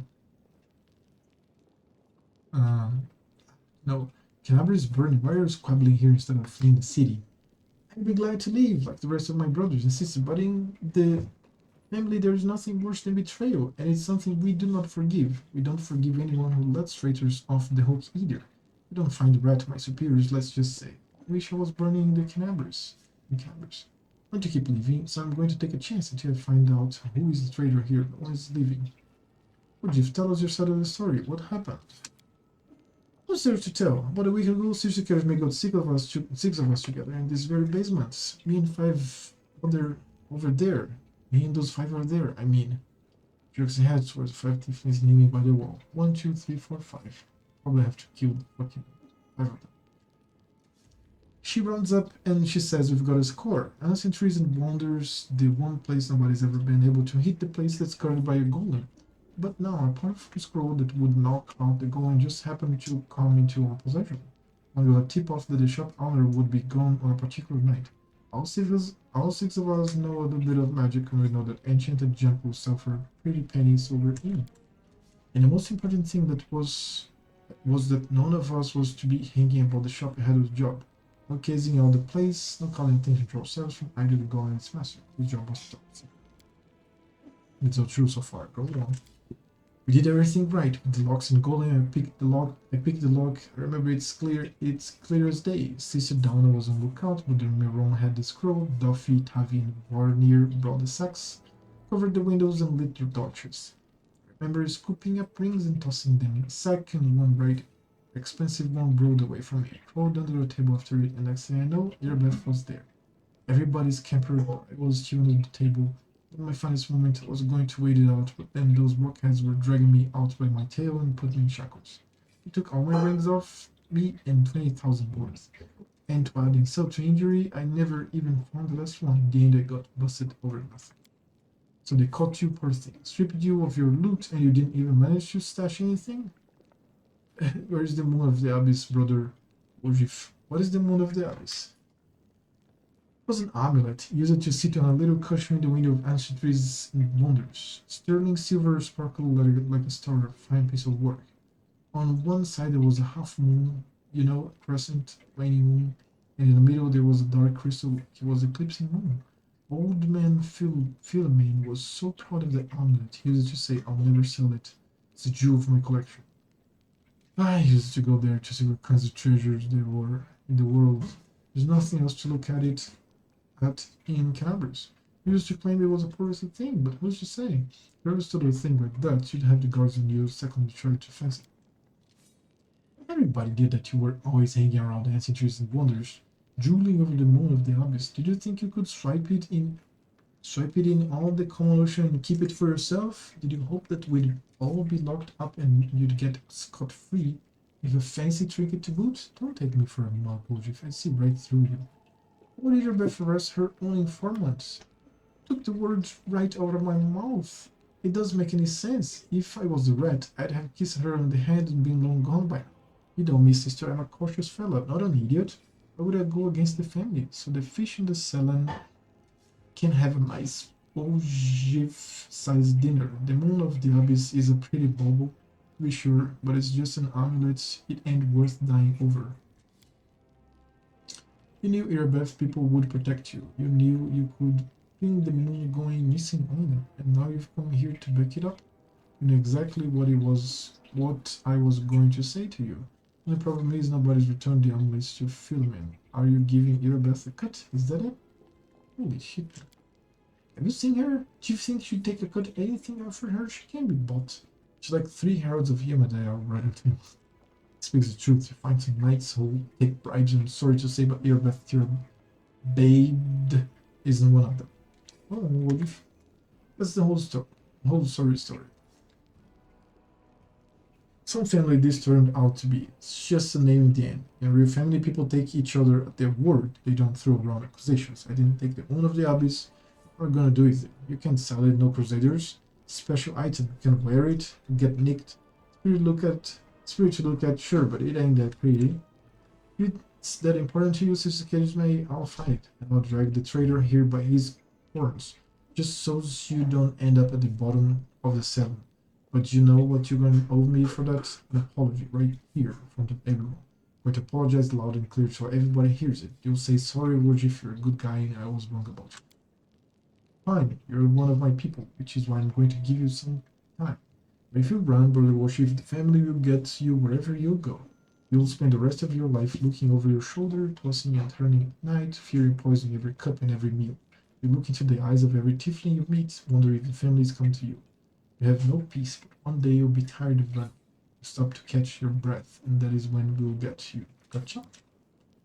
You've a way with words, Sister May. A way that almost made me wet myself, but a way. Nonetheless, let's go, Chief. We'll go chat to that scary girl Erebeth. She knows you a little. We can ask her, or rather Azat. I'll let you do the talking.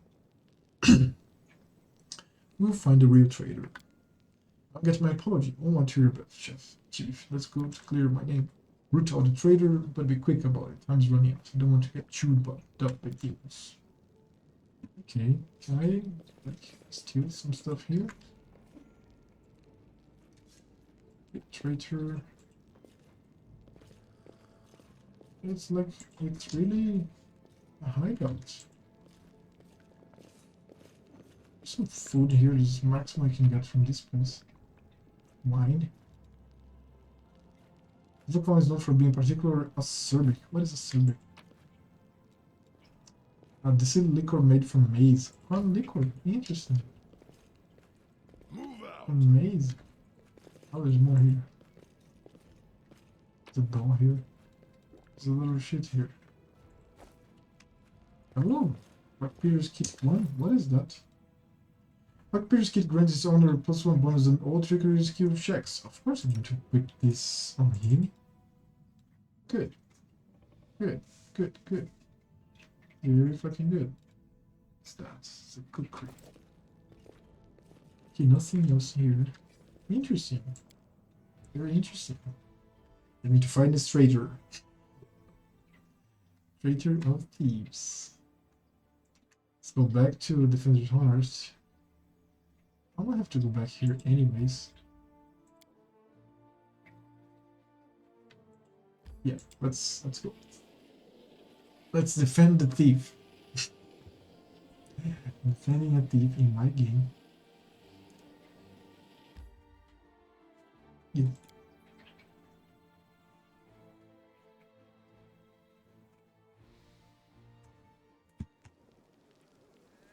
Head on.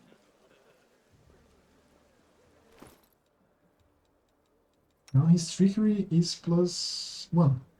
So his trickery now is 13 and 14 stealth. Holy shit. It's good. He has intelligence and dexterity, exactly what I needed. Holy shit, his attributes are great, man. Mine are good. 20 and 18. And he has 20, 18, 13, 10, 10, 10. You can make a thief like that, a rogue like that. It's just his attributes are amazing. He has no attribute below 10. Fucking hell, these guys. This one here, 3 17s. This one here, she has, oh, -4 to the, holy crap. Can I like heal myself now? I can't guess here.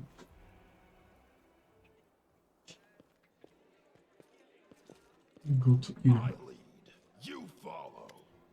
The traitor I'm trying to track down. He's your informant among the Thieflings.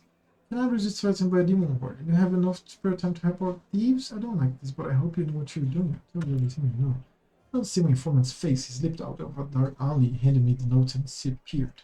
The cloak of a hood masking his face, but the long horns didn't fit under. It should be a guardian guarding Ancientries and wonders. The shop they tried to rob. The owner gave us this construct code word just in case. The gun itself was destroyed, but the head seems to be intact, so you can interpret this thing and find out what it's all. The code word is Hand of Irori. Irori also known as Master of Master, the Enlightened One. The perfect human is the god of enlightenment, self-perfection, knowledge, healing, and inner strength. His followers claim that he was once a mortal who achieved absolute physical and mental perfection, thus attaining divinity of evolution. He is one of the core gods, if not the most powerful deity of the Vodrani pantheon. Has an increased following in the New Sea region as well. Shop's owner must have escaped, but there's a chance you get lucky with it. Good. Onward. Let's go to the shop.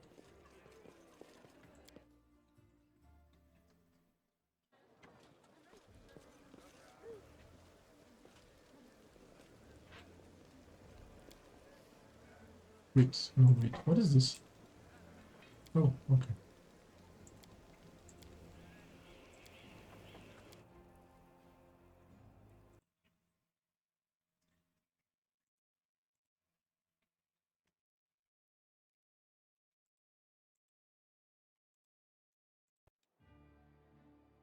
Ancientries and wonders, right? Let's go to the golem place. Let's solve the life of this thief. Dude, the city is beautiful. Holy shit. Let's see the city in the actual book. Let me find the book. Other RPG stuff. Adventure modules, no. Adventure paths, Rights of the Righteous. Country maps. Is it this one? Let me see here. Maybe this is this one. Yeah, look at the city. Fuck. Oh, that's so cool. That's the city. And we're here.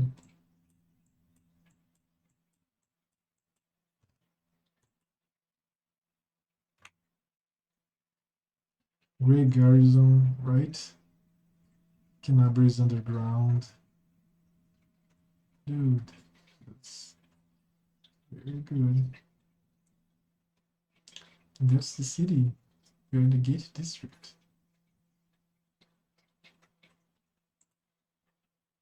Okay.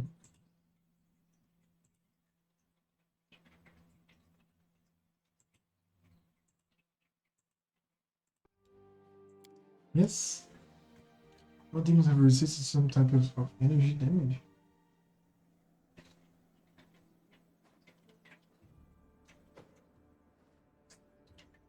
My cat is sleeping so deeply. The shop.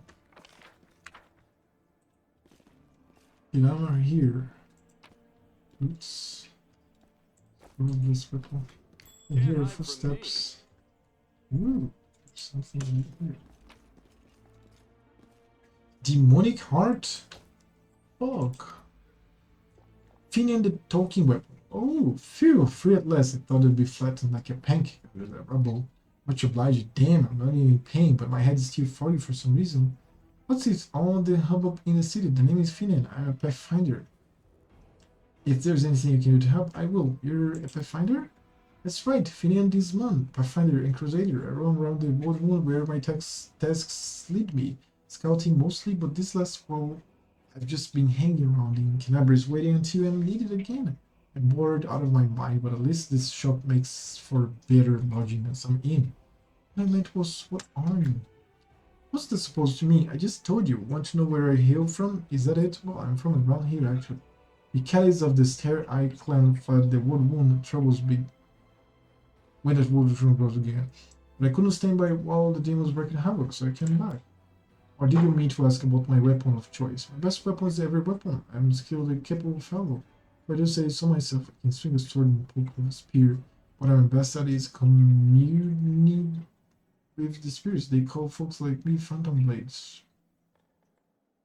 Phantom Blade? What's that?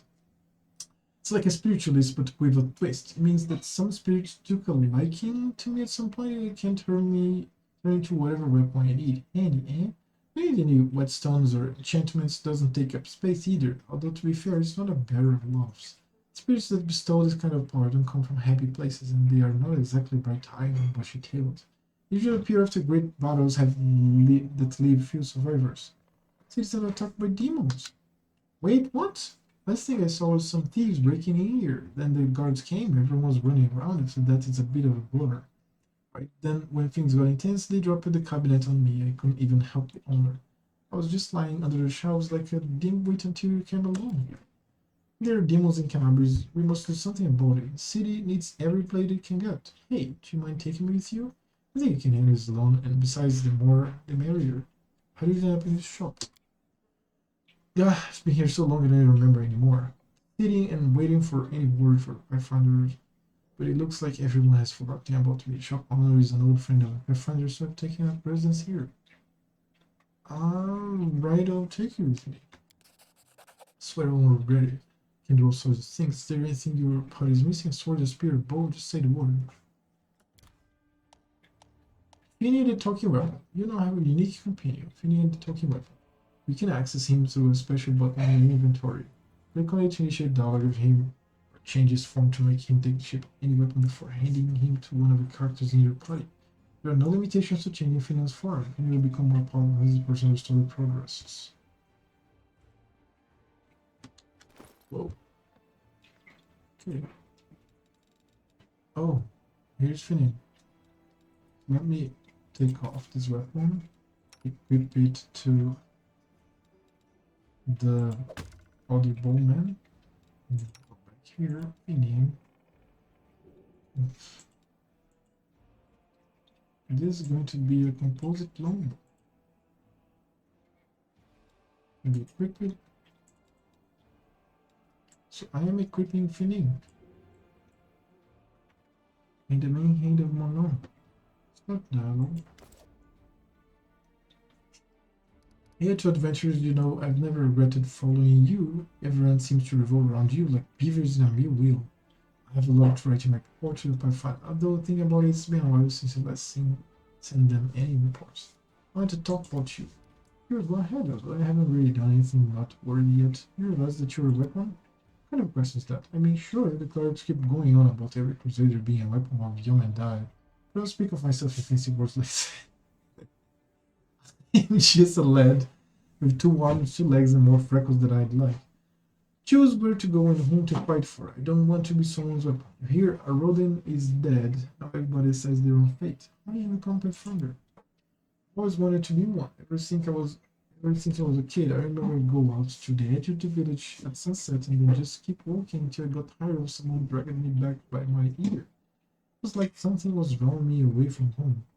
Clan wasn't the nomadic kind. Before the wound opened, the idea of traveling anywhere would never have crossed the minds of many in the clan. We were content with their community on their patch of land, but I had always wanted to see what lay beyond that bend in the road, over that familiar hill beyond the horizon. My father, he wanted to teach me to be a shaman like him, but as soon as I came of age, I was off looking for a Pathfinder society. One day, in ease, after 3 weeks of travel on foot, I passed their trials and they accepted me. My father has spoken to me since, but that's all right. Once he hears of my great deeds, he'll come around someday. All I wanted was to rush off to some faraway land and find a treasure trove no one else had discovered yet. But I knew I had a duty to succor it. Then they would open the demons, the havoc made, and it went Ember. As soon as things calm down, I'm setting off to explore Azata. Azata? Azata contains the Arcadian Ocean that was the first center of human culture in Glide. Brought together by the intelligence of the ancient aquatic race of the Woljif, Aslante's society and culture grew by leaps and bounds until their arrogant leaders began to think of themselves superior to their human masters.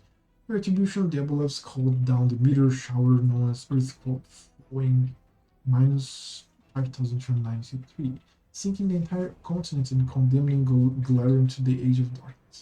Now all that remains of the once mighty continent are a string of islands and atolls spread across the large swath of the mid-Arcadian Ocean. Do you remember anything from before you ended up in Cambris? I mean, a lot of things happened. I remember how happy everyone was when the word stone was placed in Cambris. There was some celebration. And I remember when the cultists cut down my whole party and dragged me to their ringleader. I don't know his name, everyone just called him the Bladesmith, but after that my memory is all fuzzy. For some reason, he didn't sacrifice me or anything, just knocked me around. Said he'd been looking for a phantom blade for a long time. I don't remember why. How I escaped what I did, can't remember that either. Some crusader picked me in the wound brought to Cannabris, and that's where I stayed, licking my wounds. Maybe there was a mix-up and now they think I'm done. Why else? Oh wait, fork, I got lost again. I don't know how happy everyone was so suspect. Cannabis also Costas took me, cut down my whole party and dragged me to the ringleader. Don't know his name, everyone just called him the Bladesmith. After that, memories all fuzzy. For some reason he didn't sacrifice me or anything. Just knocked me around, said he'd been looking for a phantom blade for a long time, I don't know why. I can't remember that either. Some crusader picked me up in the wound, brought to Cannabris, and that's where I stayed, licking my wounds. Maybe there was a mix-up and now they think I'm dead. Why else would one of them contact me this whole time? Or so you say, what you're describing happened decades ago. That's rich. That's you're going to tell me I've been sleeping for decades. This year that was. Well, maybe the year before last. I couldn't have been wandering the moon that long. I will be either dead or I'll geese it right now. Quit messing with me. You need to understand, you're not human anymore. Hey, are you feeling alright? Maybe you need to have a lie down. I'm standing right in front of you. Poke me if you like, as human as they come. Or do you think my travels have worn me down so much I've become an animal? What's happening? My folks taught me to stay human, always, no matter the circumstances, to remember who I am and never to shame my ancestors. Are you able to commune with the spirits? Maybe I can. Only they don't want to answer me. I'm still a spiritualist. Contemplate my powers within me, but I have this feeling like I'm separated from the spirit world with some kind of transparent wall. I keep knocking, but no one can hear me. I think. Guess all the Bladesmith's torture did a number on me. He broke something inside. Talk about something else. Tell about the Pathfinder Society. Oh no, dude, I know a lot. It's good. Society Lodge. Yeah. You talk too much, it's annoying. You're up on nothing more. It's all for now. Oh, what's this about? What you saying? Or not take it personally. I'm sorry, I overreacted. Oh, alright, just don't review again. Oh, that's all. Oh, I should be good. Right, so this weapon right now is Finneann the Talking Weapon. This is a composite enhancing +1 called Iron Ghost Touch. Holy shit! Let's go. PFSRD.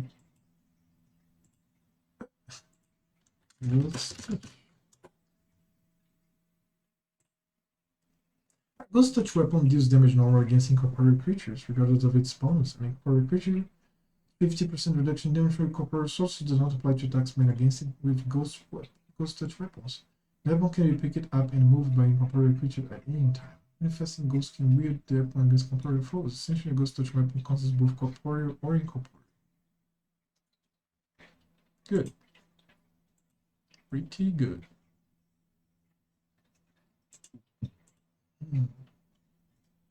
Pretty good. Alright. This is so good. There's more stuff here.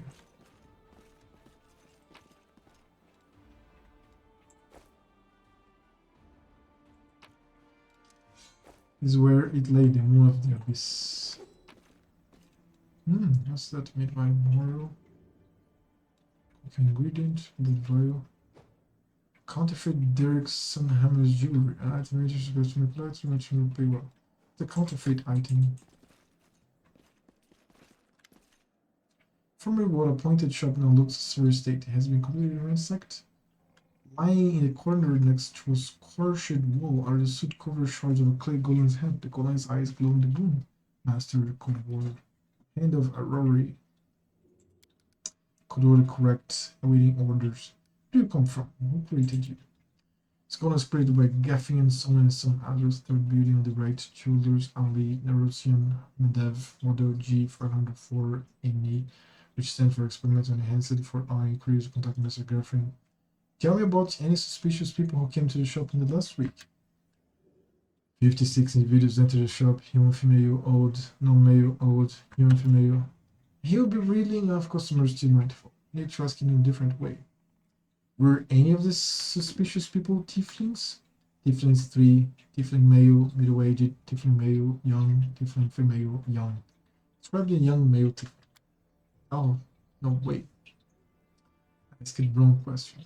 Describe the middle-aged male tiefling. Tiefling male, medium height, long horns, medium length tail, eye color, pale blue, skin color, dark, special observations, red hair. Oh, that's our trader. I'd bet your life on it. Carries my drilled into your head. That's where he wants to go hang about the shop. Red hair. Got a couple of gingers. And people more, and plenty more who get it out of the bottle. So much for special observation. Guns and all they're cracked up to be, eh? Maybe Smarter knows more. Describe the young male tiefling.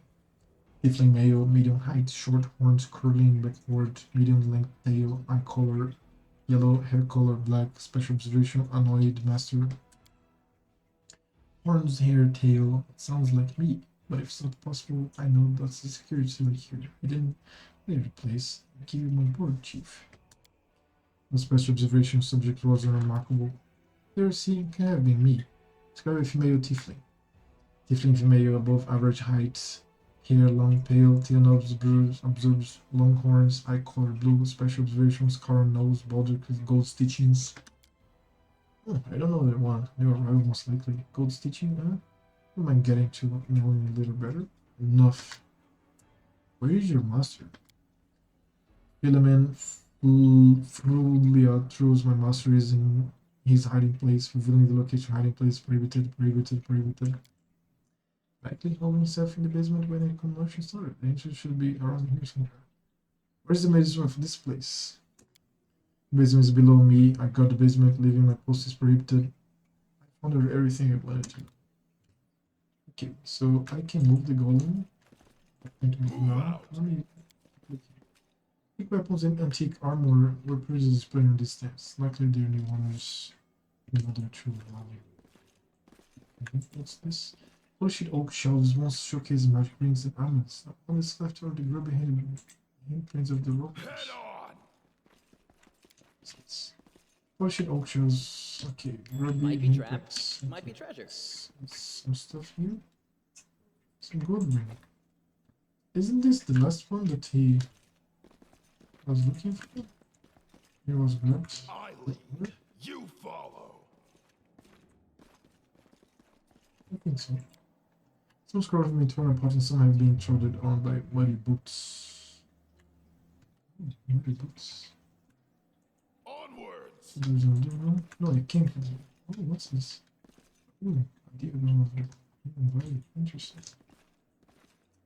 We can go down. Right? Let's move the golem. I just can't. 15 minutes. And I failed. And I failed again. How much is that? Really? I have +8. I need 8. God damn it. Like 45 minutes till I moved the column. Okay. To the basement.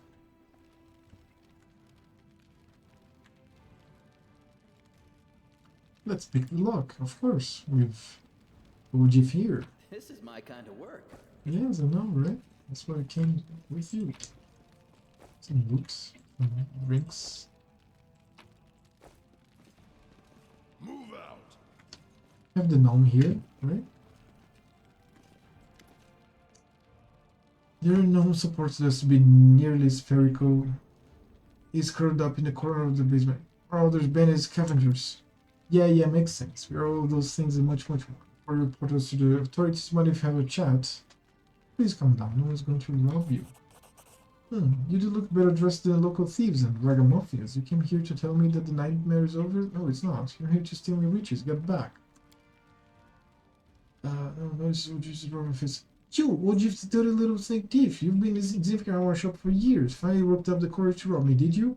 Get out of here. You and your pals have taken everything already, I'm sure. My name is Philemon Fruliatrus. I was the owner of this shop, but I'm not sure I can claim to be the owner of anything now. I hope there's at least something left of it. Oh, come off it. Your shop's fine. It's a bit ransacked maybe, but nothing a bit of spit and polish can fix. Where were you the night of the robbery? Do you think I robbed my own shop? Maybe. I was here in the basement. I was told to make it look like I'd left. The watch was very keen to get their hands on those Thieflings. They seem to be multiplying all over Glario. So of course I did everything I said. And I've been stuck in the basement since then. The golem wouldn't move away from the door no matter how much I yelled at it, but then I thought that it was all to the good. Somebody came by after the guards and caused a ruckus upstairs, bellowing like mad, taking advantage of our absence. Tell me about the Thieflings that have visited Ancientries and wonders recently. Why should I tell you anything about our customers? You're not from the city guards of Eagle Watch. Chief, he keeps digging his heels in, just say the word. I know how to lose in stone, so bluff. I have 14 plus, intimidate 13 plus. First bluff. I'm helping the Eagle Watch to catch his culprits. You should tell me everything. Good. That's so. How do I know you're telling the truth? Since when the Watch is the habit of sending strangers to their range to try to intimidate. Start talking or else I failed again. But what? The worst already happened. The whole city's picked over my shop. Feels like I'm ruined, but go ahead, kill me before creditors come knocking. Or if you try to persuade him. Persuade him? No, I ain't even gonna try. I'm just gonna let him have a little chat. The devoured demon from the depths of the abyss. I'll tell you, everything, yes, I really did kick that up the pup, but I didn't know it couldn't find He kicked the puppy! Puff, Tieflings, tell us about the Tieflings. Tell me about Woljif. Woljif Jet, right? Yes, I've known him a long time, though I'd rather not known him at all. He's been skulking around my shop for years, treating the place like a free museum. I always wanted to look at the moon of the abyss. I chased him out, but he just slink back in again. If it was with the gang that robbed my shop, I'll bet anything he swiped at the moon. How come I'm the prime suspect? Whoever betrayed us all, that's the one who's got the moon. I want to see you return it too, you get me? I don't like the idea of other people grubby meats on it. How about the Tiefling woman? Tiefling woman, ah yes, I remember now. Noble lady. Unlike the Tiefling ruffians we have around here, she magical equipment for the crusade, and she promised to come again. The Tieflings were like that. I'd be laughing all the way to the bank. Yeah, about the red-haired Tiefling. A red-haired Tiefling, suppose. Yes, there was one who came in, spent a long time looking around. He was a person with modest means. Could tell by his clothes, but he asked me to show him an Asmar made chainmail. Certainly couldn't afford it. That's when I suspected something was off. I checked everything after he left, but nothing was missing. That put my mind at ease. I can't remember what he looked like. I didn't get a good look at his face. All I remember is that he was wrapped in a green cloak like he was freezing. That's all I have. That's it. With that description, sure there's anything else. Come on, Chief. Back to Sister Carrie's maid. We go to have a good long shift at all my brothers and put all of this close together. Something tells me our traitor isn't gonna wriggle on this one. If anything I would let you know. This isn't enough to help you catch a thief, then I don't know what else to tell you. I'll be on my way and leave my piece in my regular shop. Okay. I'm very happy with the results here.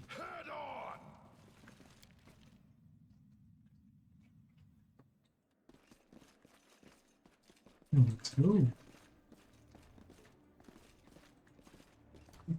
Workshop. I'm going to save the game and I'm going to have some breakfast. But I'm going to be streaming right away. I'm going to pause the game. Now we get to continue in this quest of helping our thief friend. Oh, I need the lights on.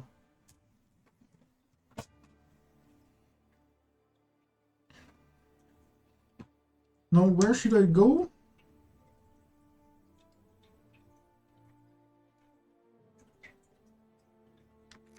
Oh yeah, to the Thieflings Hideout, right?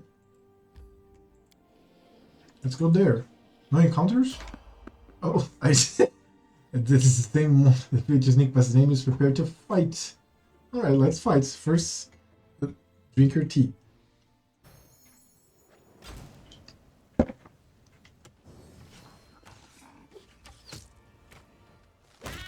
done with you. Game? Don't do this to me, game.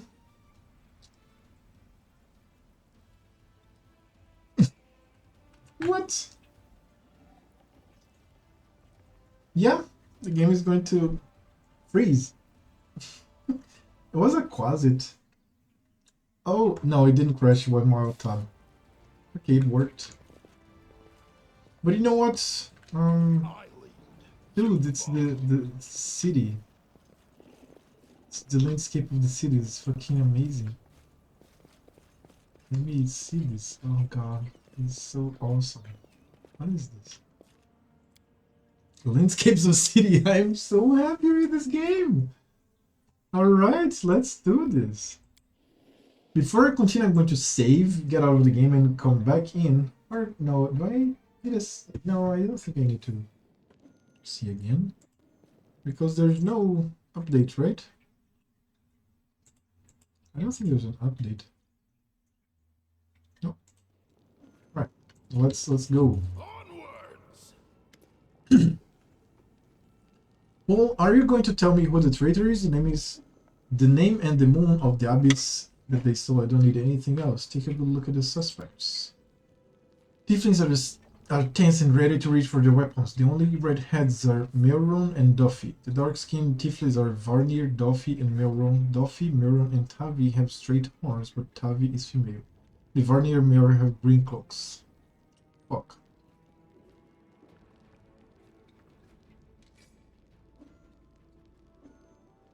I forgot. Completely forgot. So it's the only redheads are Melron and Duffy. So it's just two. The dark-skinned Tiefling are Duffy and Melron. Duffy, Melron, and Tavi has straight horns, but Tavi is female. Melron and Duffy. Only Varnir and Melron have green cloaks. So it should be Melron, right? I forgot.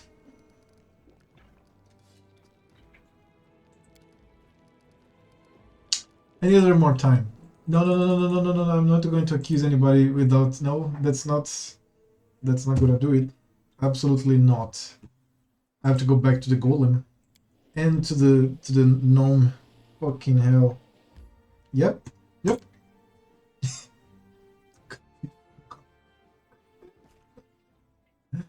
Alrighty. Let's go. Start the golem.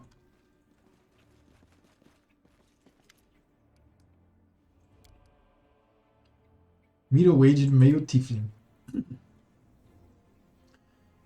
Medium height, long horns, medium length tail, pale blue eye, skin color dark, red hair. Enough. Okay.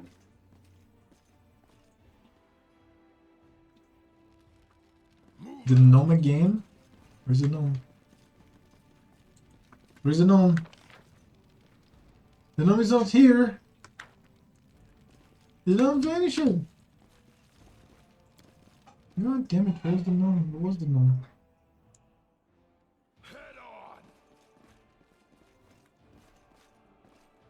Yeah, it's not here. It's not going to be here anymore.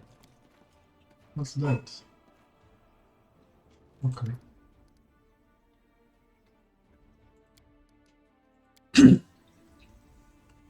It's medium height, long horns, medium length tail, pale blue eye, and skin dark, and red hair. I lead. And then I leave, right? And I leave, and the gnome is just gone. I mean, can I? Let me see. Oh, I have it here, right? Yes, I have it here. Let's go back.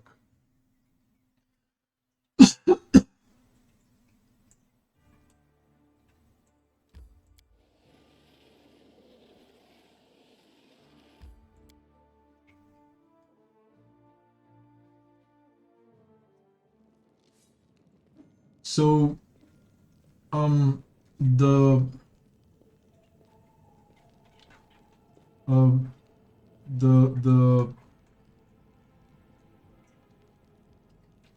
yes, the gnome here. Red hair tiefling. The most quiet person among me. I could tell he was close, but he asked me to show him as more maybe she me, so he can afford it. Not here missing in the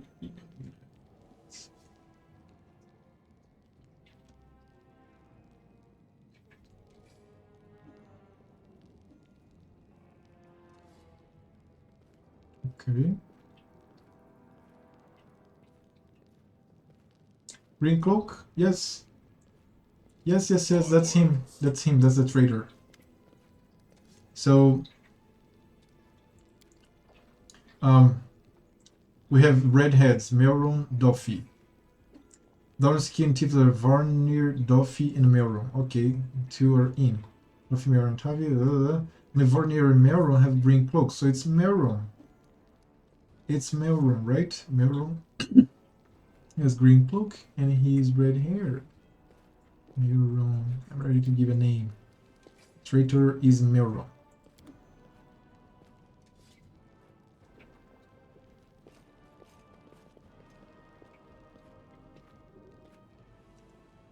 Wait for this Voitel and perhaps maybe we'll get you in the end.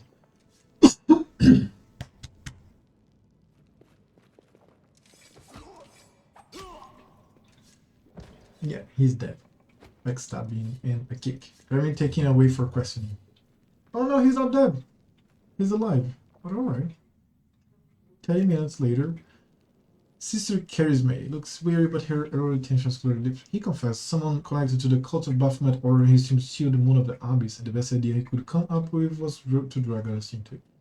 Called the scroll to take out the golem, he betrayed ours to Erebeth so that he could strap the amulet in the chaos he thought would get nicked, and he's linked off to meet Happy's customer. Got the moon of the Abyss, and I look at it one more time. Woljif dreamt of holding my hands only for a second. Then when he got to the window display, the moon was gone. He's lying, of course. He had time to hand the moon off to the person who ordered it. Bloody cultists. And I don't really give a toss. I'm just glad we got to the bottom of this. What are we going to do now? Get off this place, the sooner the better. The city's dying, I don't want to die of it. The city would have already died if not for the people who stood up and defended with weapons in their hands. So defend it. I'm not stopping you, Reserve City. We've always been outsiders here. Why would we fight for you now? Can I join the family? What are you going to do to the traitor? Shannon Pizzer Nenio's maybe sent to visit his relatives in their farms. Think about what he did. Any more questions? Are you joining the family? That's all you want? You can have your pick of the non-tiefling gangs. You don't need to raid on our territory. Families for tiefling only, no exceptions. I have to go. Listen, I don't plan to hang around long either. Sister, you forgot something. What now? You should be happy to be alive. An apology. You promised to apologize to me, loudly in front of everyone. We're alone now, but I still want to hear it. Well? So sorry, I suppose, for being wrong about you. This time, don't think that just because you didn't act like a jerk this one time, that it cancels out the rest of your record. I know all about you. Till next time, Woljif. That was the most pathetic apology I've ever heard. Failed, too bad, because that's all I've got. Oh, it didn't pass the diplomacy test.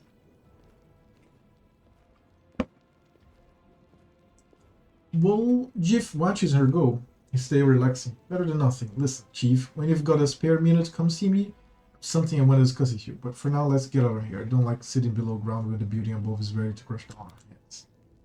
Okay, I have to talk to him. Oh, me? Oh, Something wrong? oh, he has arcane armor. He has mage armor. Yes, his grease. He has some good dagger attack. What is it? Masterwork dagger? Masterwork dagger. So he has 2 daggers. Alright.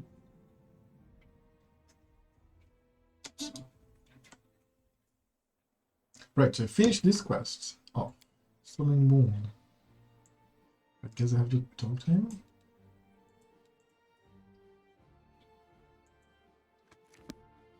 In private. This should be in the fort. So to cross here is a long time. The rest is fine. Yeah, let's find the fucker. It's probably a closet. The heartbeat quickens. It's a finished giant fly. Look. Oh, it's a giant spider. Alright, it's a little bit of experience, right? And there's nothing here. Dude, it's so cool, the landscape of the city. This is so cool! Alright, so let's continue.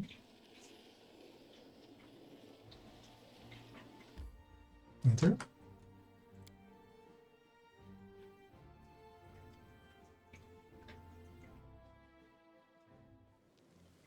This is a great improvement from Kingmaker. You don't need rations or camp supplies to rest. God damn it. It was fucking exhausting.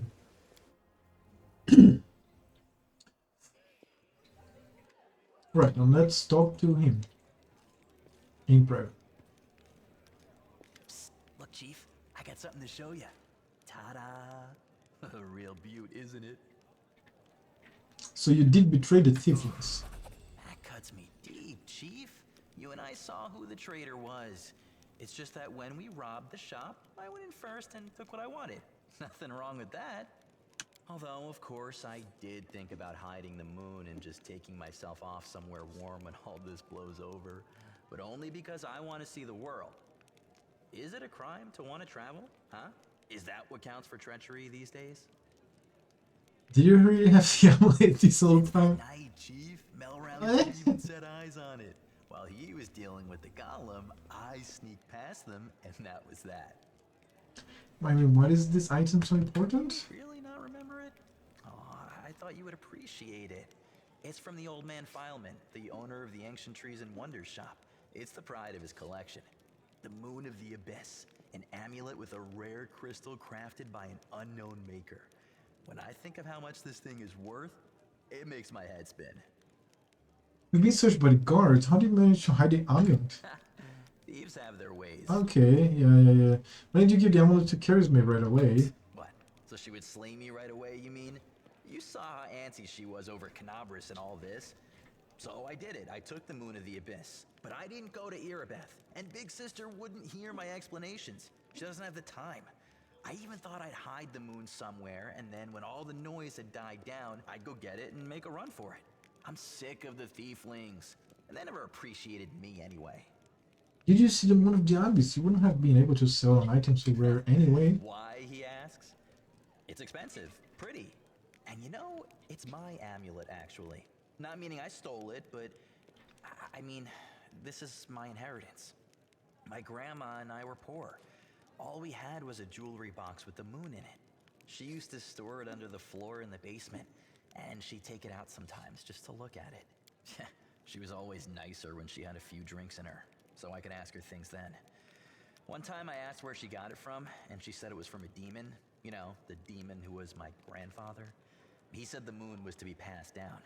My ma was good for nothing and nobody, so that's why Grandma decided to keep the amulet for me. She used to say it would be mine when I grew up. But she couldn't wait until I grew up. She squandered my inheritance when she became a drunk. Took it to Fileman's shop and pawned it. He gave her some coppers for it, and she didn't even haggle. Just grabbed them and ran back to the tavern before last orders. I've been going to Fileman's to look at the moon ever since I was a kid. He chased me away, but I just kept going back, so eventually he gave up. He didn't skimp on security. The place was like a fortress, so he wasn't worried about a street rat like me pinching anything. Even when I got more skilled, I couldn't get any closer to it. One day, I had no one to go with. Another day, there were only oafs who'd never stolen anything more than a church donation box. But when Charisma had planned everything out, I realized I had a chance to get the moon and move away from here. Maybe to Garrison. I hear it's warmer there. I've stayed with the family for too long.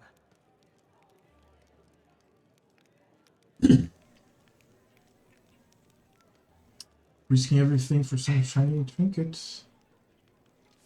Good, lawful. You did the right thing for not giving stealing from thieves, even stealing. You have to put yourself first. It's your business, not mine. This is the chaotic way to do, right? For number 2. This isn't just some shiny trinket. First, maybe some rich person's just dying to buy it. We need to put out some feelers and see if anyone's in the market. Second, maybe it'll come in handy.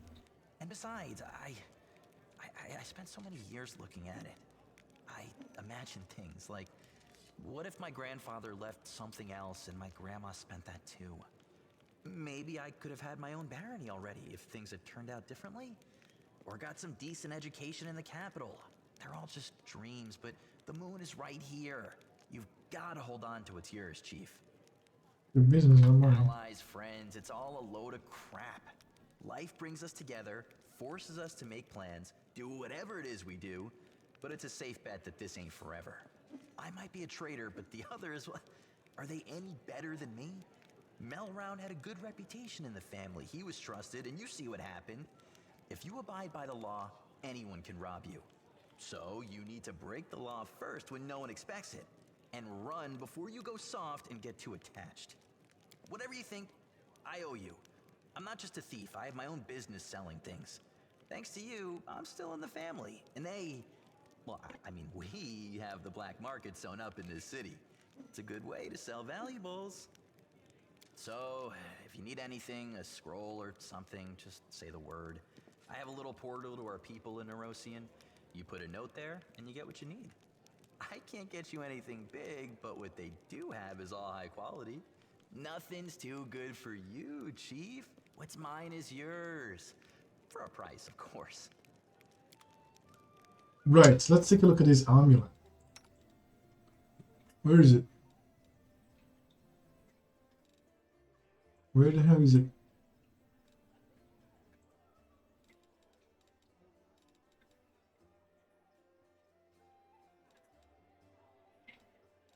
I don't see it.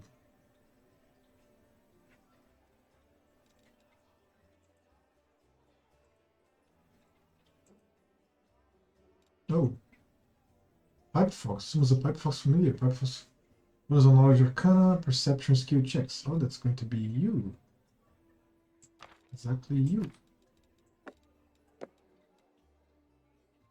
Perception, right? And here we have perception and lore +2. Here I have +3 on knowledge and +2 on perception. Skill.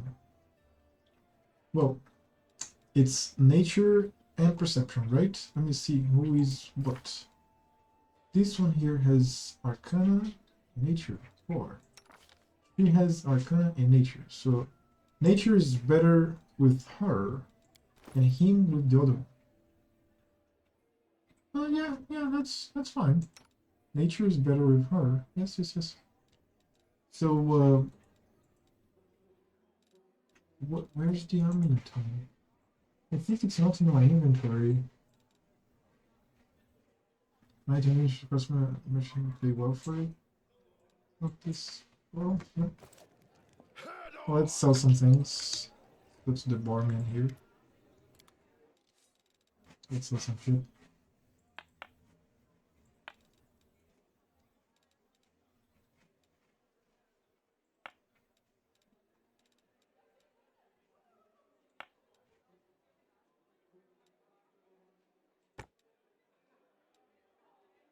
Quantified Garrison Hammer's jewelry.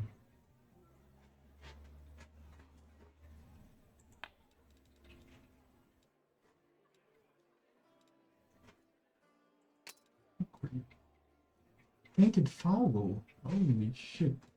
I have to use this little thing here, right? Equip.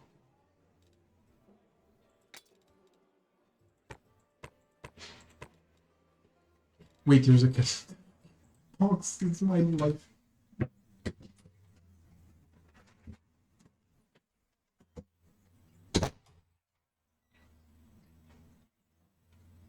What? It's a football.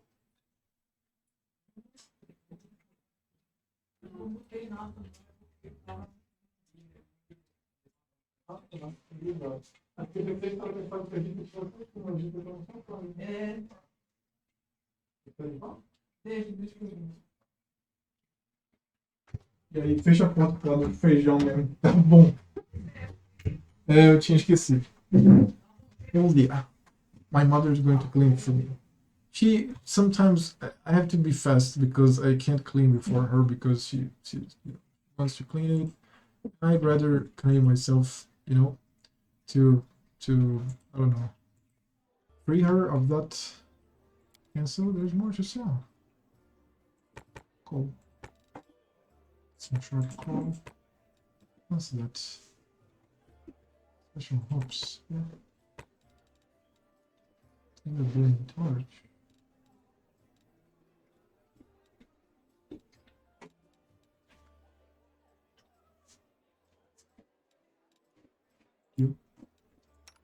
Now, wait. Her charisma is 12. Her spell casting is based on what? Character, class, abilities, similarly. Abilities martial. Levels.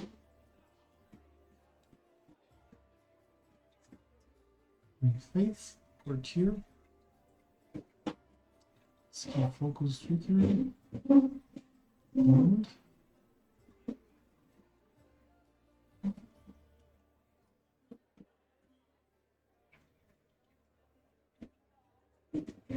Oh, it's wisdom. Shaman is wisdom. So, no charisma. Nobody needs charisma. Oh, yes, she needs charisma. What am I thinking? Of course. The paladin. Am I stupid? The paladin fucking needs charisma. Yes, we've had the first one. Persuasion. Who has persuasion? Does he have? Persuasion 0. -2, 0, 3, 2, 7. Okay, she's going to have both of them. Now she has 9. Right, now what? Now I'm going to get out and go to other places. I lead, you follow.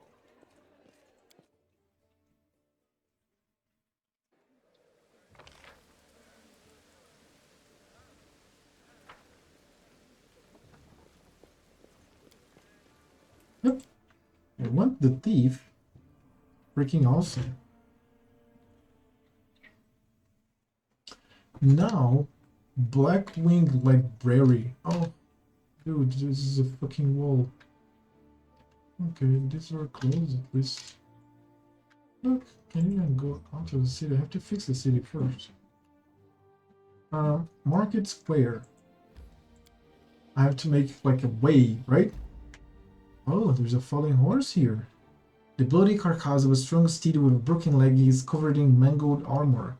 The saddlebags intact. You can procure some reagents for creating consumable items here. Gotta go back and render encounter, of course. Yes, it's fucking great. Cut them to pieces!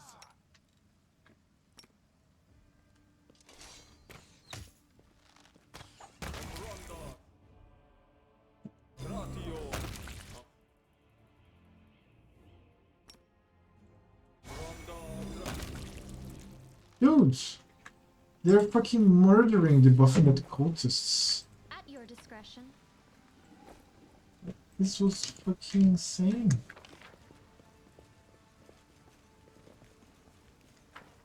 Baphomet cultists being torn apart by me. This is fucking awesome, man.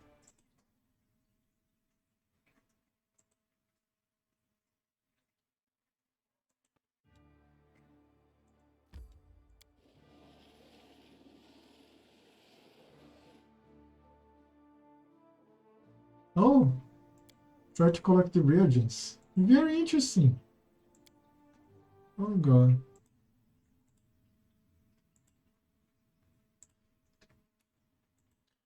Mano, eu vou admitir uma coisa. Eu me inspirei e até copiei bastante do Descent to Avernus para fazer o grande plot atual da minha campanha, que tá durando por anos lá e tal.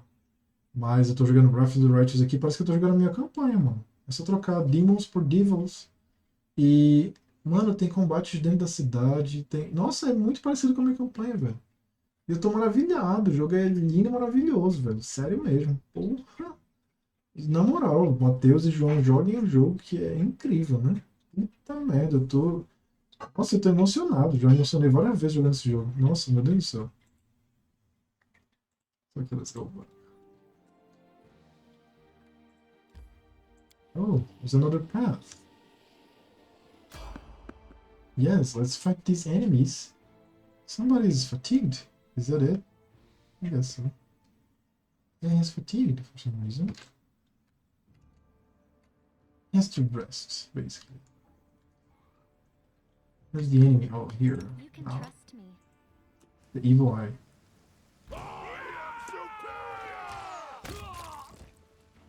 That?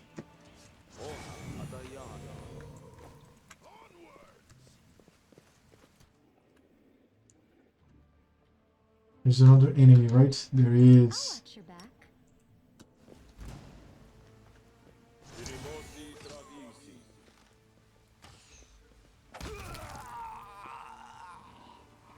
Marauder Alchemist. Oh, he gave me a lot of stuff. Interesting.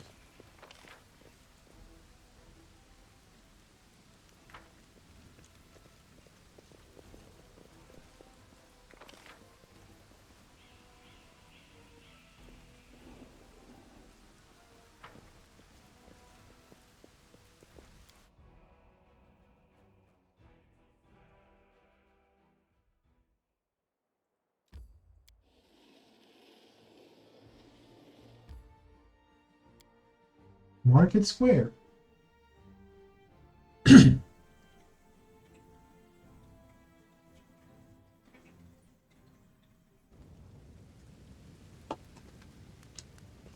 out. What is Arcana? Again if you need to. Oh, magical induced earthquake. Look at the cracks, man. Holy shit, it's so well drawn. Oh yeah, stop. Open your heart to me. Oh, the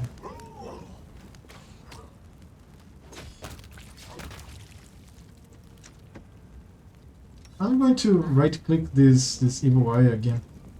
That is the best thing that you can do, man. He's my support so far. So automatically her mission is to make our lives easier. Oh, the formation. What is this formation about? Okay.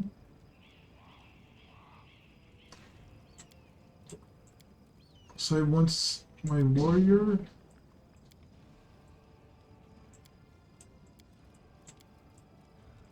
Now, let me see the armor class of everybody. 21, 23, 17, 19, 17. Right, so both of these should be inside, right? So I'm going to make them be like here. And this is going to be like this.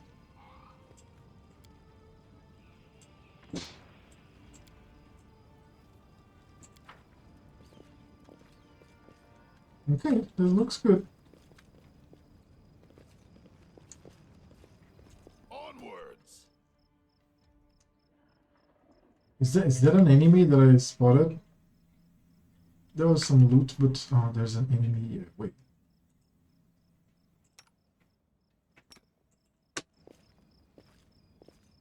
Can we retreat already?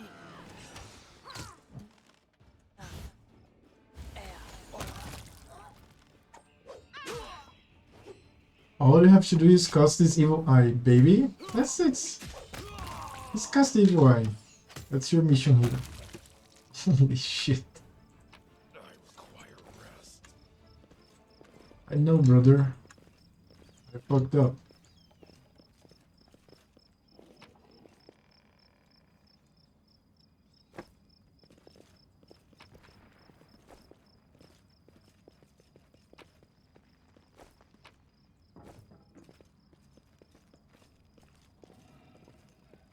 We'll make this quick. She won't feel a thing. I don't know. Can we really do this? Listen, we don't have a choice. There are demons everywhere. What else would you have us do?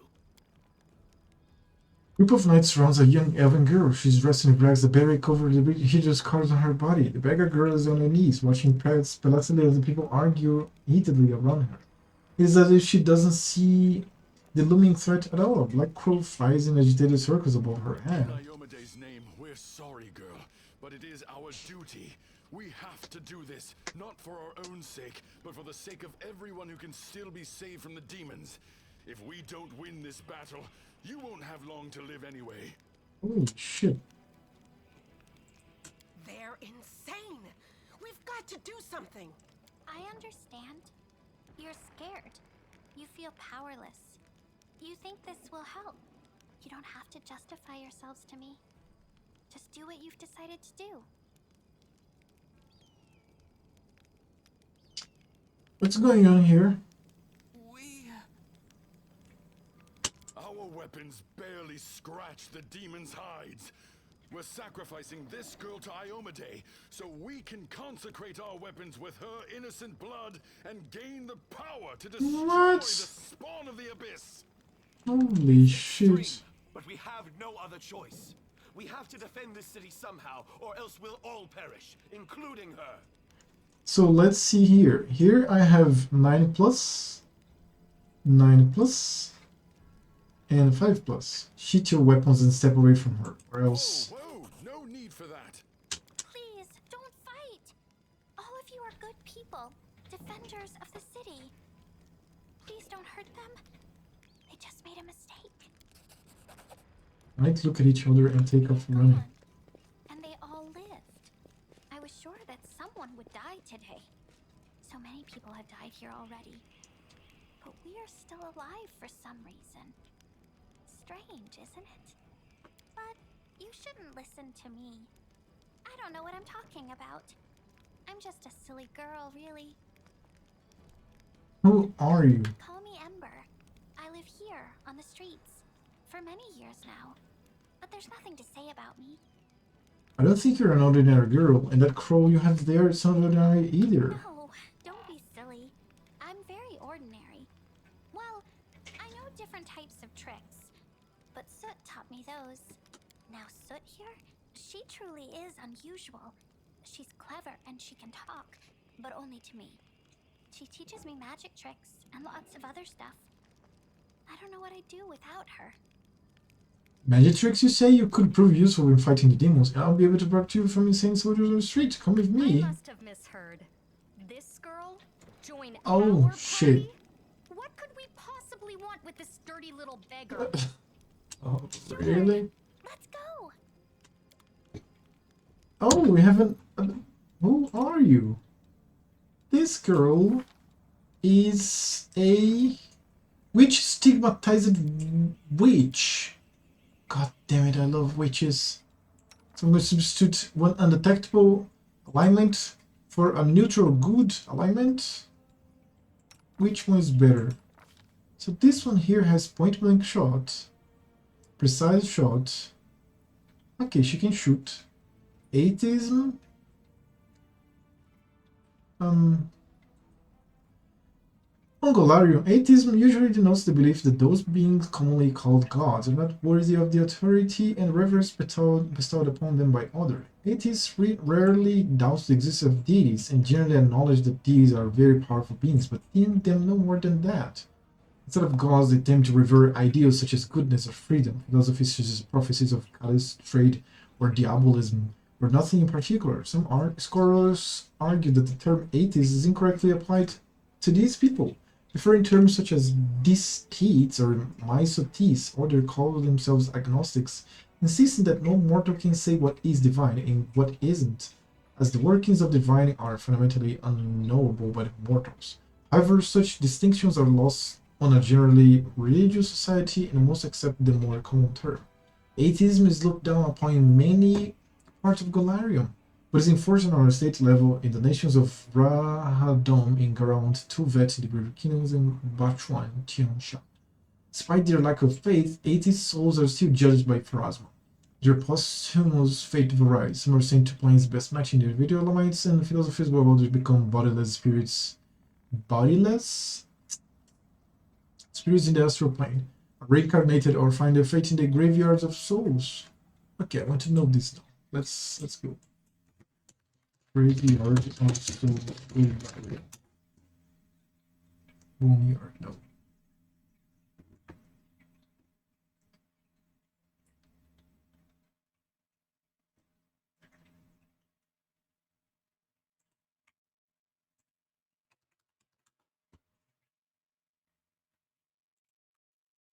Okay, I want to know this. This is interesting. Pharasma's patch, the souls of atheists and agnostics pass through to a plane related to their principles, but dissident souls that refuse Pharasma's judgment and failed souls that never exhibit faith or passion in life and never progress. Pharasma dispatches them to a dormant existence in the graveyard of souls, or roam in it in distress. Wanderers or pain are chosen before them to return to material pain as a reincarnated being. They never leave the graveyard, eventually break down. Dude, what is the graveyard of souls? Mom, what? Graveyard.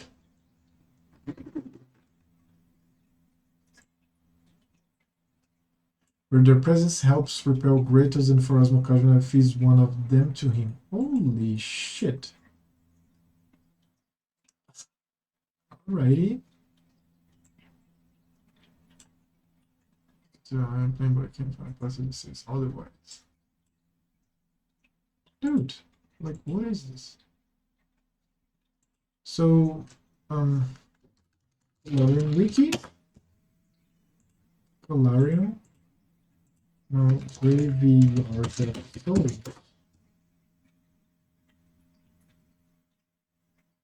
No. All right. I'll look for this later on. This looks very, very interesting. Right? So let's see. She is a witch, stigmatized witch. Use your exemplar of your racial heritage. Various places and living conditions create sub-races different from their peers. This is an elf. They gain unique racial traits in exchange for losing some of the usual ones. Okay. Mendevian Orphan. Saving throws against demons and religion. Okay. She has point blank shots and atheism. She casts spells, right? She's level 3. She casts slumber. She has a raven familiar. It gives raven persuasion. Simple weapon. Vulnerable curse ability, a curse, which can make her enemies vulnerable to energy. This hex lasts for a number of rounds equal to the witch's level, during which any energy resistance or energy units are targeted or suppressed. That's what we'll save her just one round. And also slumber, right? Okay. Now spellbook. Oh, it's level 2, 4, 6, but it's spontaneous. It's so interesting. Right, so let's. I need some familiars. Conjured, right? Doubt is the heart's greatest challenge. And she has the raving already. What is it? Okay, so I have many familiars here now. Many. I'm still the archer here. And you, girl, what you do is that you are going to try to slumber everybody. I can do this. And yeah, that's that. É um bocado, mas não passa no microfone, mas tem um filtro. Entendeu? Let me just see something here. Just a second. E foi? Eu tô falando com o João aí. Ah, não, sim. É porque assim, o barulho que tem aqui, ele não chega a passar no microfone, entendeu? Ele me incomoda, mas ele não passa no microfone, porque tem um filtro. E aí? Dormiu bem ou quando você vai gritando? Poder na ponta de noite, eles escutavam gritaria, tipo. Sabe? Quando eu me liguei, essa hora eu já tava dormindo assim, ó. Ah, mas na favela tem muita gritaria, às não? 11h30 da noite, tem uma briga com a mulher com o cara. Não, eu vi essa Ela gritava com o cara, o cara gritava. Mas eu pensei que fosse pra cá. Não sei. Tava escutando lá. Aí eu ouvi. Tipo, eu não vi. Olha, mas eu dou uma que a senhora paga mesmo. A senhora fecha aquele quarto. A senhora paga mesmo. Mas assim, quando eu entro no meu quarto ali, esse pessoal da favela briga muito. E quando eu tô aqui de madrugada, sempre tem porrada aqui em algum lugar, ou nesse condomínio, ou aqui em cima, não sei. Tem muita coisa. Essa criatura. Tô com a garganta inflamada, não sei se viu a mensagem. Tá? Desde ontem, eu tava um pouquinho inflamado. Vou dar aula com criança 3 dias, minha garganta já inflama. Eu tô com beijo aqui há tempo. Eu tô falando faz 12 horas nas últimas 24 horas, não paro de falar. Muito tempo gritando, falando alto com ela. Assim, Quando eu comecei a dar aula em Betim, que era pra criança, era tipo isso. Nossa. Tipo, piora o negócio do tempo seco em BH, você fica falando. Você tá com umas pastilhas. Eu acho melhor não fazer nada, porque quando você vai acostumar. Se precisar de alguma coisa externa, depois vai precisar da coisa externa. Não vai se acostumar. Tem alho, não? Peixe de alho, um pedaço de livro. É uma experiência biológica, coisa, né? Não, eu vou tomar uma pastilha assim, porque se eu tiver que trabalhar hoje, eu não quero Fazer uma rede. Não, meu peixe, uma box. Eu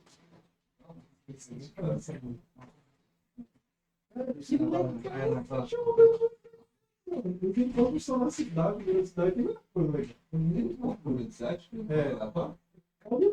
Tem um aqui assim. Deixa eu ver se. Aleatório de luta? Tipo, ou só Sim. conversa?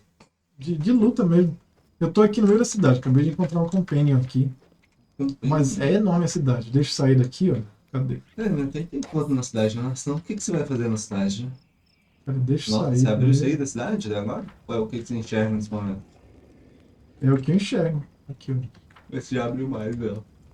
Peraí, que eu tenho que girar. Peraí, tá tendo uma explosão aí? Bicho, que legal. Esse Teve jogo um é descent into maravilhoso. Bicho. Avernus aí? Porra. O início do jogo é isso, basicamente. Eu mandei um áudio. Tá Comecei todo mundo contando. descendo into Avernus, então. Mas esse daqui é Demons e o meu eu acabei de mandar um áudio sobre isso. Parece que eu tô jogando a minha campanha, bicho. E que porra é aquela que tá te acompanhando? Você tem uma cobra? São 3 familiares que estão acompanhando. Tem 3. Tem familiar, tem familiar, tem familiar. Olha a cidade, olha o mapa que legal. O outro não tem familiar, não tem? Tem. Eu não cheguei pra jogar. Tem. Tu não jogou direito o jogo. Alright, I'm back. I solved things. I always have solved things. But we're here. We are here. We're back here. There's some loot here that I lost. Oh, go and see.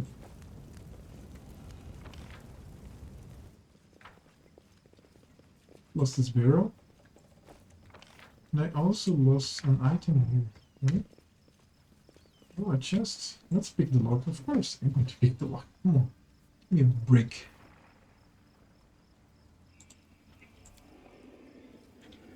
Pretty good, aren't I? Yes, you are, brother. Oh, I got you. There's a little owl. And I have a witch. There is a house. Let's enter the house. You can handle them, right? Yeah, now let's do this a little better. Engage a hostile swarm breadstorm. Against such any regular weapons, however, any swarm is vulnerable to attacks that hit an area. On difficult levels below core rules, you can hit a swarm with a regular damage is received you have. Against a swarm enemies, use this. Woljif, burning hands, right?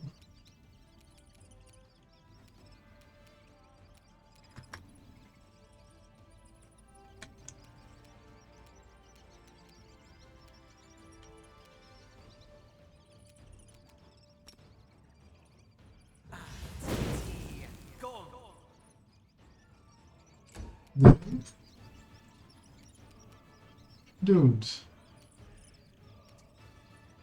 I'm going to die here if I don't do anything. I have now to throw acid on them. Oh, damn it. No, that's going to be on me. Some acid.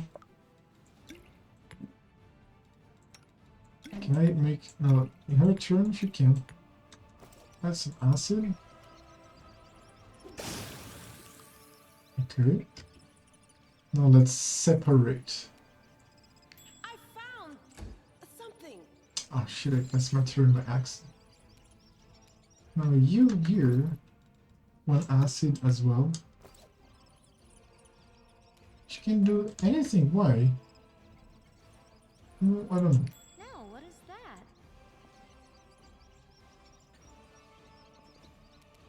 Oh, she's nauseated. Damn it. Now you...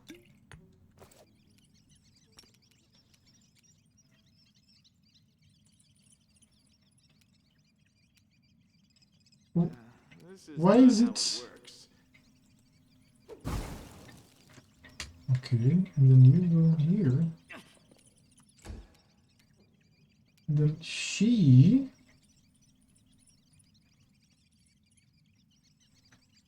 Oh, she's screwed.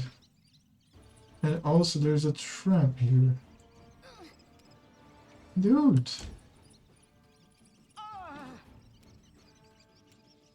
Let's go. Another potion. Oh, I'm nauseated as well. Fucking hell.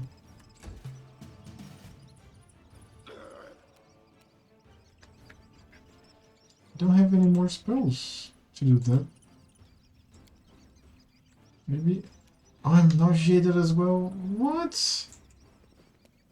Dude.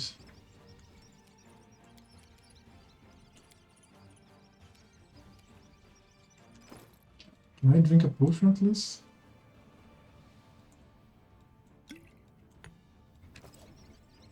Can't. And the shit.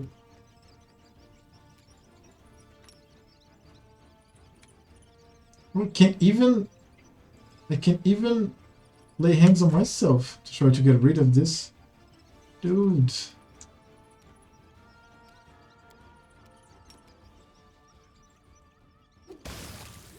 Okay, finish it with one of those. Let me try to deactivate the trap. Now you are not now shielded anymore. But I fucking hate swarms.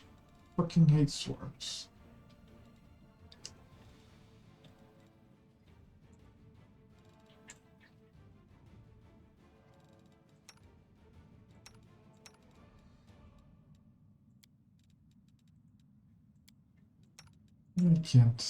I can't manipulate this anymore.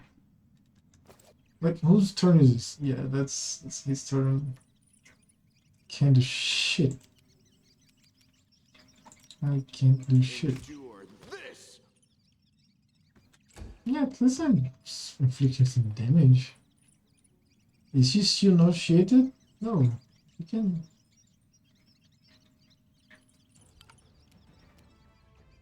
Why is this unavailable?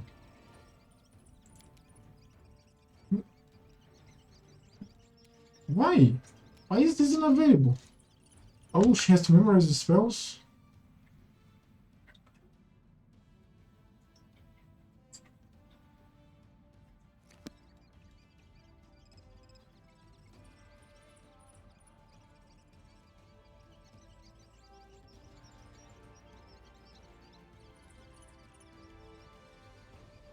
Strange. Maybe I need to rest to recover the spells.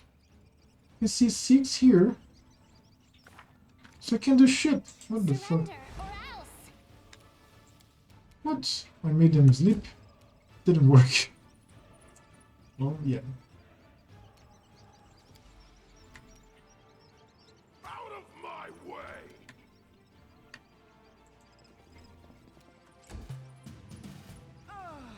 Dude, I fucking hate this. Why is she not shaded? So I just have a partial action? Is that it? Why?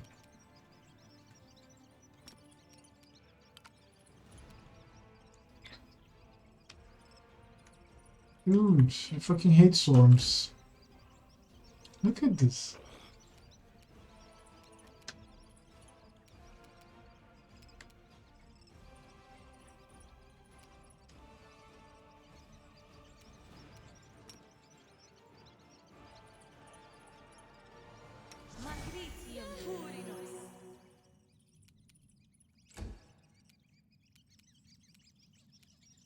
Make every strike count.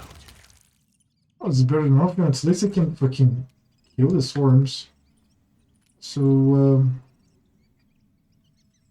yeah, you know what? Let me...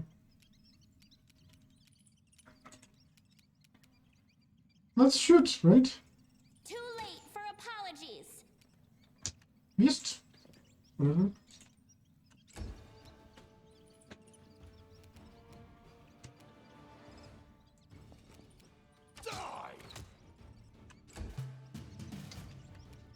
Cover me, all right? I require rest. Dude, I fucking hate swarms. Have I said that before? Yeah. Let's remove the trap. Let's pick the lock. Oops. Just don't blame me. No. A hide armor +1. Yeah, it's not very good for my chainmail. Let me see here.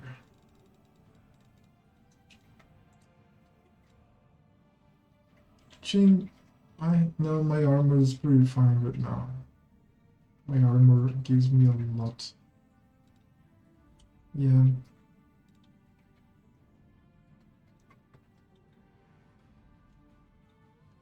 Yep, this armor is pretty much better. She has no armor.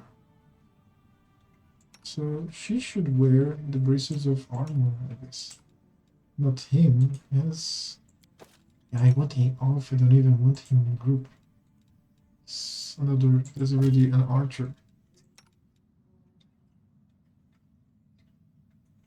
Oh, it's beautiful, Tiara. Equipped on her. Alright. This house. Ingredients, food. Oh shit, really? Some diamond dust and knowledge arcana. Maybe I did something wrong here. Yes? Okay.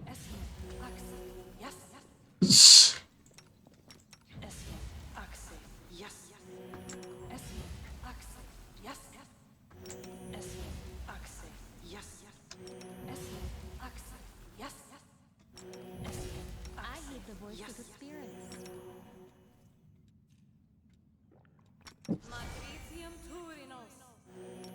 Oh, I have evil eye. Dude, is 30 seconds. Holy shit. On me.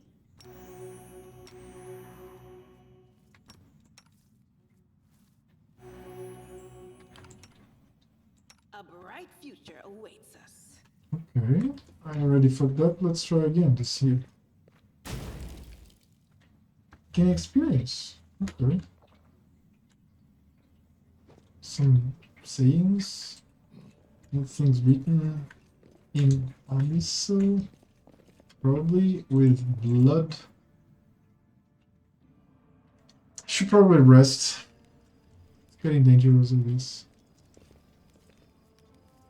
It's a good place to rest. Oh, now let's configure this. So let's see. Protective rituals. Her, right? Lower religion. Camouflage. Him. Alchemy. Squad members prepare potions and cook meals during rest. The paladin. Scroll scribe. Party will create spell scroll by filling them with magic power. Her is better. Maybe her and yeah. So okay. Absolute corruption.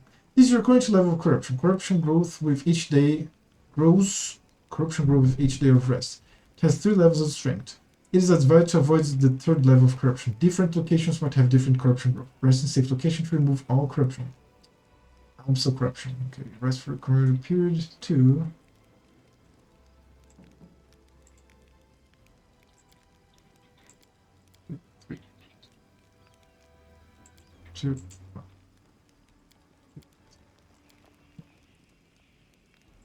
Why would I have for 1 day and 9 hours? Really?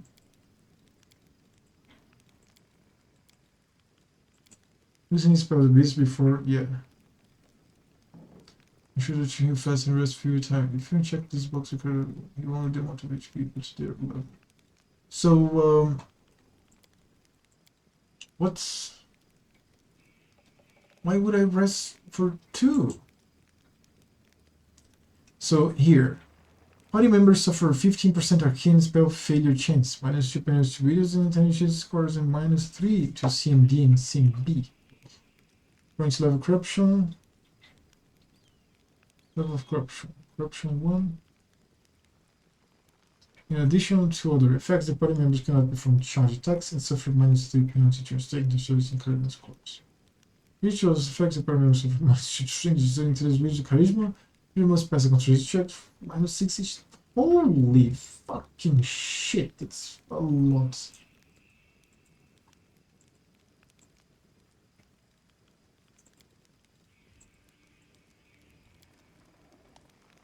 I need to make the spicy pastry, of course.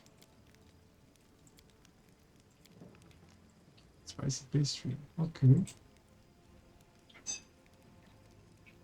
So let's change the current recipe. Can't craft a potion. I have a little bit of this. Scouts, these guys. Man, I just want you to rest for...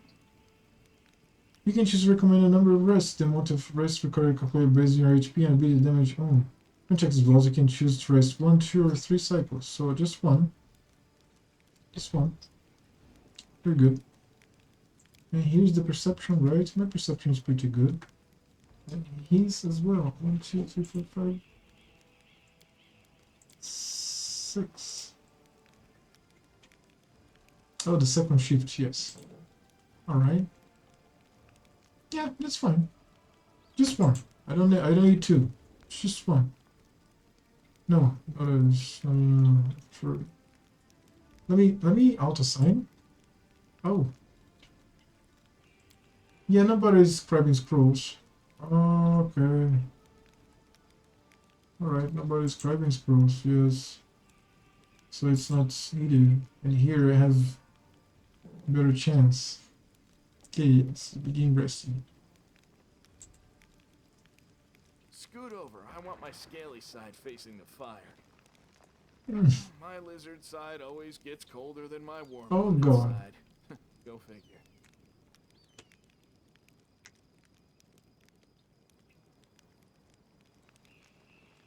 Fail to weaken impact of corruption. Got 15. Scouts through this guy's camp, reduces the chance of attack on camp is lowered. Night watch no incident. And the spice pastry is going to be spoiled. Oh god, the rain. Now she can cast restoration on herself.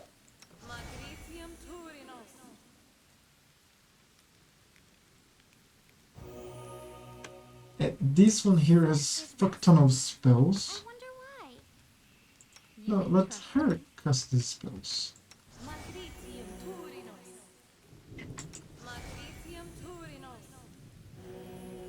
Okay, we're good. We're good.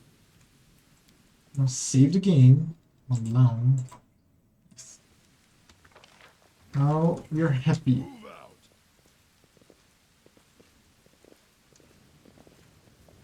It's raining.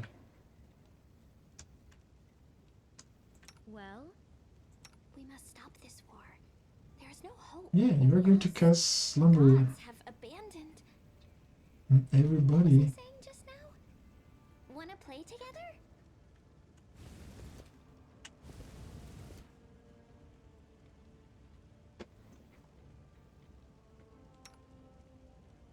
Let's hear you cry. I won't let you hurt my friends. So out of the turn, this can work well. Oh, more up here. So people here debuff, attack. Man, and then people are sleeping and shit.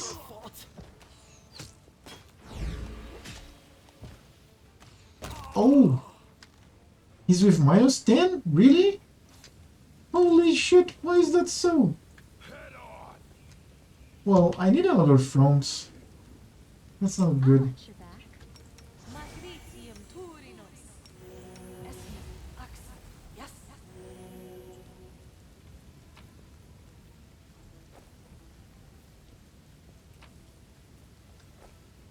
Yeah.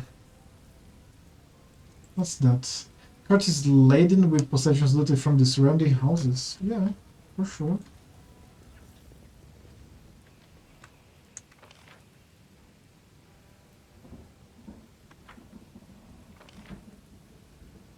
Interesting. Shows this. Wait, let me see something here. Que foi, mãe? Ele vai na padaria. Não, tô. Eu pensei que fosse quando mais 9h30, por isso que eu nem me preocupei com o café da manhã pra ele. Você entra, mamãe, entra. Ela já veio bonitinha, devagarinho, tu não viu? Olha o modelo estocando e tal, ficar no quarto com o menino, calma.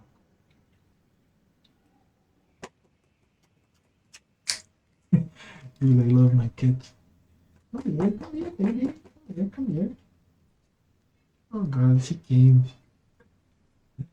Drink your water, tea, whatever. And this is my cat. This is the tail of my cat.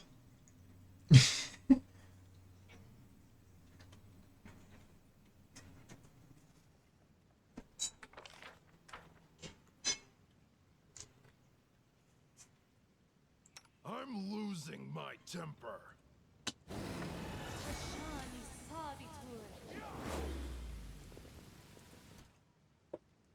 Battles await. Did we find trouble? Oh, there was a crit. Run them through. Let me draw the first blood.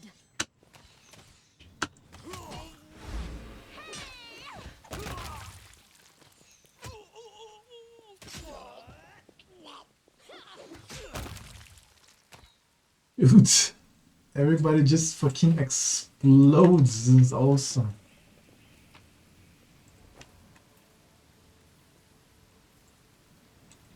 Some Crusaders. Onwards. This is the watch, right? Hey, Lisa. Oh, shit. Who are you? Can you discovery? What demons are now killing you come across? Let's look at the elf. Failed! Why the forms lander you? You asking questions are dangerous in and on themselves. I urge you to stop. The more you know about it, the higher the chances of traitors that will find its way into your back. Even foreign is the defender of the hunt, you should keep clear the place. I have my intention set foot in here, royal soldier, and thank you for believing me.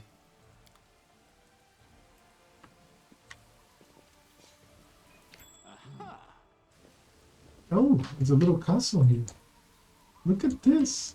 Oh, it's not a castle, it's the walls, the city walls. Look at the city walls. Fuck. It is very well built.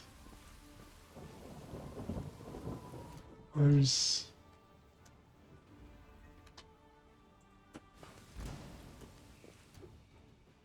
We will win this war.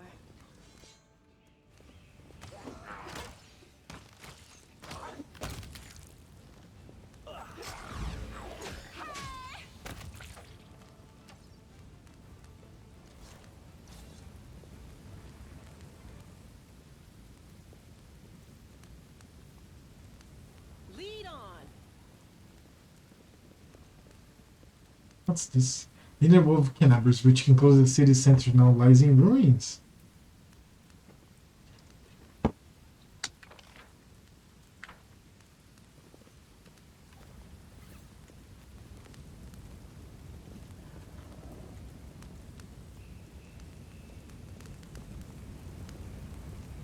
Head on. Okay, I did it all, so it should be... It's here now.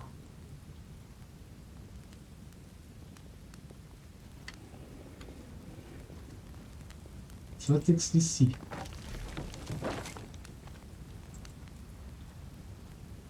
Oh, they built a thing. Now I can pass to the other side. Get across the rubble. Got it.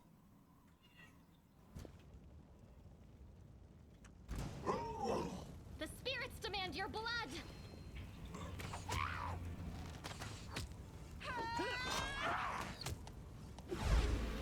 Reduction. Okay. Phew, they fucking explode. So let me see Ember. Oh, she's using the ability Slumber, and what's her name? Amelia. Amelia. It's Evil Eye. That's what I want. And this guy here, what is he doing? Red Fox receive charge. Maybe I go with charge. Charge and charge, right? For inviting me on this journey, risking life and limb, facing countless dangers. I'm here. Where else would I be? Perhaps I shouldn't thank you. Resist fire, right? It's his tiefling nature to resist fire, so let's resist fire, right? And her, do you have a mage armor? Use it on yourself. No, on him? He doesn't have an armor, right? No, he doesn't. But he has these bracers. Oh yeah, she's the mage. Yeah, it won't work. +2, +1, +2.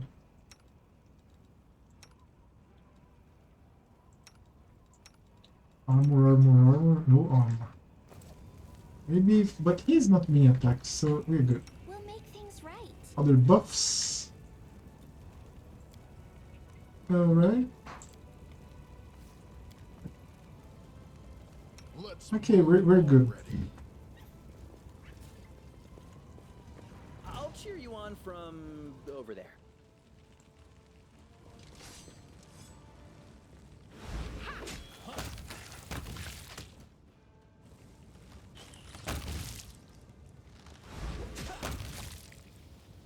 This is much faster. When the combat gets hard, I pause the game and all. Right now, I'm fighting beasts and demons. It's very easy for now. What's that?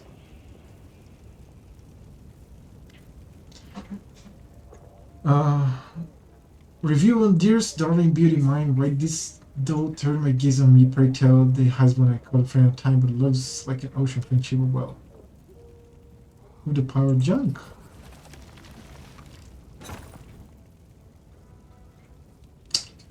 Silver ring, jade green card sport. Yes, I'm seller. Look, the door is open.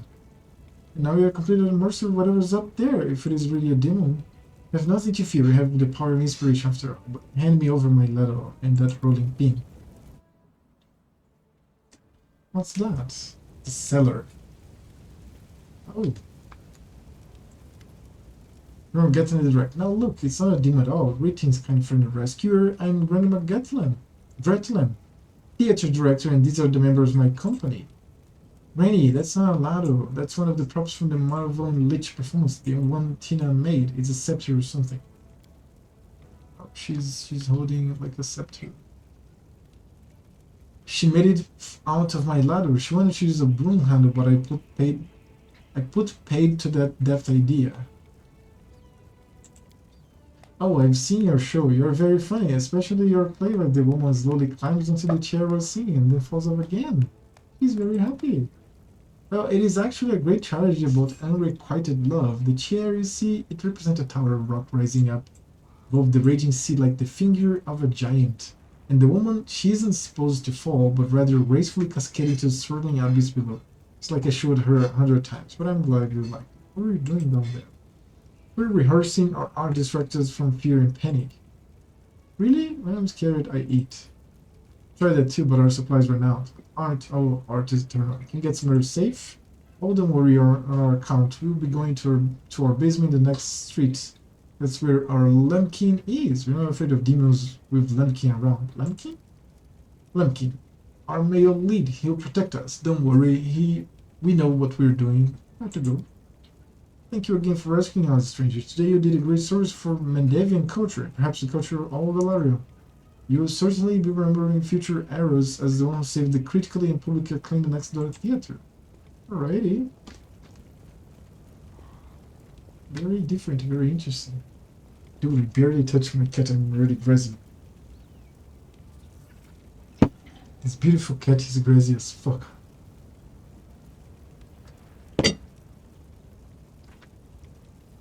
I get it, it's protective battery and all. She is crazy as fuck. Alright. Dead people, fortunately. An enemy? Where? Where's the enemy? I spotted an enemy, so yeah, let's do everything here.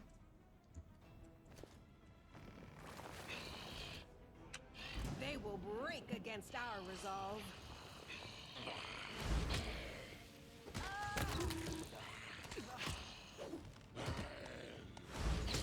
Flat-footed creatures, yes. Dude, he gets hit frequently. God damn it. I wonder. Yes.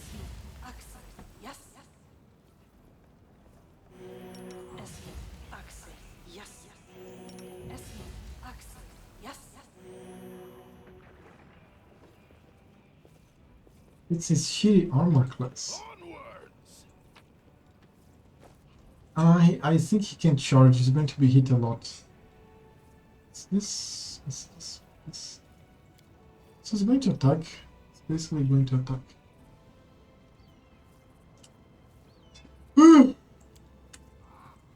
He's a knife master after all. More enemies. There. Let's go, everybody. We are the light. They are the darkness.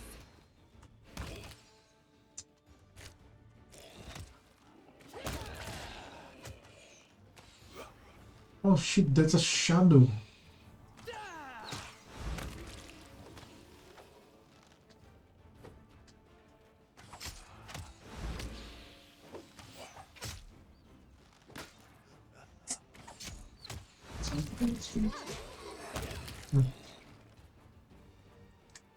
Repete?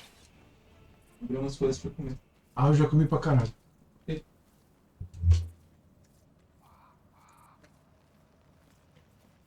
So, okay, more religion. I am helpful, am I not? The dug up graves and other clues indicate that the necromancer has recently conducted a ritual here. Come back, baby. Don't I barely moved. She left.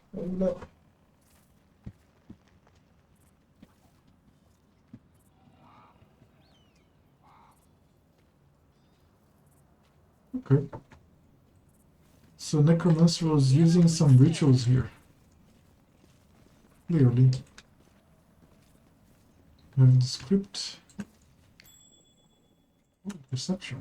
Yeah. What is this? Some throwing axe.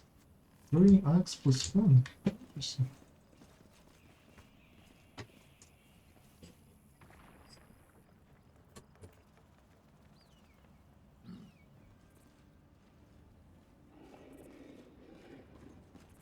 A little more.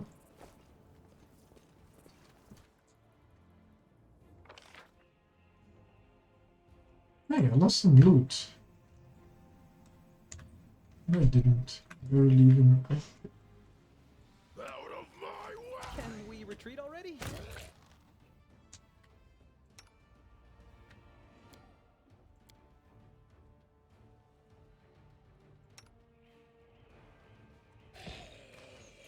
You are today's sacrifice.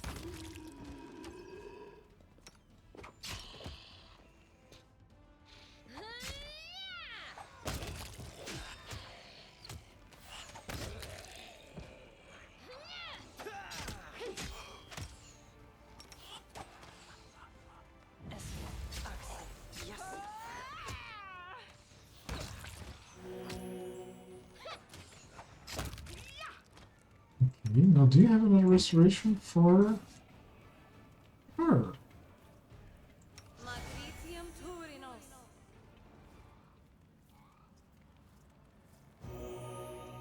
Okay, it's because she lost fucking 5. Dude, 5 strength. It's a kick in the nuts. 5 strength is a fucking kick in the nuts. Dude, I have no healing anymore. No reason to pause.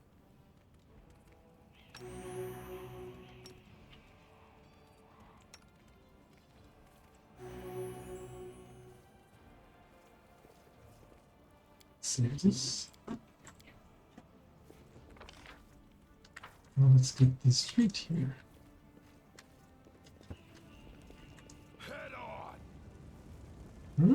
City has fallen at last. How glorious now I can stop pretending to be a shopkeeper and spend all my time on my true passion, reanimating the dead.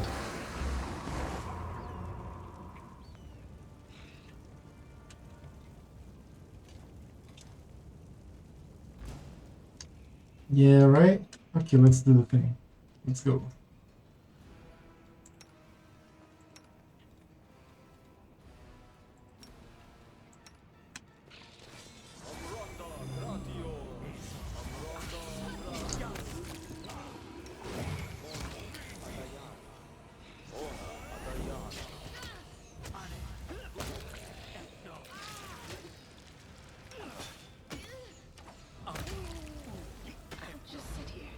Ow. Don't worry about me. Ow. Dude. I can't die now. I'm not nearly rich as it's. Okay, somebody's left.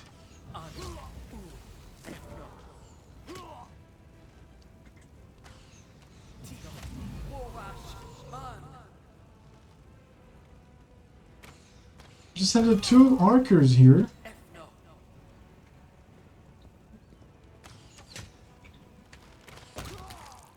Okay, we're good, I guess. Holy shit.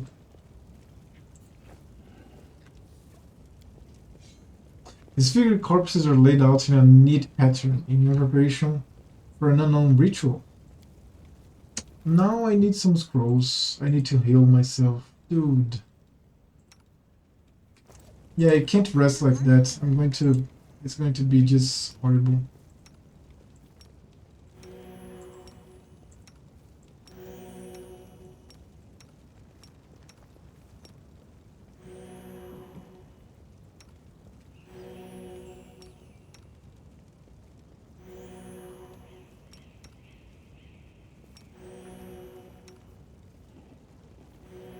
I think I lost some charges because I was not waiting for her to cast the thing. And I feel stupid now, but that's okay. Yeah, and then one goes.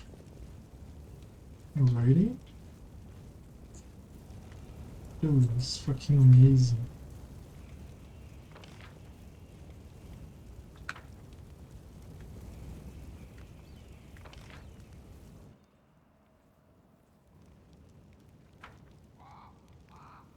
Oh, there's places to walk still. There is. There actually is. Sweet, it is tequila.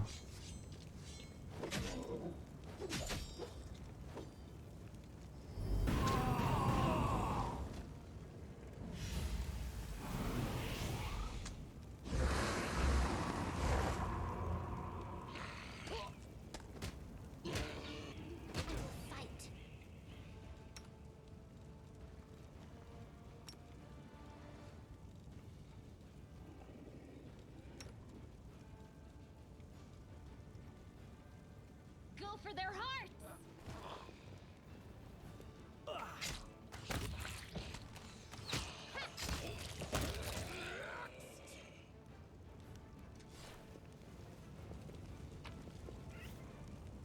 Dude, I have a shit ton of things here. Oh, my combined strength is almost not okay. I heed the voice of the spirits. Origin, gray hair, ashen skin, this person fell prey to a Nabazu. The demon sucks the very life essence from its victim and transforms them into ghouls. Holy shit. There are more but more. Oh, the scenario is very big, but I need to rest.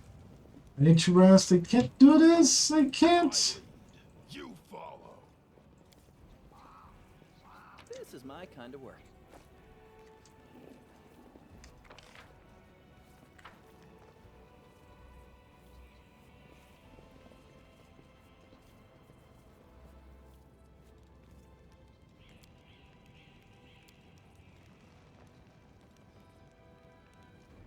Right.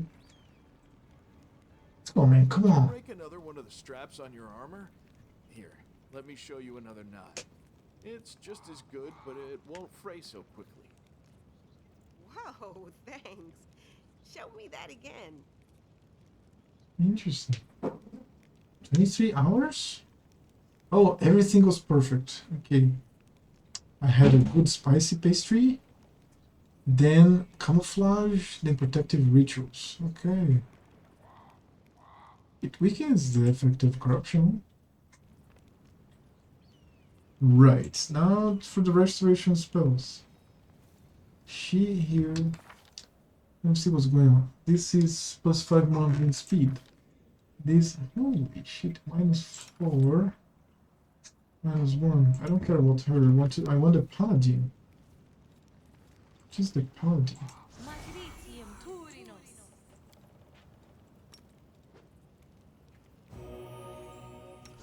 One more.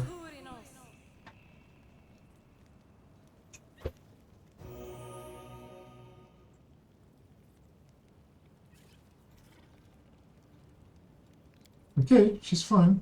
Blindness.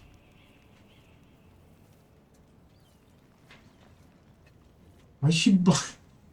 What? Death's door.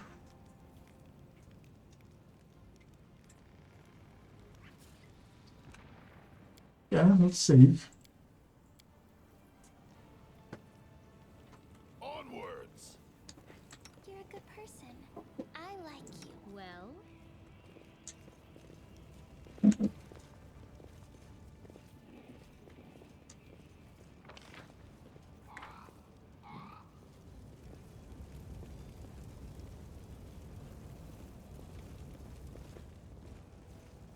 Oh.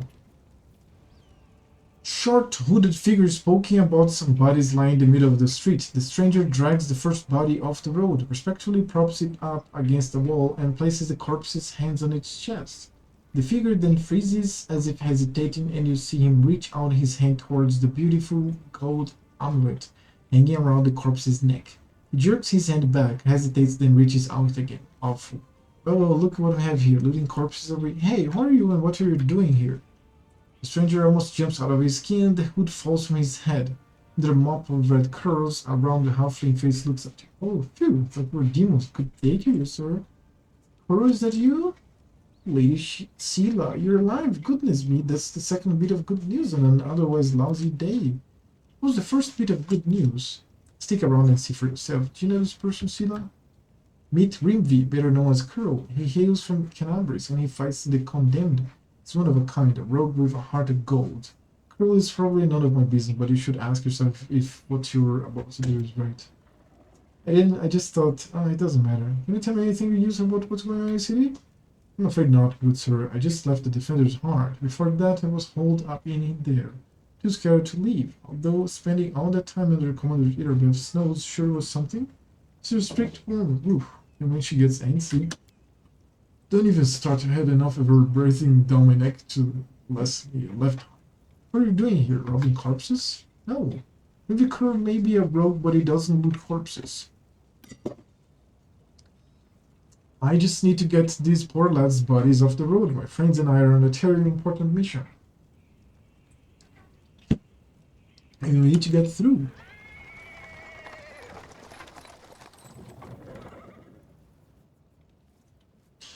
He's interrupted by the sound of wheels rolling on the paving stones. A cart drawn by a sad little horse appears from around the corner.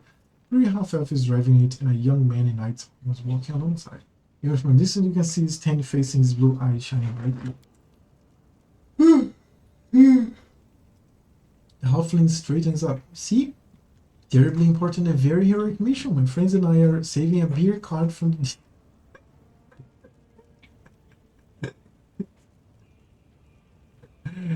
Oh my god! I love the hound hearts. As he's speaking, the newcomers notice you, and the knight cries out in jubilation. Sila, I never thought I'd see you again.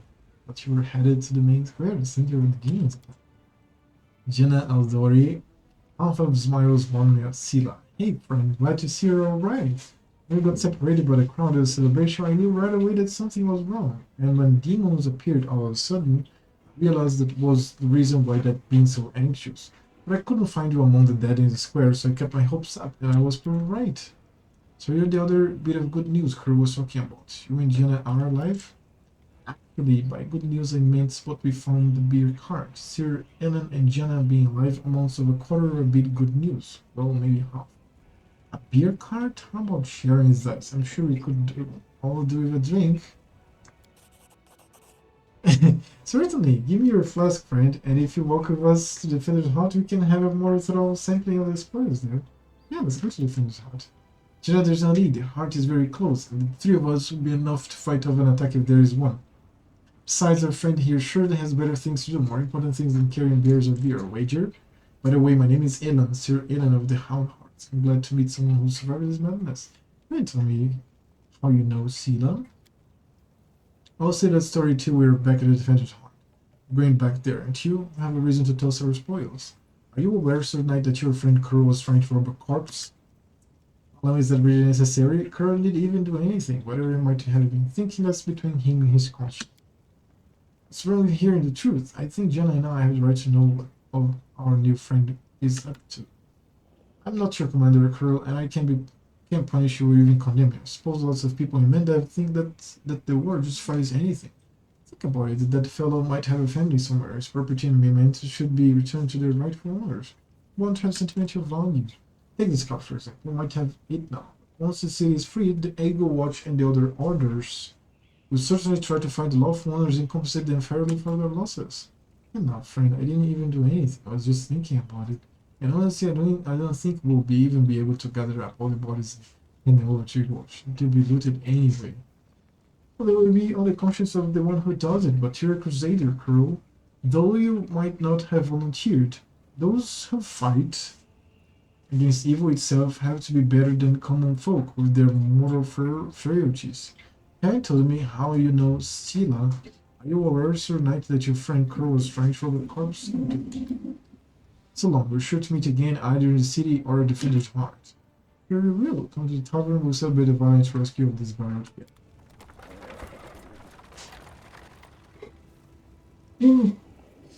Alrighty. Now I'm going to loot the fucking corpse, of course. What's that? It's a chain necklace. I'm chaotic, I don't even care. Fuck it. Move out. Enemies, where? Where?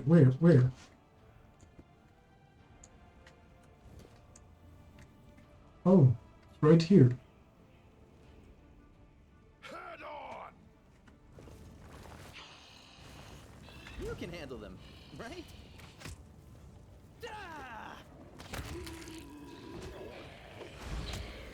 Shrouded in blood.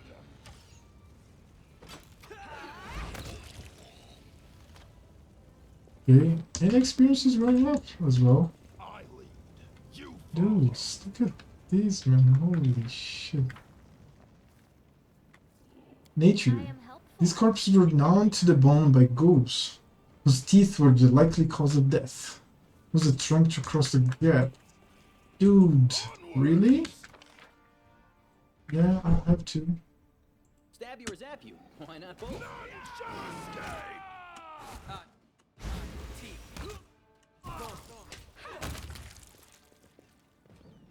Dude, I am the crit master, seriously. What is Malone doing?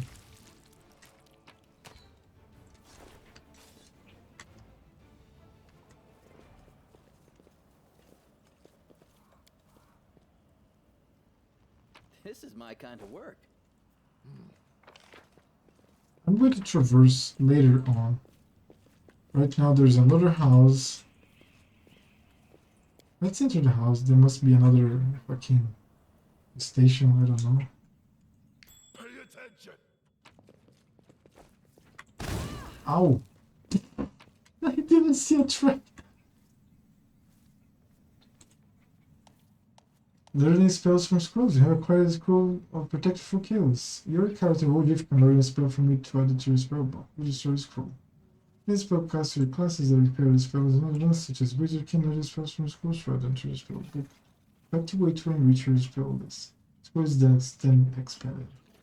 To learn a spell from scroll open. Yeah. Let me do this. Completely forgot about that. Oh, there's a recipe, of course. I should copy the recipe as well. The scroll. Let me mark him. Let's learn these scrolls. Copy to spell book, of course.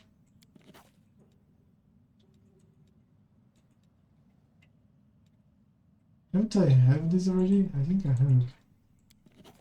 But it spans anyways, apparently.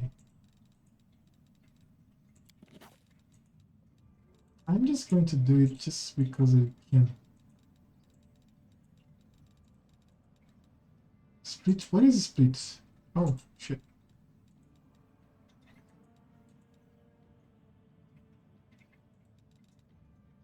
I'm going to stay with some of the skills.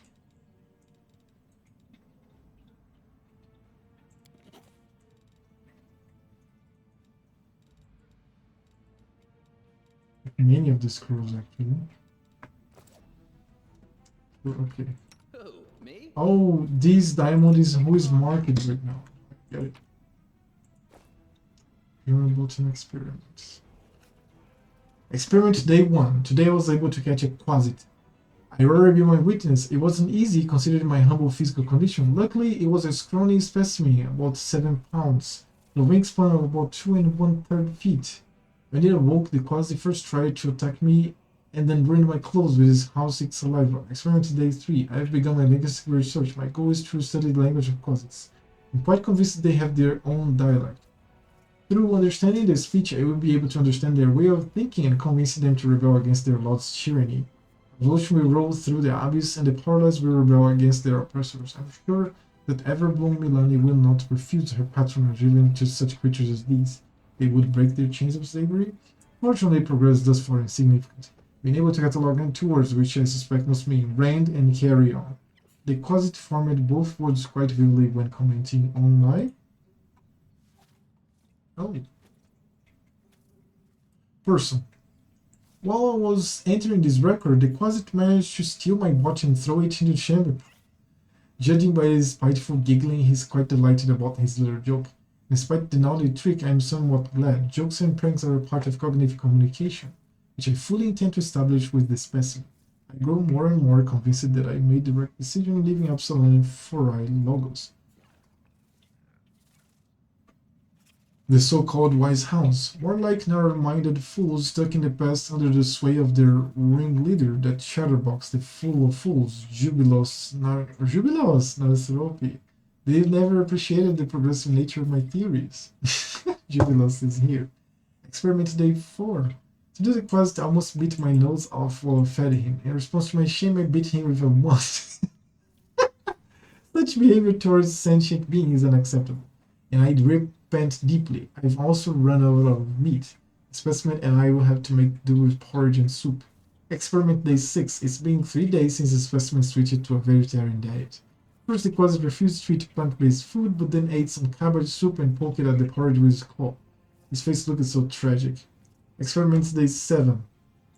The specimen has completely lost all sign of aggression. At dawn, I was awoken by his moaning. The quasit was rolled up in a ball in the corner, whimpering. Despite his dangerous appearance, it's quite impossible not to feel compassion towards the poor creature. I had to take prompt measures and give the specimen a laxative potion. The quasit now reacts to me with confusion and fear, but at least it's not suffering anymore.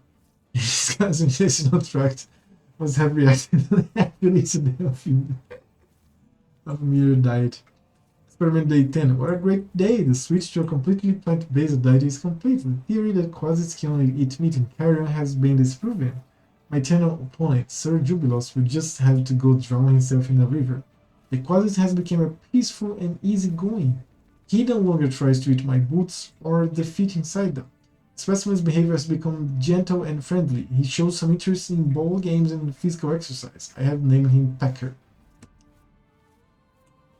Today he initiated communication and attempted to explain a new word to me. By all evidence, he was making up the word during the communication process, for there has never been such a word in the quasit language.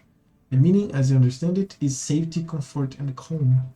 I see no further need to keep Pecker on his chain. This experiment has convinced me that the vicious and evil traits attributed to quasits are acquired habits not naturally inherited to their nature.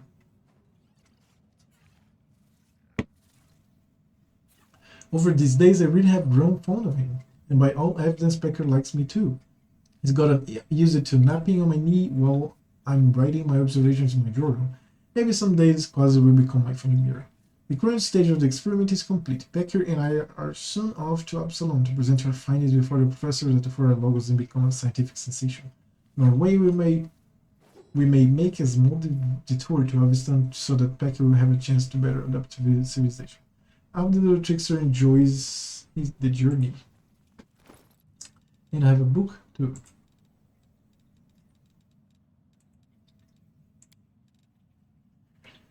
Stories told us by spirits. The night with harrowed hands, Canabra's medium alliance publishing. The demon puts 2 plates on the table in front of me, on each a bleeding human heart. Look, he says. The right one belongs to a noble and righteous man, a loyal servant to Yomedai. The left one is the heart of a murderer and a scoundrel, but something tells me they taste exactly the same. I remain silent and unmoved. Couldn't if I tried. One of my hands is pinned to the wide armrest of a knife thrust to the hilt, the others similarly pinned helpless on the table. The demon circles and carefully brushes away a strand of hair that's stuck to my forehead. Your silence saddens me.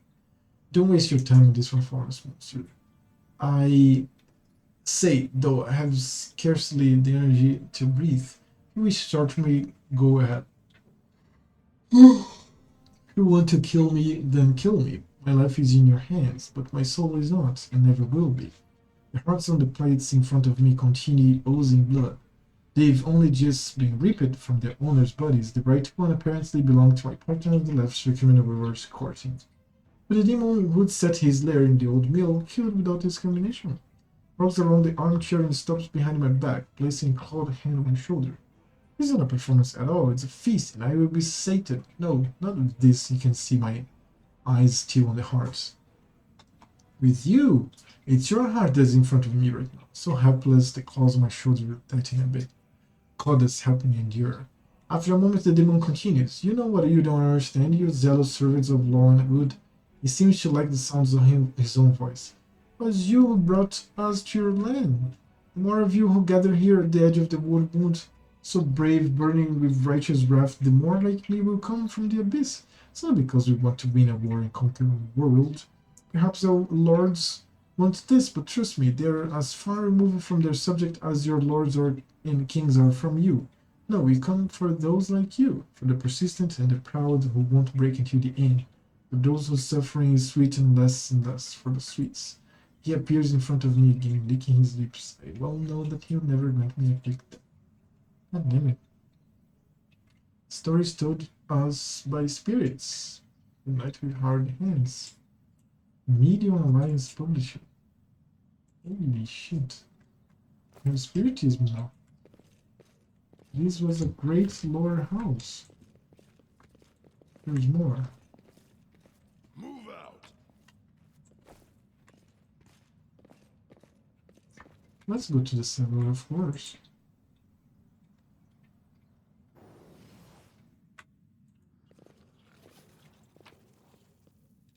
What's this? Let's go for Finneann's ability.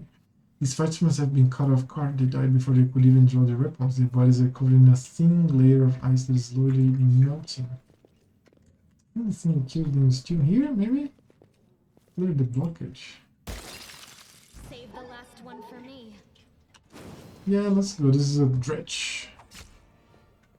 Oh shit, the sneak attack of the... I completely forgot about the sneak attack, man.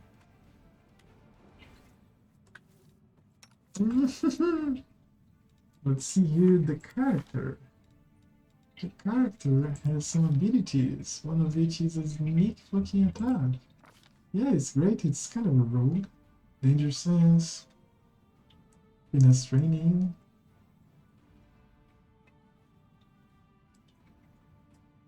It's good.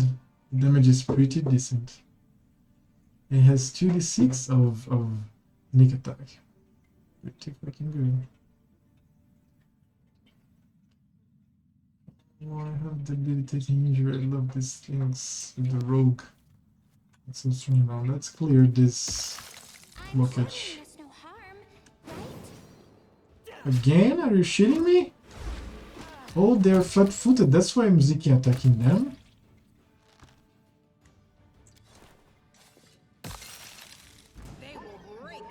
Dude.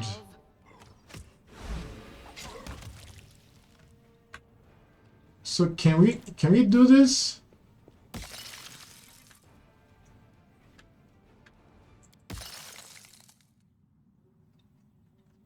Shadow Demon. Oh, this guy is clearly invisible, right? Let's see. Who can cast this invisibility thing? I prefer Fairy Fire.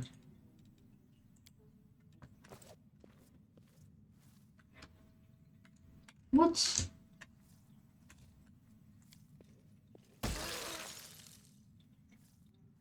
Dude, mortals are so funny. So yeah, let's go. Let's cast fucking see invisibility then.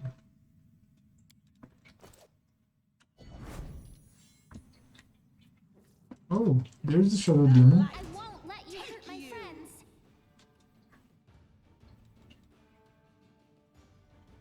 Oh, level 7.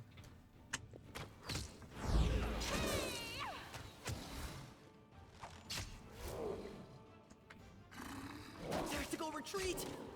No.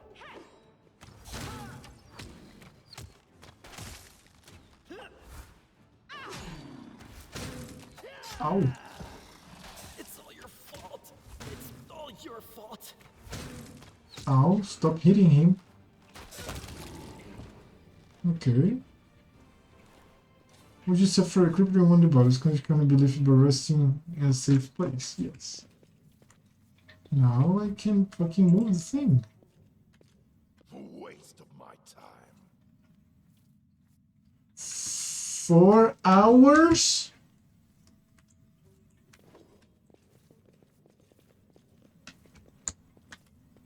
Dude, it's pitch black here. I'm all ears. All this waiting bores me.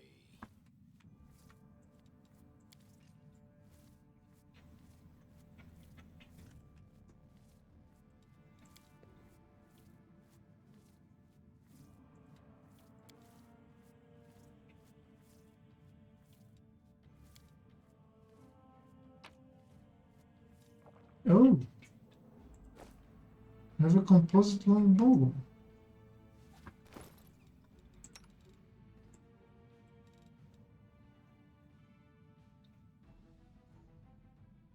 Enhanced +2. Offers a good time in a minute. Target must pass with 7 chills. Suffer a curse. This good suffers -1 penalty to will, -2 fortune, -37 chills. Can remove the curse spell. Fucking good. Let's use this beautiful baby. And now I fucking need to rest. Let's rest. Can I rest here? No, thanks. I lead. You follow. Dude, no character of mine has dark vision, really?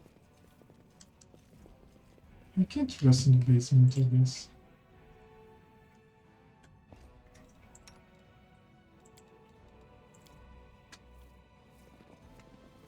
I can rest here. Right? Yeah, let's fucking rest here.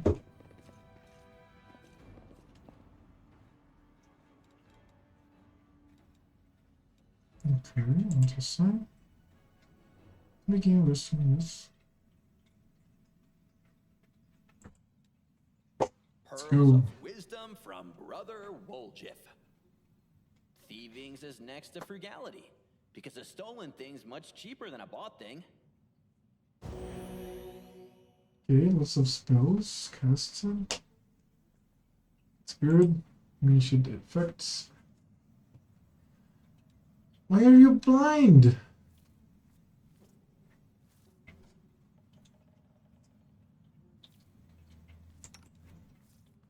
Why is she fucking blind? Do I have a remove blindness here? Scroll of remove. Fire belly, corrosive touch.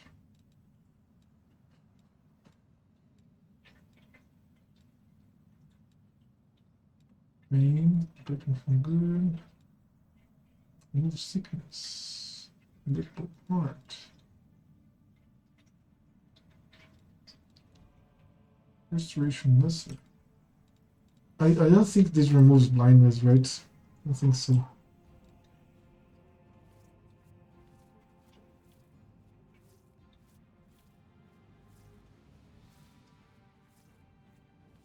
No, yep.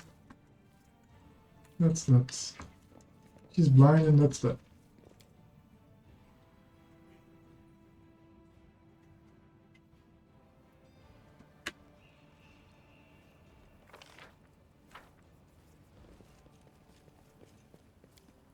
These people are not killed by demons, their mortal wounds were inflicted by ordinary weapons.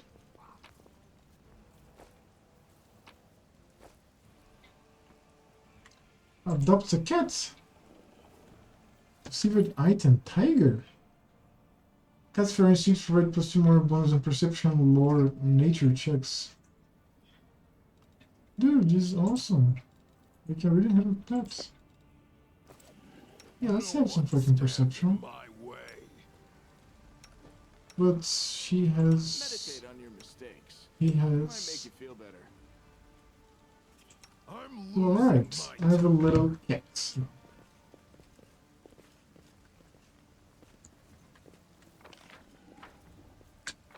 I have to explore all this part of the city.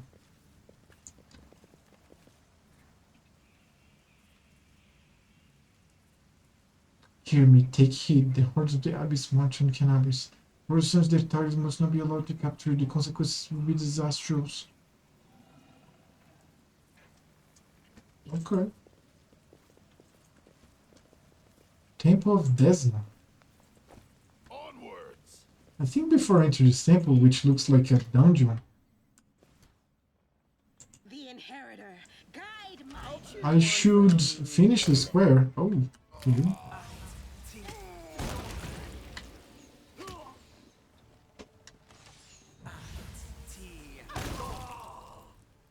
Since he gets to take an opportunity. This I guess a bit brilliant. Is it very closer to Volker?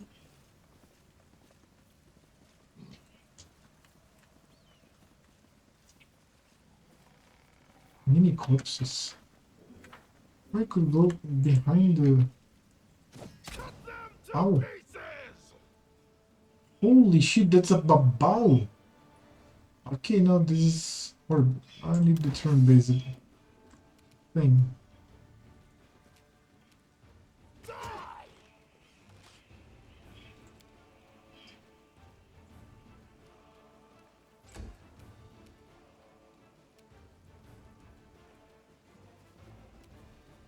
Distract them for me. Ooh, good. Ow.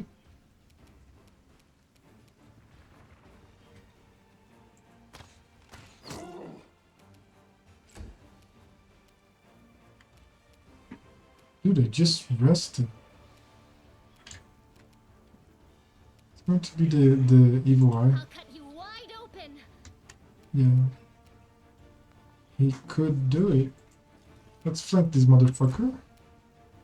Now this lady here will heal Malon.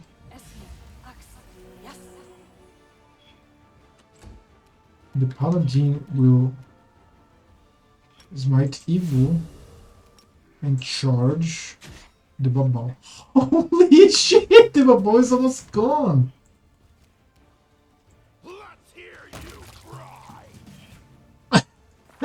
Okay, I fucking exploded the babao. Oh my god, that was great.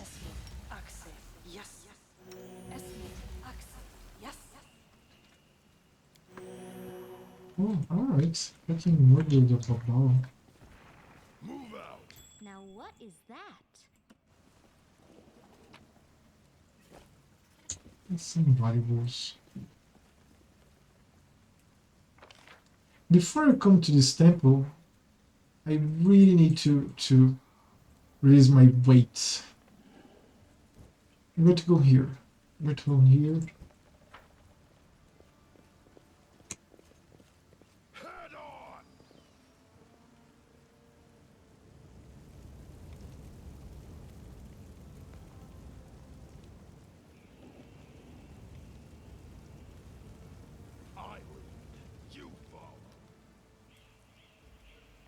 I'm going to sell the ship.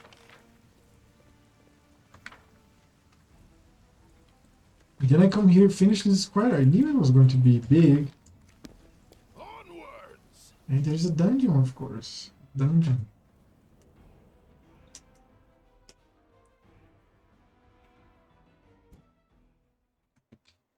Let's go back to the finished heart. Wait. Oh yeah, Sila's reunited with the friends, yes. Yeah, let's do it.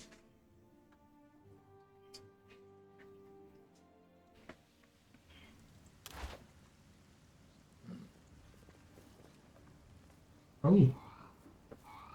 Who are you? Wearing a robe? Check. Baphomet symbol around the neck? Check. Crazy eyes? Check. Note to self. Bring a mirror next time to be able to adjust the optimal level of eye craziness.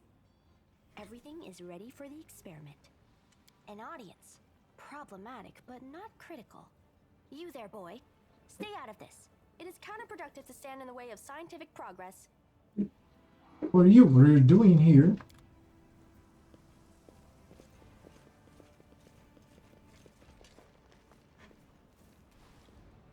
Who's that?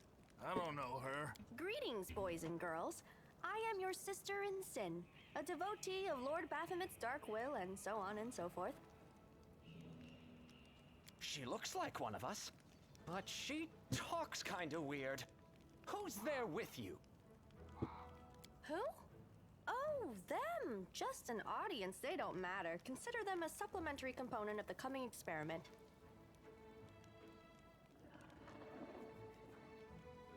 In the name of our Lord Baphomet, please be so kind as to undertake a little test of your competency in our wicked cause. Let's start with something simple. So here's my first question. What is Lord Baphomet's favorite weapon? We will not answer to you.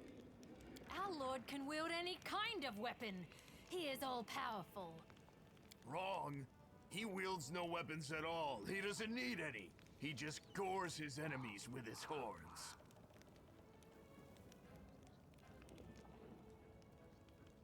These answers are wrong. The correct answer is Isergal, a glaive made of red adamantine. This experiment has taken quite a surprising turn. I would never have expected the followers of the great Baphomet to be baffled by such a simple question. Fine. Let's recalibrate the difficulty and proceed with the next question. Please name Lord Baphomet's sacred animal. A bull! Of course, everybody knows that. Oh my god. Yep, and a cow. It's an Aurochs, as a matter of I'd fact. like to ask you to stop prompting them, but it seems they could do with a prompt or two. It appears the experiment has yielded results which are as unexpected as they are incredible. Baphomet's cultists have not the slightest idea about who Baphomet really is, let alone any in-depth knowledge of his ideology or philosophy. I'm positive that this news will cause a sensation in widest scientific circles. Damn it! She's right. I'm a shitty excuse for a cultist. And my mother used to tell me to become a plowman. Hey, take it easy. We've only had 2 questions. You there, come on, ask another one. We'll get the next one. Is there any sense in continuing? You cannot answer the simplest of questions. I am ashamed of all of you, as cultists and as individuals. Please, ask again. I can answer. I'm sure I can. How do you spell Baphomet's Oh. name? B-A-F-A... Oh, screw it. To hell with Baphomet. I thought it was gonna be fun, but instead there are all these questions. I'm done here. I'm going back to my home village, back to my mother. Hey, wait! You there! How dare you stir up discord in our ranks? Grab her and tie her up! And her entire entourage, too! The experiment is complete. Unable to deal with the questions, the cultists decide to deal with the examiner instead. A typical reaction for a person who has never been burdened with any intelligence. Now you're gonna start hitting each other, aren't you? Please, proceed. I won't interrupt.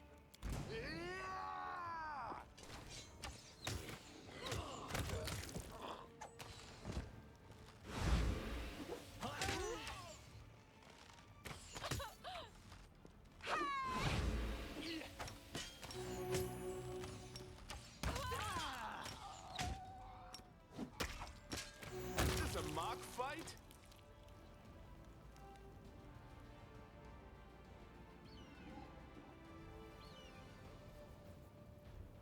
The absence of an answer is an answer too?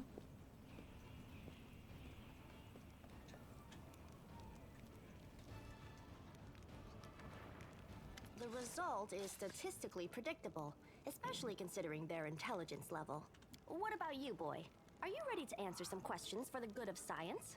Let's proceed with the experiment. My first question is simple. Which colors does the goddess Iomade prefer? You're absolutely confused. The correct answer is red and white.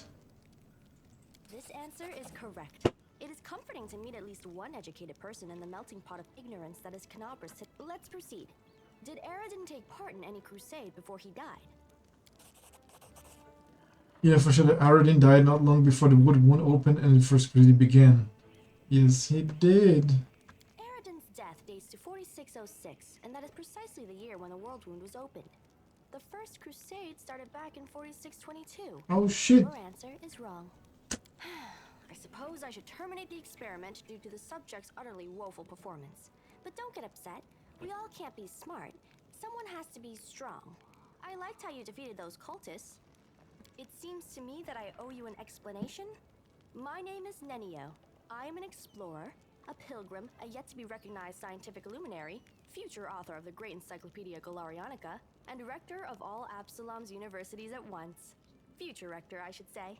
I also know several spells. Can you finally tell me what you were getting out of those questions? It is so heartening to see you strive for knowledge. I have been conducting an experiment comparing the intellectual abilities of the average cultist with those of the average crusader. Unfortunately, the experiment has proven that the opposing parties possess approximately equal faculties in this regard. A shame indeed, for I've always claimed that despite the popular beliefs about the limited intellectual abilities of those in the army, at least some of them can be considered educated. It appears I was mistaken. So you're trying to say I'm a meteor kid. Don't you dare call me stupid. Unable to deal with the questions, the Crusader decides to deal with the examiner instead. A typical reaction for a person who has never been burdened with any intelligence. Why do you keep me calling me a boy? I have a name, you know? I apologize for an injury to your ego, but your name is irrelevant on the grand scale of the universe. Thus, it cannot possibly interest me. I will forget it as soon as I hear it. To avoid unnecessary confusion, I'd prefer to not know it at all. Cambridge isn't safe right now. Shall we join forces? Wish to become my follower? To accompany me on my expeditions to the world wound? To assist me in my experiments? To run errands for me? Perhaps even to write down my deepest thoughts for the benefit of future generations? Oh, how splendid! Of course, I agree. Truth be told, I have no money to pay you. But you will be aiding the progress of science, and that is its own reward. We join forces have to follow my instructions during our expeditions. What? Oh, yes, the dangers and these battles. Of course, I will follow your orders. I place my life in your capable hands, so I can focus on the things that really matter. You agree? Excellent, you're hired. To think that I finally found someone to accompany me. 27 Crusaders before you said no. Not one of them saw the undeniable appeal of my offer. I think you will appear, but it's fine. You're going to sit like outside, or you're going to get the bench? Here. Oh, okay. One up here. Your first assignment is to take me to a safe place. I have to admit that today's experiment Eu quase arranquei essa tomada uma vez já com a minha mão. Eu puxei ela junto com a porta, assim, ó. Tipo, a Eu fiquei vendo pra arrancar, eu fiquei olhando assim, ele vai arrancar. Ele vai arrancar. Oh, no. Not this time, bitch. Aqui, so I have to substitute one, I'm going to substitute her. Wait. Fuck. Do this now? Right. Let's do this now. Yeah, I can manage her. Maybe on the fort. What is she? So this one here is an experimenter. She started to arrive in reaching scientific conclusions, you know? She's all witty and speaking fast and talking about encyclopedias, and interesting is that she made the cultists be baffled so they didn't attack her. What is she first? Wizard Scroll Savant. Okay. And the cultists didn't attack her. She started to interview them with simple questions like, what is Baphomet's favorite weapon? It's a glaive. And they said wrong answers. And then they asked them about what was the animal that is like there's an animal, Aphrodot, it's like the little goat thing. They answered wrongly. Then they asked me a question. I failed in some skill checks, and she concluded that both the Crusaders and the cultists are unwitty and they have no idea what they are following. They are just pawns. It's fucking fucking amazing. All right, and she is what? She is a wizard. So I'm going to stay with the wizard. Screw savant. And we have two abilities of crafting here. You can craft potions and scrolls. I don't know if you can craft other items later on, but we can craft those in resting. I'm going to rest in a second. I'm going to show it to you. So, okay, King Bones, grab scrolls. Let me organize your spell book. Create pit. Here, image. Okay, create pit. That's it. That's what she has. Create pit. Alright, 120 is 2. Wait, second level, of course. Magic missile. Magic missile is better. And 1 mage armor. Okay, substitute her by the stigmatized witch, because I already have a healer. And the other one is also cool. I'm very encumbered, that's why I'm leaving. Oh, there was a random encounter. I was going back to the city because I have to sell shit because I'm very encumbered, and this was a random encounter. Look at the landscape, man! This is fucking awesome! Look, it's rubble, and city, and town. It's so amazing. I'm gonna travel, this venture is fucking full. Alright. Let me drop something. I have a little bit more. Let's split.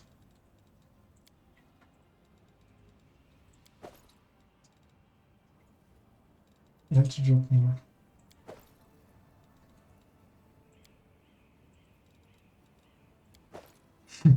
I'm a hoarder, you know. I'm going to carry exactly what I need to fucking go back and get my 1 gold worth of the weight that I'm carrying. Okay, now I can travel. I'm not going to collect, I can't. And I already have a bag of holding. It's like, look, and then I'm going to travel back. This was encountered in the middle of the thing. I just found her, like another companion. There's like 10 or 12, it's a fuck ton, just like Kingmaker, right? Maker has a fuck ton too.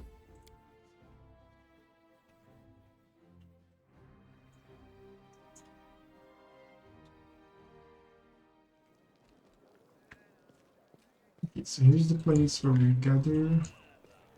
It's more lively now. Yeah, let me sell to the blacksmith here. Are you Stoughton Vane's brother? Yep, where he goes I go, that's how we've always done it. Even before the wood wound, I forge the armor, he goes into battle and breaks it. He brings it back to me, and I repair it and make it better than before. Which things changed since then, of course, but that part has stayed the same. How was Staunton to blame for the fall of Dresden? I've told this story so many times already. Well, telling it one more time won't kill me. Blacksmith sighs. Dresden was built after the First Crusade, back when it seemed like victory was ours for the taking and that the demon invasion would soon be at an end. The population of old Sarkoris was thoroughly diminished and many of them hoped to see their hard fighting repaid the small plot of unclaimed land. Dresden was a fortress built on our hopes and on Mendev's ambitions, though you're not supposed to say that out loud. What a city it was, man. You can even imagine it was built by the finest engineers from the Five Kings Mountains. Queen Godfrey spared no expense. Dresden was meant to be the capital of the Crusade movements, a monument to its glory and a beacon of hope for our Glaria. Heroes were drawn there to seek fame and glory, and they came from all over. Todor, Garand, Tian, Xia. I couldn't listen more. Relic known as the Sword of Valor, let's understand, was kept there. The greatest Crusader relic, the Sword of Valor, is a banner most carried to... Okay, take a look at this. There's the text and some highlighted things you can read, right? For additional lore. This is fucking awesome. This is great. Can you see it from this angle? Okay. So the greatest Crusader relic, the Sword of Valor, is a banner once carried to battle by Yomedai herself. It is both a symbol and a powerful artifact which emits an aura that blocks demon powers. However, the banner only works this way in righteous hands. Hidden from the eyes of believers, it loses its properties. The banner that had been carried into battle by Yomedai himself. back when she was still human. That banner protected the city and kept the demons from teleporting inside its walls. As long as the banner was in its place, Dresden was invisible. So we. But they were wounds. Let me give you some context. So this guy is a blacksmith. He's the brother of a dwarf, and the dwarf is shunned by all. Everybody shuns him. And before, in the prologue, we were just climbing up from the underground to the city. We found a demon lord, a lady, all well dressed, pale, without eyes, just skin here.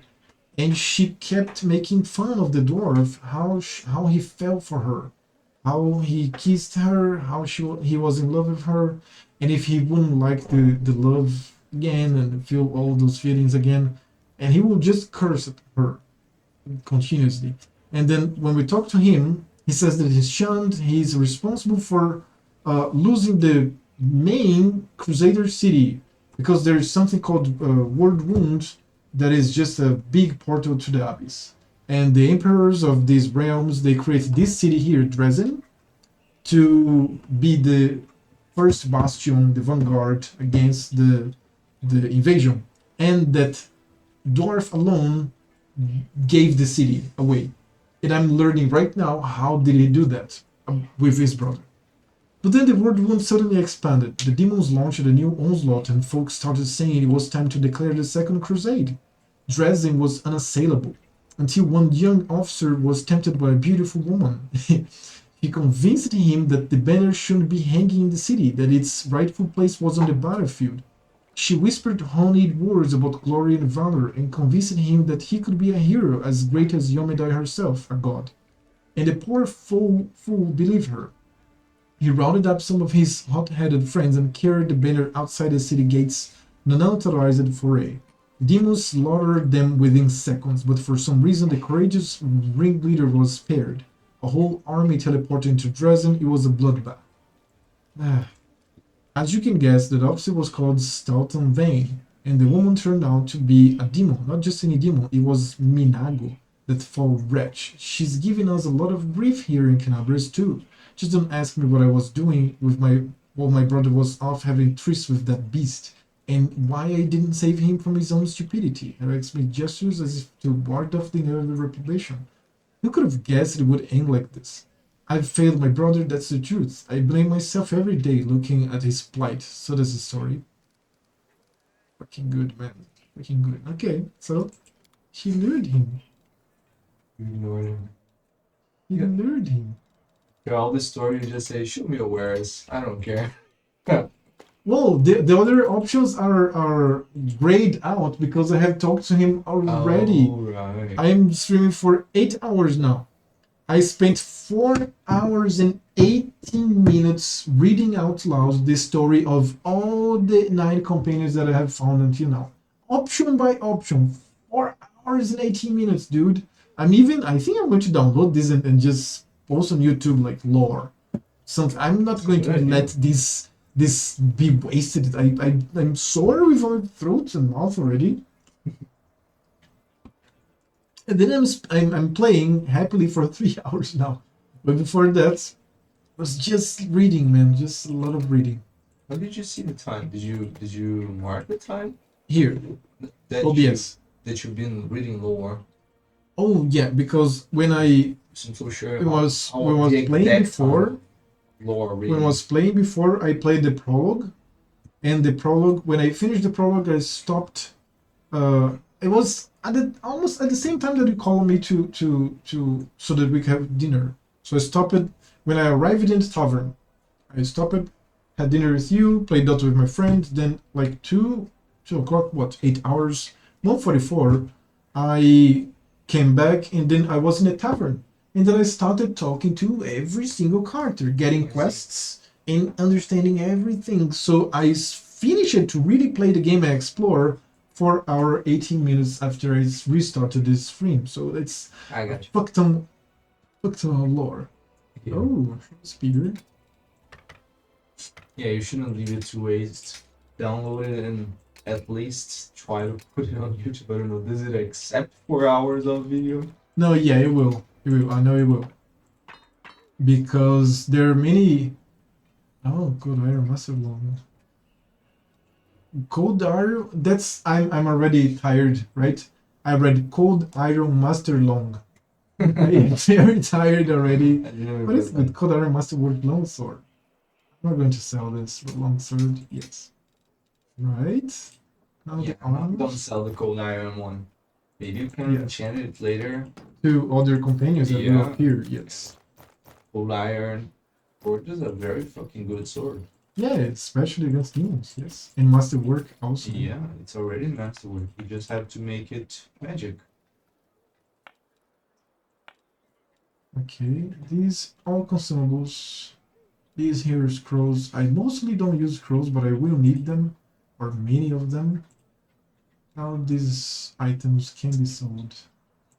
Let me just sell it from here. I want beverages because I may use them later on. Books. I want the books. Books.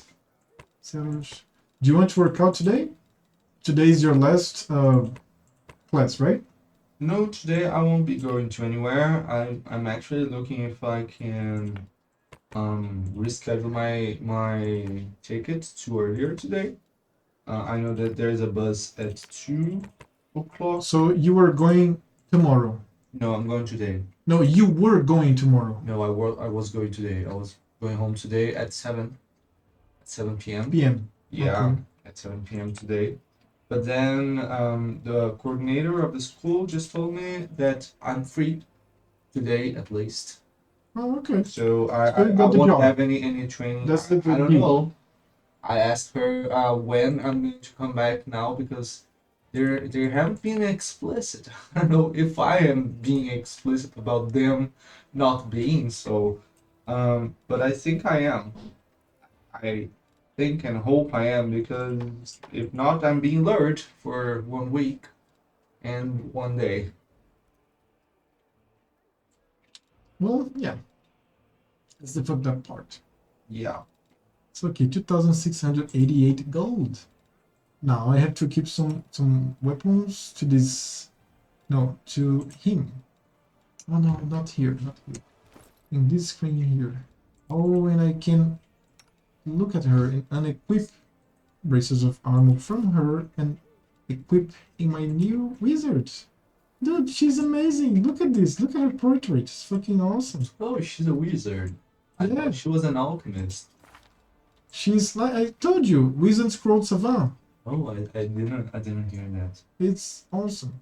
Okay, so he's going to equip these bracers. Equip already. What else? What else? Okay. Dude, this elf is quality. Yeah. But I already have a healer. And also take a look at this. Look at my character. Look at the attributes. I know I did some stupid things here, but I was a little better this time. I put Wizard 9, but Intelligence 7, Charisma 7. Okay, right? 2018 10. 2018 10. Now look my rogue. 2018 10, 13 10 10. What? Oh, he's way better than you. Much fucking better. What? Let's go again. 2018 10, 977. Oh, it's the 20. No, No, it's not the 20. 2018 10, 13 10 10. Now let's go the other. They don't use the same way No. you do. No, she's also better than you. Yeah. Look at this. They are all better than you. What is the what? You are Look at this 17 17 17. You are a commoner. 14, We just 11, saw that you 9. are a fucking commoner. They are heroes. The And you other are one walking here. with heroes. 19 16 14 13 11 10. They The were companions better are than really you. strong. You can hire companions if you want to. You go to a NPC, you can create another character and have them. But it's the companions, they have a story, they evolve, they are part of the lore, and they are much better, the attributes. So I won't. Yeah, it you know. doesn't make sense to create others. Maybe on the next playthrough. Maybe on the 7th play? Because it's a vast game, man. And I already avoided to have 3 of them because they're evil. And I'm good. There are many, and they You have to be avoid at going least with you. neutral. It's really good. Yeah, no, I'm not getting my ticket for earlier today because it costs 40 reais more. So yeah, I'm keeping the 7:45 ticket. So you're going to go to the rodoviária at 7 p.m. No, earlier I don't want to risk losing Yeah, it. Like yeah. I'm gonna leave here like 5:30, almost 6. Just I to be was sure. talking to my mom, and she was okay with the idea of you staying here. The problem is about you. No, no, It's no, no, no. there are some problems. One, you wouldn't like getting two buses. Two, you wouldn't have a lot of privacy in my room. Three, you would. The rest, yeah, I think these are the two big problems. No, and there's another problem too. Your mom says she's okay, but I don't know. I don't want to bother you anyway. But I didn't start this talk. That's why I'm telling you this. She started to suggest things, and I was like, okay, I talked to him. Okay, maybe. Okay, all right. Okay, this. Okay, that. And right, it's about you. You think? No, no, no, no. Thank you. Yeah. I really appreciate it, but no, thank you. So maybe.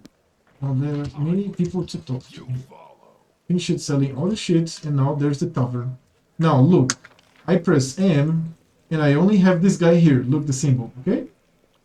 I see here the legend point of interest, okay? There's only this guy. I explore more, there's not. And the architecture is all beautiful. It's just like as described. I forgot the name of the city. Look at this, man. It's so beautiful. You can explore everything. Look. Oh, it's good. That's nice. And you can come here as well. You can come here. Yeah, you're making me interested again in the Kingmaker, actually. Seeing you Now, play. take a look at this. Here, we have 1, 2, 3, 4, 5, 6, 7, 8, 9, 10, 11, 12, 13. They are all points of interest. And let me click on this one here, for example. Oh The no, faces okay. are A your cutscene companion. started. What? The faces that you saw on the Our map companions, are your yes. companions. The defender's heart greets you with unexpected liveliness. Beyond the walls of the tavern, the once bustling and festive city lies in ruins, but somehow none of that can be felt within these walls. The people in the room are talking, laughing, raising toasts, even softly singing. It doesn't look like typical tavern revelry, but nor it is the grim vigilance of recent days. Scylla waves to you. She's sitting at the table with the trio you met previously, the knight, the half-elf, and the red-headed halfling. Come, let me properly introduce you to Elan, Jana, and Karl, the fearless warriors of the League of the Inspiring Heart. They were rescuing 6 barrels of beer from the ruins to the tavern. That was the quest. Are you? No, sorry. I'm reading something here about my room. This trio, that is the friends of her, they were rescuing 6 barrels of beer from the rubble of the city. Rescuing. I see. And they were in a hurry. Come on, we have to go. That's a good word to put on taking. Instead of taking or drinking or just rescuing, because it was endangered, right? Yeah, of course. Or It could be wasted. It was me who convinced Irabeth to use what Gianna, Curl, and Ella found for a little party. If you look out the window, you might think that end times have come and the abyss has devoured us all. I thought some simple pleasures, good food, and good company could help keep the gloom at bay. It's so chaotic. Have I ever turned down merrymaking and good company? Let's raise our mugs, my friends. I'm not ready for another toast yet. It's not every day that I drink with politics. So take a look. You've performed a chaotic action because I chose one option. This is the option of chaotic that says chaotic. So my will turn to chaotic. There's a wheel of the alignments. They keep moving and leaning. Kingmaker there was.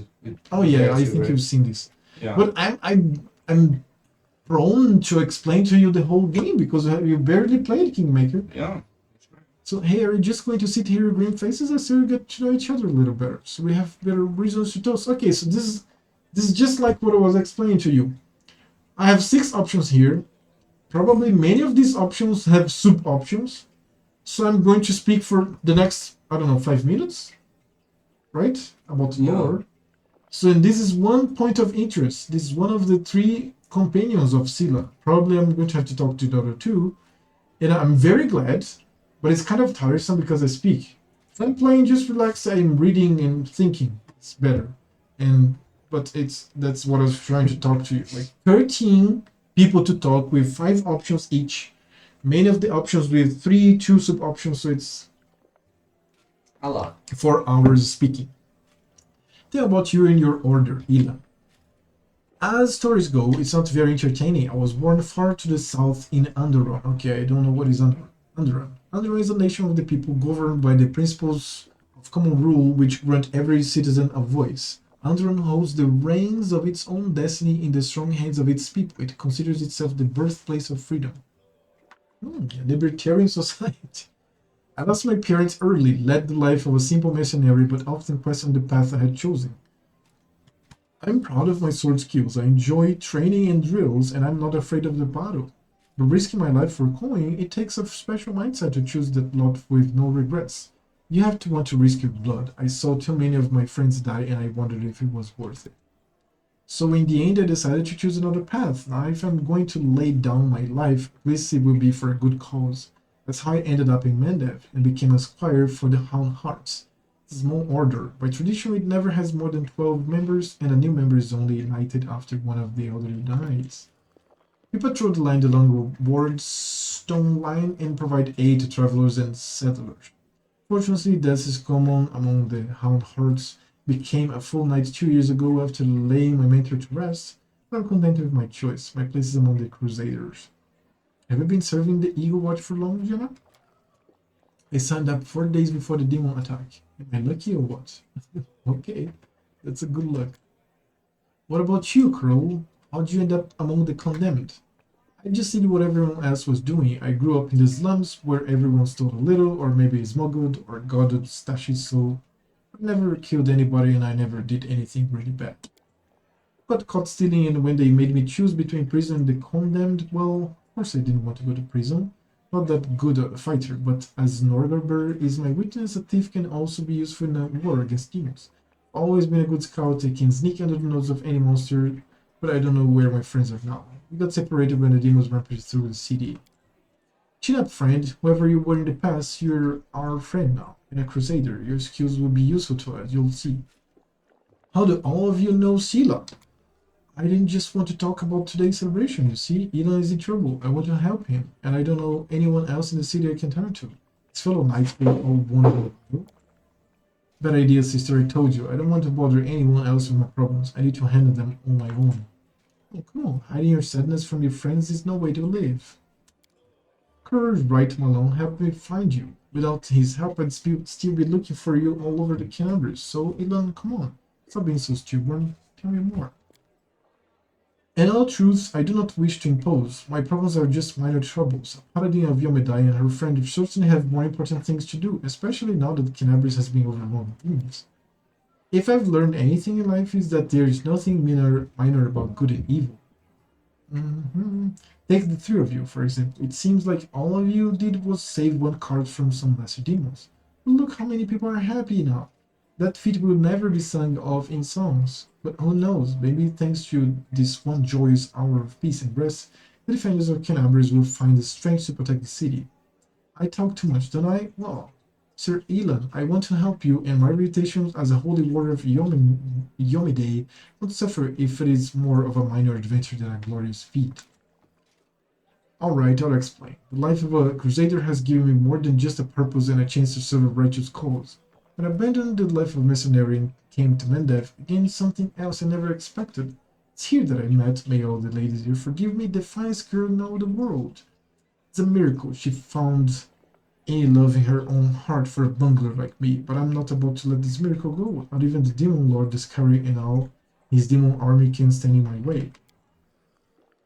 Luckily, my beloved is now safely away from Canabris. For half a year, I've been getting up my courage to propose to her. I even ordered a ring from the Rexon Hammer, the best jeweler in Mendev. Dependent knightly orders live mostly of donations, and I'm not what you would call rich, but I so want to make Kiana happy. Oh, it took me 3 months to find a jewel the same shade as her eyes, and twice that long to scrape together enough money. Master Rex's work was worth it, but I lost the ring during the demon attack. I'll probably never find a worthy replacement. Ring is most likely still at the Hound Heart's camp outside the city. Eli and his friends didn't have the time to pack up their camp. First, the demons ambushed them, and then they rushed off to help cannabis. I think we should at least go there and check. Not right now, of course, but once the situation in the city is under control. What could we run into at this camp? My friends and I killed 2 large demons attacking the camp, then rode straight to the city without spending any more time cleaning up the rest of their band. It was only a few imps, but they might still be at the camp. Of course, it was a while ago. Our camp was attacked at the same time as the Wardstone in the main square. I haven't been back there since. Fine, I won't help. Thanks for agreeing to help. Elan is a good man and a true knight, and I think the world should repay those who are so devoted to doing good. Let's help him so he can propose to his beloved the way he wanted. Mount Hard campsite has been refused. Eli, I hope you can convince Beth to let me go with you when you do this. I don't want to be parted from my friends. Of course, the League of the Inspiring Cards has come together in this dark hour. We must continue onward together. Okay. Now I talk it to them.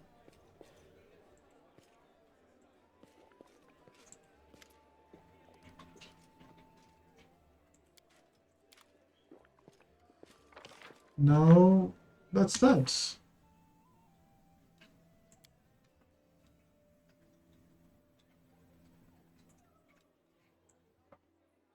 Yeah.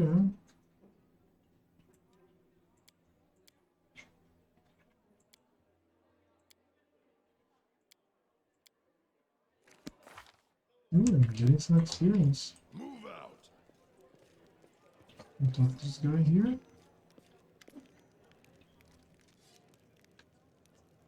Hey Chief, I'm letting go. Why would you need a thief in your party? What if I rob you in your sleep? I mean, I'm going to for now, but what if I get a rush of inspiration? Are you really staying in the party or just waiting for a chance to run off? As if I could. There are demons and dangers around every corner. Don't you worry, Chief. I'll work off my debt, honestly. I won't stab you in the back or go on the run with your money. And if you buy my wares, I won't have to leave at all. Show me what you can get using your Thiefling connection. This is the name they keep for the Thieflings. Look, Chief, the Thieflings have all the best things. Let's see. Oh, okay, it has gambling items. It's interesting. It's new.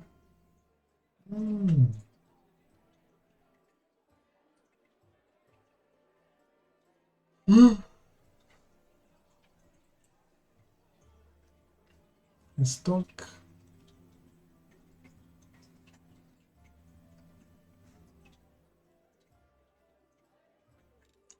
Oh, I gotta say it's fucking different. So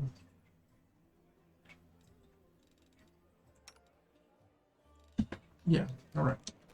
So this girl here will stay with she can't equip a short sword, she can only equip this short spear.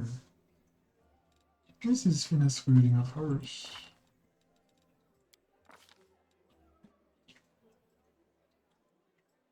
With a light weapon. Spear is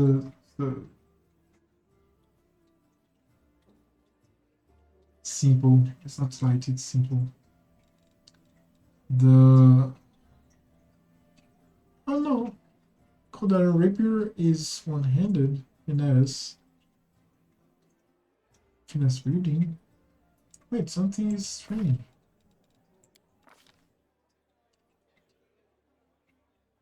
Oh, dexterity for attacks. Yes. I'm stupid. +7. What if I put this in the place of this? Oh no, it has to be this. It has to be the rapier. Can't be anything else. So, yep. Yep. What about you? What is if I give you a short sword here? Nope. It's not gonna do it. Yeah, it's 2 daggers. Her. Okay, it's a crossbow. And the armor. Can you use this? Is it better? It's medium. Oh, but she can use it. I don't really need to move here. How do I think I can. Oh. Let me see. Oh. I think I'm going to rest. Oh yeah, I have to talk to Ember. Let's have more conversation. You're so cheerful. How do you manage to remain so hopeful when we're surrounded by such horror? Hope? No, hope is a lie. What should we hope for? This world is in the hands of demons, the gods can help, but they don't want to. But they forgot about us. She's atheist. They forgot about us altogether. The people know they're about to be eaten by demons, but still they quarrel with each other and fight, and still there's no hope, only us. She's atheist, that's what I'm saying to you. We'll have to win without hope. We'll be hard. The entire abyss is against us. We can only win by... She's atheist? She's atheist, yes. Why? I don't know. They're fighting demons. We only win by some miracle, which means we'll have to make one happen. Whatever choice do we have, we'll work a miracle and win because we have to. Okay, tell me about yourself. Well, they call me Ember. I used to live in the River City and now I will walk with you. That's my story. River City. Canabria is a city of glory, but not one of the spotless virtue. Until the first medieval crusade, it was a small town perched atop of a bluff overlooking the West Selene River. During the final dark days of Corys, hysterical refugees splashed across the river and sought safety behind the walls of Canabris. At first, these refugees were allowed in unquestionably roads. However, a little demon named Minago entered Canabris magically disguised as a refugee. Once inside the town's walls, she revealed, "Oh no, River City is the same name for Canabris. I know it, I know. Why did they call you Ember?" I've had many names. When I was little, Mom and Dad called me Dove or Cricket or Kitten. Dad called me his ray of sunshine. And when my mom was cross, she called me by a long name, a grown-up one. I can't remember it, no matter how hard I try. Oh, probably she's very noble.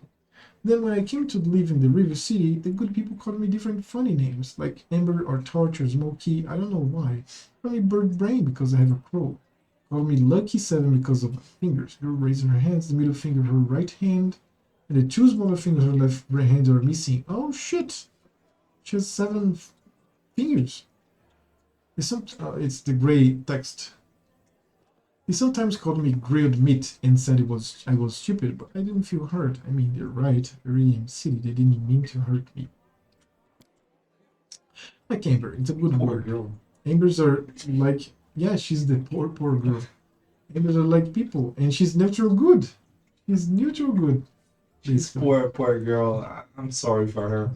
Ambers are like She people. should be evil. She should be evil. Please. It's so stupid. And she's a poor girl. And she doesn't know her name. On the outside, they're gray and cool like stones, embers, right? But they are warm inside. You can blow on them and they'll start a fire to help you survive a cold night. That's wonderful, isn't it? Ember it is. Where are you from? Far away. From the flower country. The girl gestures vaguely off into distance. It's so beautiful there. Everywhere there's flowers blooming, golden towers and waterfalls. Everyone's like me with 20 years. There's no round-eared people, no short ones, no horny heads. We live there together. Me and Mom and Dad. Mom and Dad argued a lot. Dad used to say that all the good people should go on the crusade and fight the demons. Mom said he was silly because he was so far away and none of our business, and that he shouldn't abandon his child. She meant me. But he didn't abandon me. He took me along. He said I was born the same year that the hole to the demon world opened. He said it was a sign that I would be one of the heroes who close it. Of course I'm not a hero, but I'm here anyway, helping as much as I can. Where did you get your scars? It happened by accident. My dad and I came sailing down the river to join the crusade.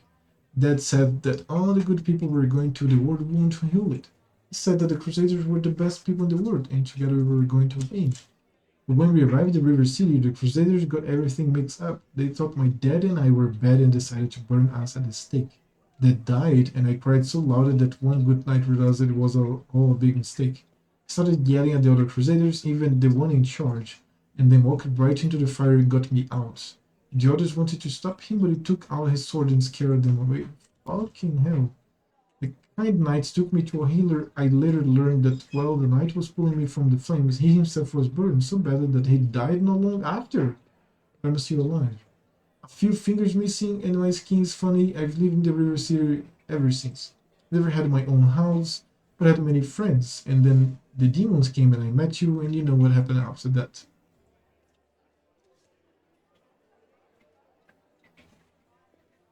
See, that's why I'm chaotic. Read this line.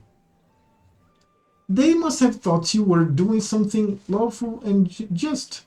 That's what happens when people let the law do their thinking for them instead of their conscience. Have you paid attention to the story? More or less. I'm doing other things here. So, I asked her about her scars. Uh-huh. You can see she has scars.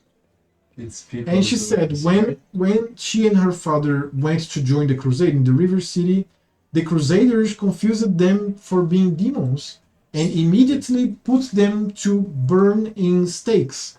Her father died, and she cried so loudly that some of the crusaders got emotional, and they went to rescue her, and they rescued her, so she got burned. And then that's my response, right? Chaotic. I'm going to say exactly that. They must have thought they were doing something lawful and just. That's what happens when people let the law do their thinking for them instead of their conscience. The evil one is very evil. I don't want to hear to your stories anymore. Like one of the worst things you can do to a person. Yeah. Who's telling a very sad story about her recent past. Man, the evil is kind of hard to play here because it's all like that. It's it's really evil. It's really evil. That's evil. You diminish people, you talk about forgetting people, you say, no, take him instead of me. These kinds of... It's fucking horrible. No, you see, for some reason they were afraid of us. We were their friends, and there were lots of them, and just two of us. They had weapons, but they still looked at my dad and me like we were going to bite their heads off. Even when we were already on fire, even when that good knight was carrying me away in his arms, they looked at us with terror. Fucking hell. I don't think fear ever has any reason to it. It just lives inside people and makes them do evil. Do you worship any deity? That taught me to pray to Amode. He said she was kind goddess, and she called the people to crusade against evil. The knights who burned my dad and me worshipped her too. They even lit the fire with prayer to her, and she did nothing to help us. But then one kind knight alone, without any gods, changed his mind and saved her. I think the gods are the same as us. They don't understand anything. They scatter everything, so they hurt themselves and the rest of us. People worship the gods only because they're afraid of being responsible for themselves. And the gods listen to the praise and they become smug and arrogant and begin to believe that they're better than us. They're more better, they're city sinners just like the rest of us. Well, é isso. Her thoughts about being an atheist. I think the gods are the same as us. They don't understand anything and they're scared of everything. So they hurt themselves and the rest of us. People worship the gods only because they're afraid of being responsible for themselves. And the gods listen to the praise and they become smug and arrogant and begin to believe that they're better than us. They're not better, they're sinners just like the rest of us. Yeah, they're just stronger. The atheists, according to the lore, they believe in primal forces. Like nature, order.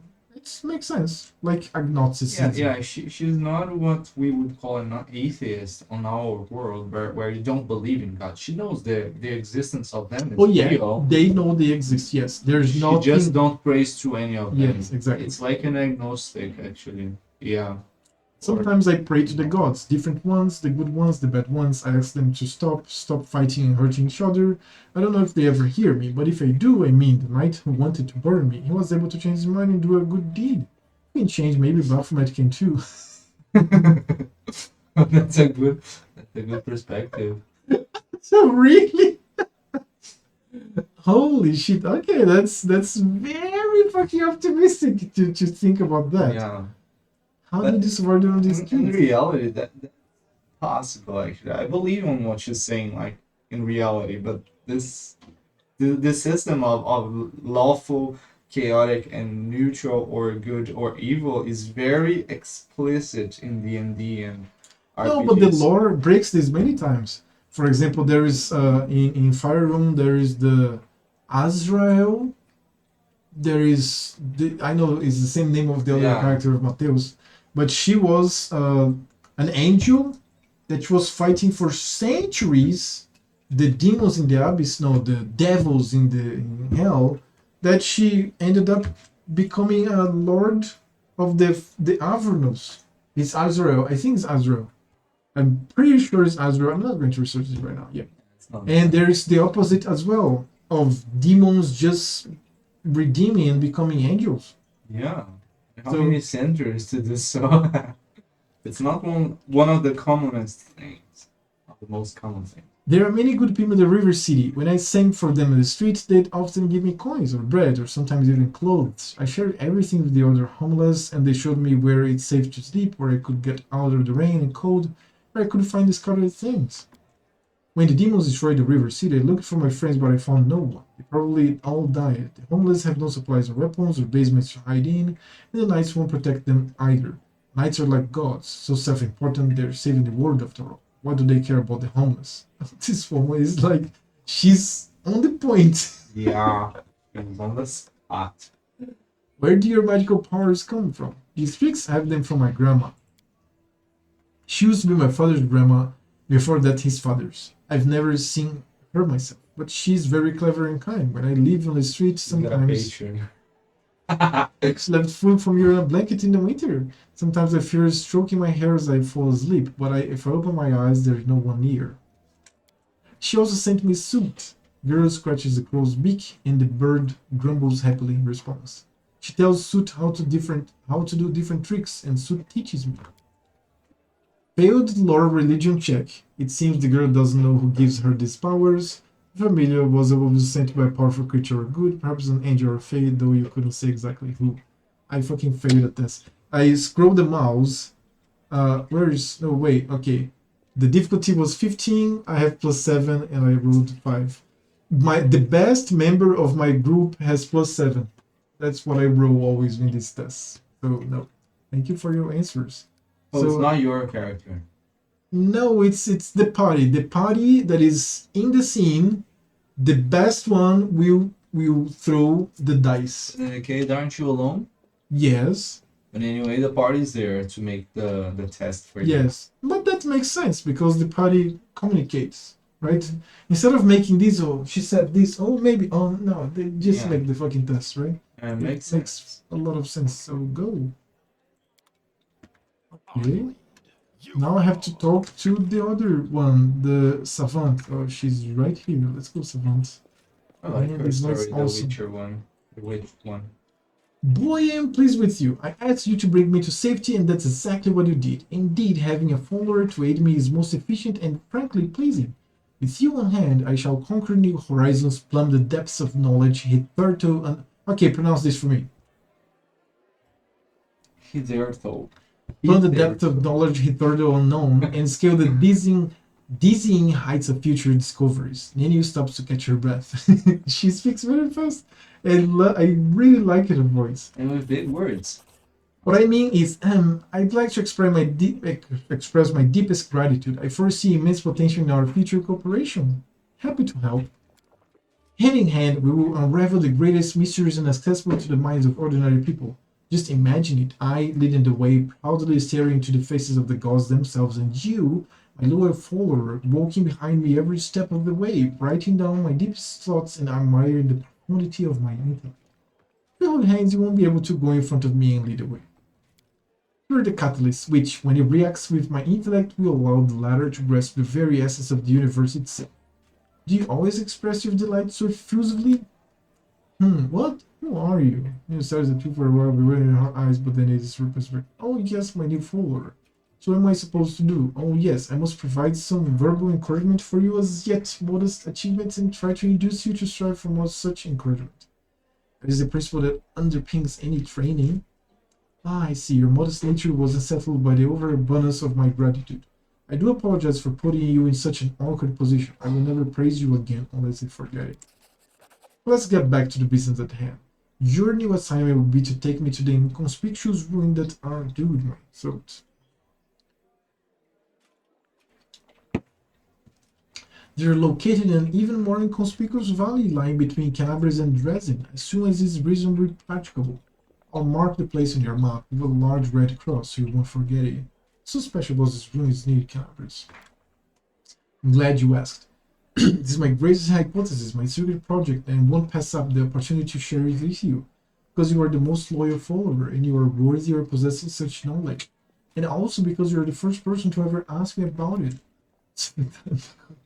Smoking around the border of the wood wound, and I met a strange person. He was wearing a frayed grey robe, and his face was hidden behind an odd white mask. Of course, I didn't miss the opportunity to ask him about the reasons for his absurd appearance. And you know what he said to me? He said, "I am the answer, but what is the question?" Then he walked off in the direction of the wood wound. He said, "But what is the question, right?" No. When we met her, that scene happened where she asked the cultists. Yeah. And then she asked us. And then after the fight, a wanderer, okay, a strange person. He was wearing a frayed grey robe and his face was hidden behind an odd white mask. This guy with this description appeared and said, "No answer is always an answer. It's also an answer." And he left. And I was like, wow, yes. And now the same person is in her stories. He said, "I am the answer, but what is the question?" Then he walked off in the direction of the wood wound. This is fucking amazing, man. It's really good there.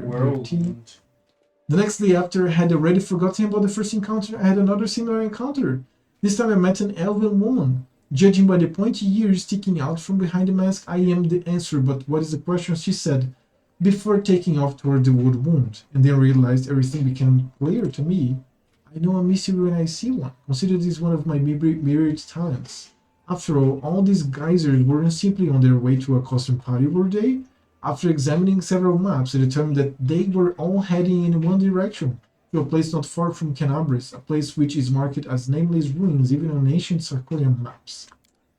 That's where I need to go. Unraveling the secret of that place will be my greatest discovery. It will secure my place in history, or perhaps even in legend.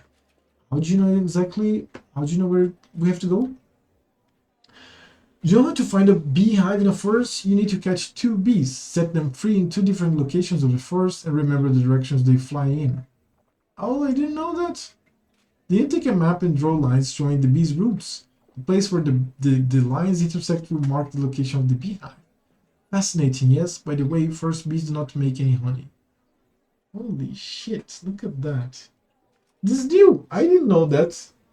Do you know how to find a beehive in a forest? You need to catch 2 bees, set them free into the different locations of the forest, and remember the direction they fly in. Then you take a map and draw lines showing the bees' routes, the place where the lines intersect to mark the location of the beehive. So that's how she's going to find the temple, but I didn't know that. I didn't know they would just know the location. I thought they would just get lost, but they don't, apparently. I used the beehive principle here too. For a couple of months, I tracked the strange people in the masks and observed the direction which they were traveling.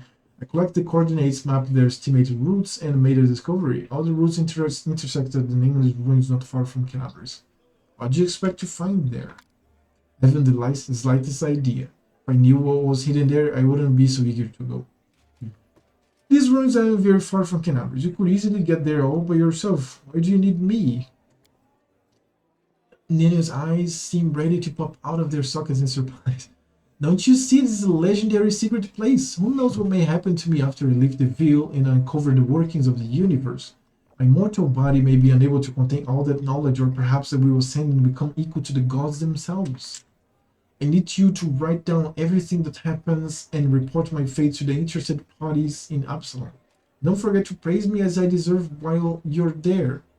You know, these ruins of yours may turn out to be just that, ruins. In that case, we'll write this experiment off as a failure and start another one. I don't know which experiment I'll try next. That's what I wanted to know about your task. Well, now you know, so off we go. Did I just make a rhyme? Perhaps I've discovered poetic talent in myself? Let's conduct an experiment. Quickly, say a native word and I'll try to find a rhyme for it right away. Yamedai. Says the scary go away. If you play, you need to pay every shade of color gray. Not the best rhymes, don't you think? Well, did I say I said Yomedai? No, not the best rhymes. Good day. Not the best rhymes, don't you think? Well, this experiment was successful. We learned that I have no poetic talent after all. But it's no reason to despair. Having a gift of poetry in addition to my inexhaustible intelligence would have been a little too much. Besides, I'm catastrophically busy and have no time to spend on writing poetry. I don't like it when you call me boy. My name is Malone. On the grand scale of the world's history, his name is irrelevant. I have no reason to remember. Look at this one, man. Asshole. You see, the brain of any given individual can contain only a limited amount of facts. I only expand my memory on things that are truly important. The laws of thermodynamics, divining esoterica, planar geography, things that will lead Golarion to a brighter future. It's gonna be nice if in the future she remembers your name. Like now you're important to her, you know? That's gonna be a nice development of story. Besides, what if I make a great discovery, but I won't be able to remember it because my memory is full of outdated or useless information? What a nightmare that will be. What a loss for the whole of Golarion. But do you remember your own name, right? Only so I know what to put for the author's name in my encyclopedia. Are there any names worth remembering? There are, and to my deepest regrets, there are too many of them. The names of gods and demigods, the name of rulers, conquerors, and other persons by some reason deemed great by the people of Golarion. They etched their names into history, and alas, every self-respecting educated person must know them. There are some names I am happy to remember. Great scientists, some of them divine, other mortals, true keepers of knowledge and great experimentalists. The pioneers of knowledge, Irori, Netis, Arilu, Vorlesh. Arilu Vorlesh opened the world womb. She's the betrayer of humanity. It's her fault the demons invaded Golarion. Oh yeah, she's the greatest of the greatest. Just imagine. She managed to open a rift from Golarion to the Abyss. No one knew how. No one believed it possible. No one even dreamed of such a thing. And she just did it. It was the experiment of the century. Nenio wipes a tear from her eye. Holy shit. I'd have been so happy if I could have been in her place. So yeah. Of course, some parts of Golarion's population died as a result of her experiment. The Crusaders are still wrestling with its consequences today, but the very essence of what a leader managed to do was a breakthrough of cosmic significance, both figuratively and literally. Shit. Sooner or later, the world will be closed. Peace will return to Golarion. As for the victims of the ongoing war, they will be remembered as unfortunate but unavoidable sacrifices made at the altar of science. You're crazy. Were we talking about something? Tell me about yourself. I'm an explorer, a pilgrim, a yet to be recognized scientific luminary, future author of the Encyclopedia Golarionica, and rector of all Absalom's universities at once. Future rector, I should say. The information should be enough to satisfy your curiosity, because I doubt I will be able to tell you more than that. Where are you from? Information is relevant, I decided to forget it. How did you become a scientist? Information is relevant. Look! Yeah? Didn't pay attention. Where are you from? That information is very irrelevant, I decided to forget it. How did you become a scientist? That information is relevant, I decided to forget it. You have a circle tattooed on your shoulder. What does it mean? Oh, okay, now, good. Now, the circle? All that I do not remember the circumstances of its creation, but I like it. I prefer to think of it as zero, null, nothing. Center point, origin of coordinates. It reminds me how much of the unknown the world there is to explore. Don't you remember how you got this tattoo? That information is irrelevant. I've decided to forget it. How can you just decide to forget important pieces of information? My next character is gonna say that to her in his background, right? He's gonna say that information is irrelevant. I decided to forget it. It's just one of my many talents. The secret is to stop thinking about the thing you want to forget. And the main thing is not to remember anything you don't need, to filter it. To get right to the essence, I'll teach you someday, unless I forget. What is this encyclopedia you're working on? Encyclopedia Golarionica will be published in 100 volumes, 1,000 pages each, plus the author's addenda, appendices added by future co-authors and critical commentaries. Addenda indexation is still in question. I just like the number 100, but I'm not sure that I'll be able to keep within the established word limit. It will be a magisterial piece of scholarship that will become a part of the mandatory curriculum of every educational institution worth mentioning. And I intend to describe every object, item, event, fact, and personality that is present on or at least somehow related to Gulari. My calculations show that I have completed no more than 1% of this monumental book. Do you remember your parents, your past, or is that irrelevant too? All of it is relevant to the grand scale of world history. I have no reason to remember such things.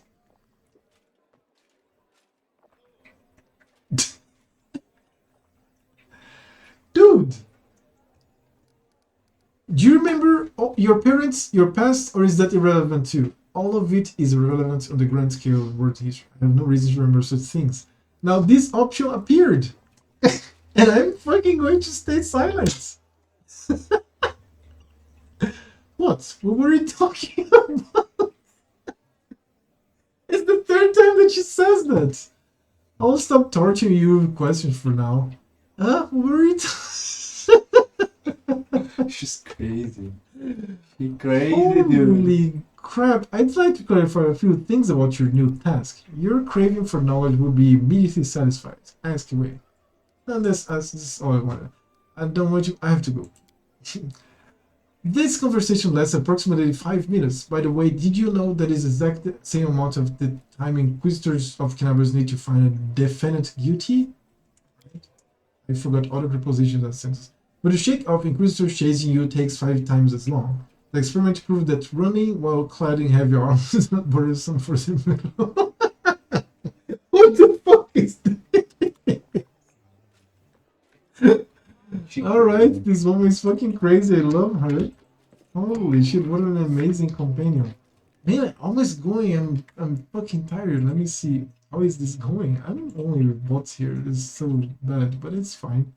Because people come here, they lurk, and then they go away. They come, lurk, go away. They keep doing this. I also have to check my YouTube channel. Answer some kind of question, no questions. Yeah, 51 views. Really? 3 more. Alrighty.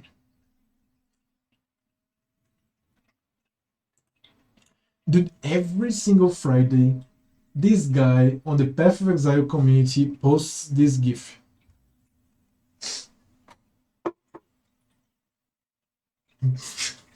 I don't see the GIF. I'm not seeing what's. Sexta-feira, dia de andar de gordo. Gorda. It's not written corda. And you can see the image. I can see the image properly, but there's a fat woman down there. Tem uma mulher gorda ali, não tem? It's here already. Oh fuck. Really? That's fucking weird. It's your phone. Yeah, it's fucking weird. Well, you know what? I'm going to save the game, get out of the game, and come back because maybe there's a patch, and I'd like to do this in the first day. Sometimes. Because maybe patches happen, I don't know. This happens in PoE, might as well happen here, why not? Right? So, no? No patch? Alright, the game came perfect. It's fucking awesome. It's really something. Switch feminino, passa 7, passa nessa pasta. R$1.500 por mês. Switch. A Praça da Savassi. Linda Switch feminina.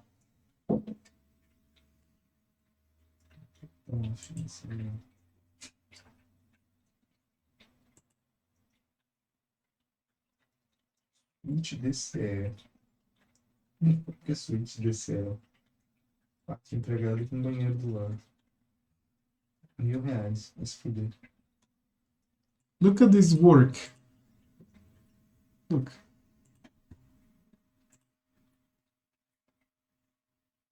It's lava, right? It's not hot. Not hot at all. Look at this. And he's wearing shoes, like normal shoes? Like, what the fuck? I'd be really worried about. He's pulling the lava towards him, like, aggressively. Like, what the fuck is this? I don't know. The water is as fuck. Of course it is. way hotter than 100 Celsius degree. Holy crap! What the fuck? I don't know. Oh, did you finish the streaming? Well, I am. I'm going to finish right now because I was thinking about it. And I just restarted the game. I have to go to sleep. I really have to. It's what? It's 10, almost 9 10:30. hours. So if you came into here, if you advance into the outro, drink your water, check your posture, remember to smile. Thank you for coming here. Thank you for checking, and bye. See you. Very tired.